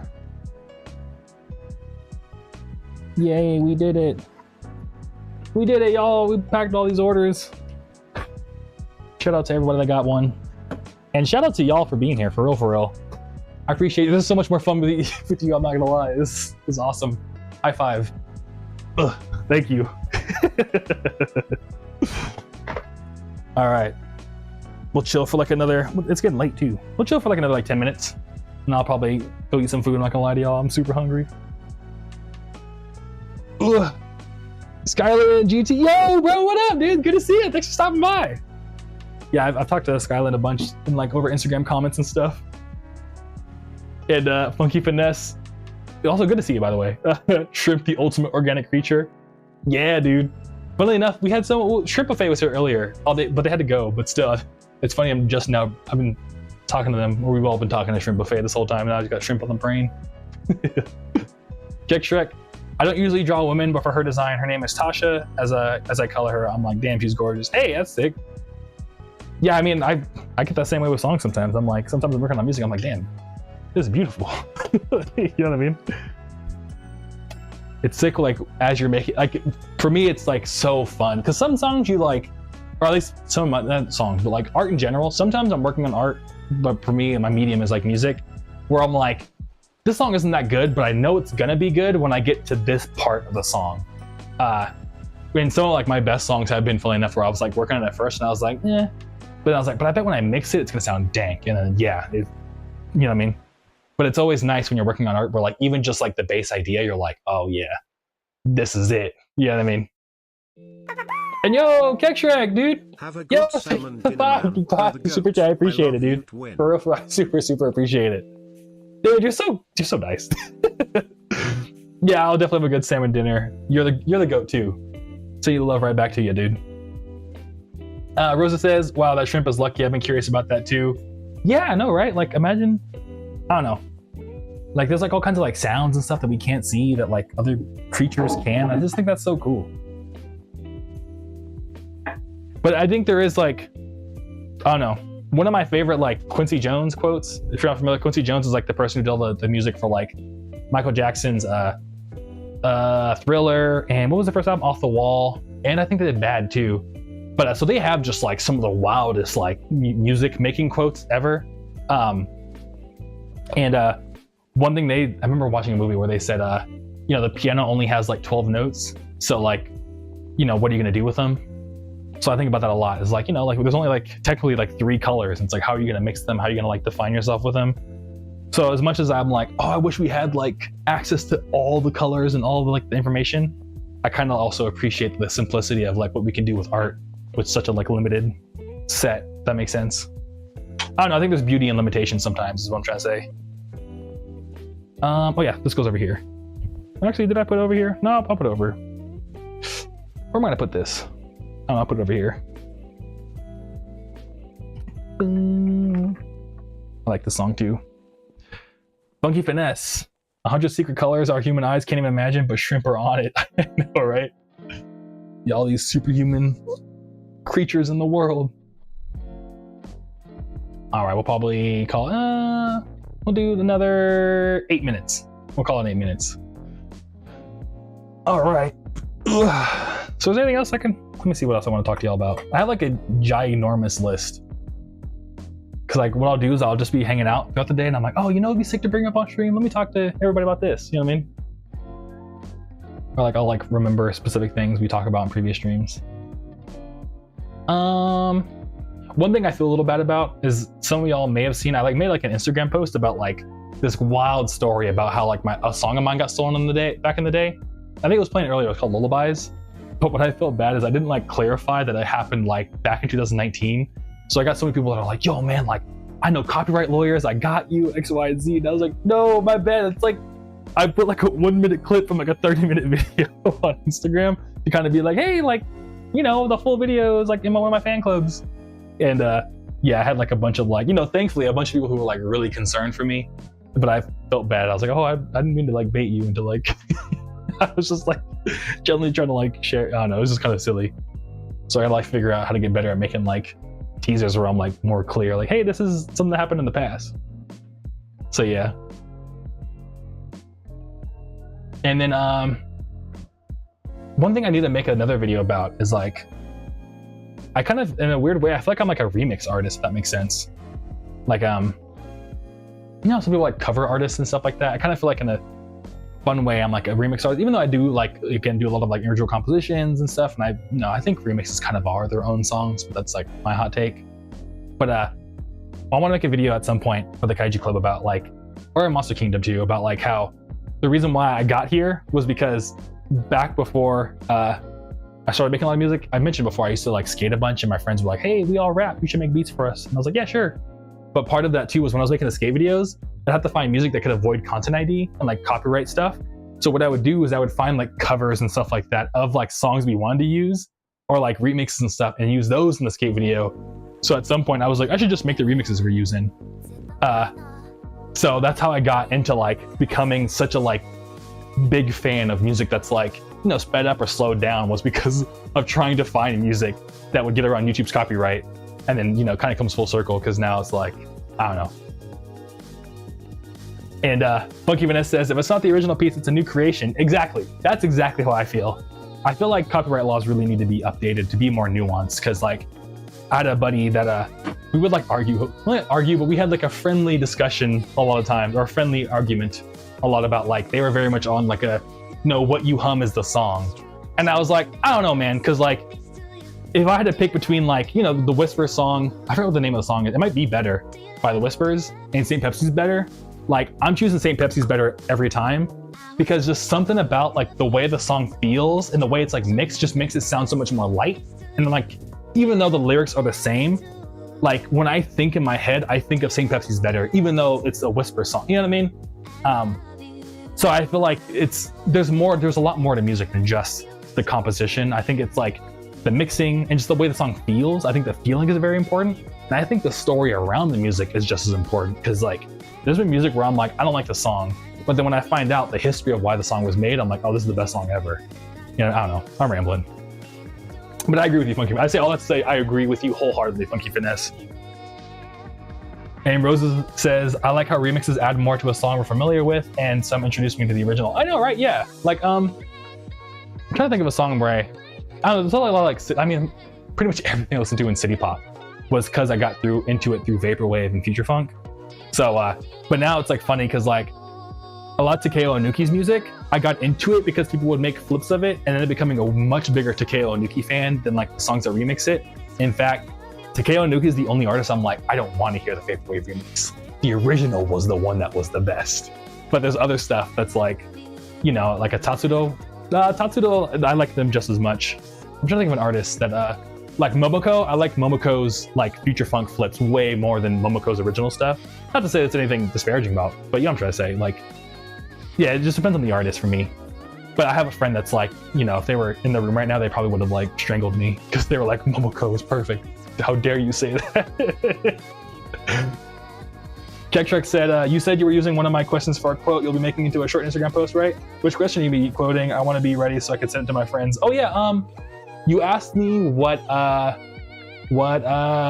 we were just talking about like our favorite songs off of Monster Tape 0. It was when I told you Moments of Magic was my favorite. Let me see when I might have to move around because I have a holiday sale coming up.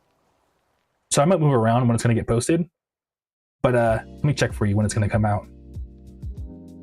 I schedule all my posts because then it's just easier for me to like keep it all together.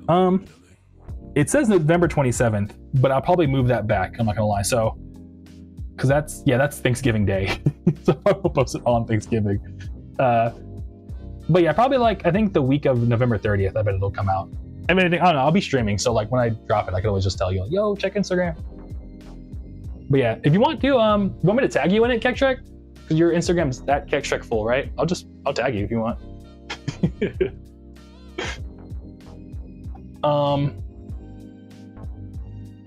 So what's it called? We're talking about remixes and on YouTube copyright for skate videos. It's funny. Like I was talking to someone about this the other day, but you ever heard of like Pop Goes Punk? Just throwing that out there too. It's like essentially like it's a bunch of like back in the day, a lot of like the emo bands and stuff would do like punk covers of like pop music, and it was super sick. Like there's like a Bad Romance like emo cover. It's so dope. I would look it up on YouTube. It's really cool. And Voidstrom, just stopping by. Have a chill night, dude. Yeah, Voidstrom. I was talking about you earlier, dude. We were talking about I forgot what we were talking about. I think we were talking about, I don't know, it was something we were talking about earlier in the VOD. Maybe, I don't know if you ever feel like scrubbing through it all. It's kind of long, but dude, thanks for stopping by. You have a chill night too. I'm actually about to start wrapping up in about like 5-ish minutes, so yeah, dude, thanks for stopping by. And Kektrek, you said, want me to tag it? Cool. I'll tag, because I did say Kektrek. I just like threw it in there. So I was like, you know what I mean? Might as well. Give you credit. Okay, but let me, so I'm just gonna reschedule it, so yeah, should be good to just edit and then add the tag. Yep, hey. Yeah, dude, but always thanks for coming through and asking all the good questions, Kektrek. I always appreciate it.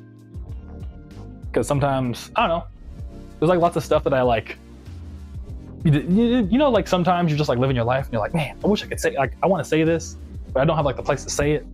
And now that we have this, I kind of just like, all of my like bubbling ideas and stuff, I can finally just be like, what? You know what I mean? And share it with you. So it's cool that like you ask questions. I'm like, oh yeah, I did want to mention that one day. So yeah. Voidstrom, thanks for the support as always. Yeah, of course, man. That was it. I forgot what the context was, but I just remember being like, oh, me and Voidstrom talked about this. So yeah, of course, dude. And then let me see what else we got in here. At some point, I'm going to talk about how to run a live show if anyone's ever interested.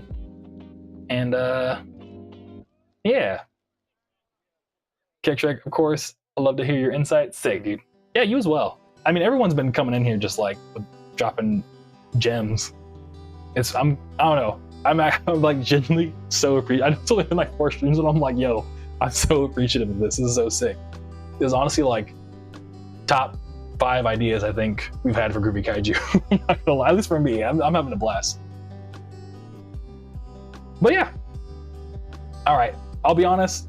I mean, I have a bunch of other stuff I could bring up, but I feel like I'll just be rambling, so I'll live some more life and we can talk some more. Plus, I ran out of order, so it's getting late. I want some salmon, so yo, Kektrek, Roses, Funky Finesse, Simply Hideo, everybody, Funkhauser, Atlas, thanks for stopping by. If I didn't call your name, I'm sorry. I'm just looking at the names that are currently on my little stream chat thing. But yeah, everybody, thanks for stopping by. I appreciate y'all. Simply Hideo. I said Hideo, yeah. Yeah.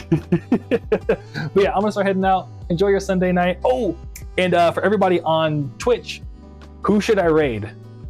Let's see. I probably should just find somebody. So let's find someone to raid on Twitch.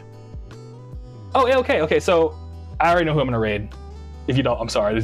Ask and then immediately be like, yo. So for Twitch people only, oh, yo, Cold Bullet, good to see you. I don't want to dox your real name, but it's good. Send the love back to you, homie. Send the love back to you, Craig Shrek, and Simply Hideo. Thanks for all the kind words. Skyer, thank you. Oh, everybody's so cool. Good night, everybody. Take care. See you next time.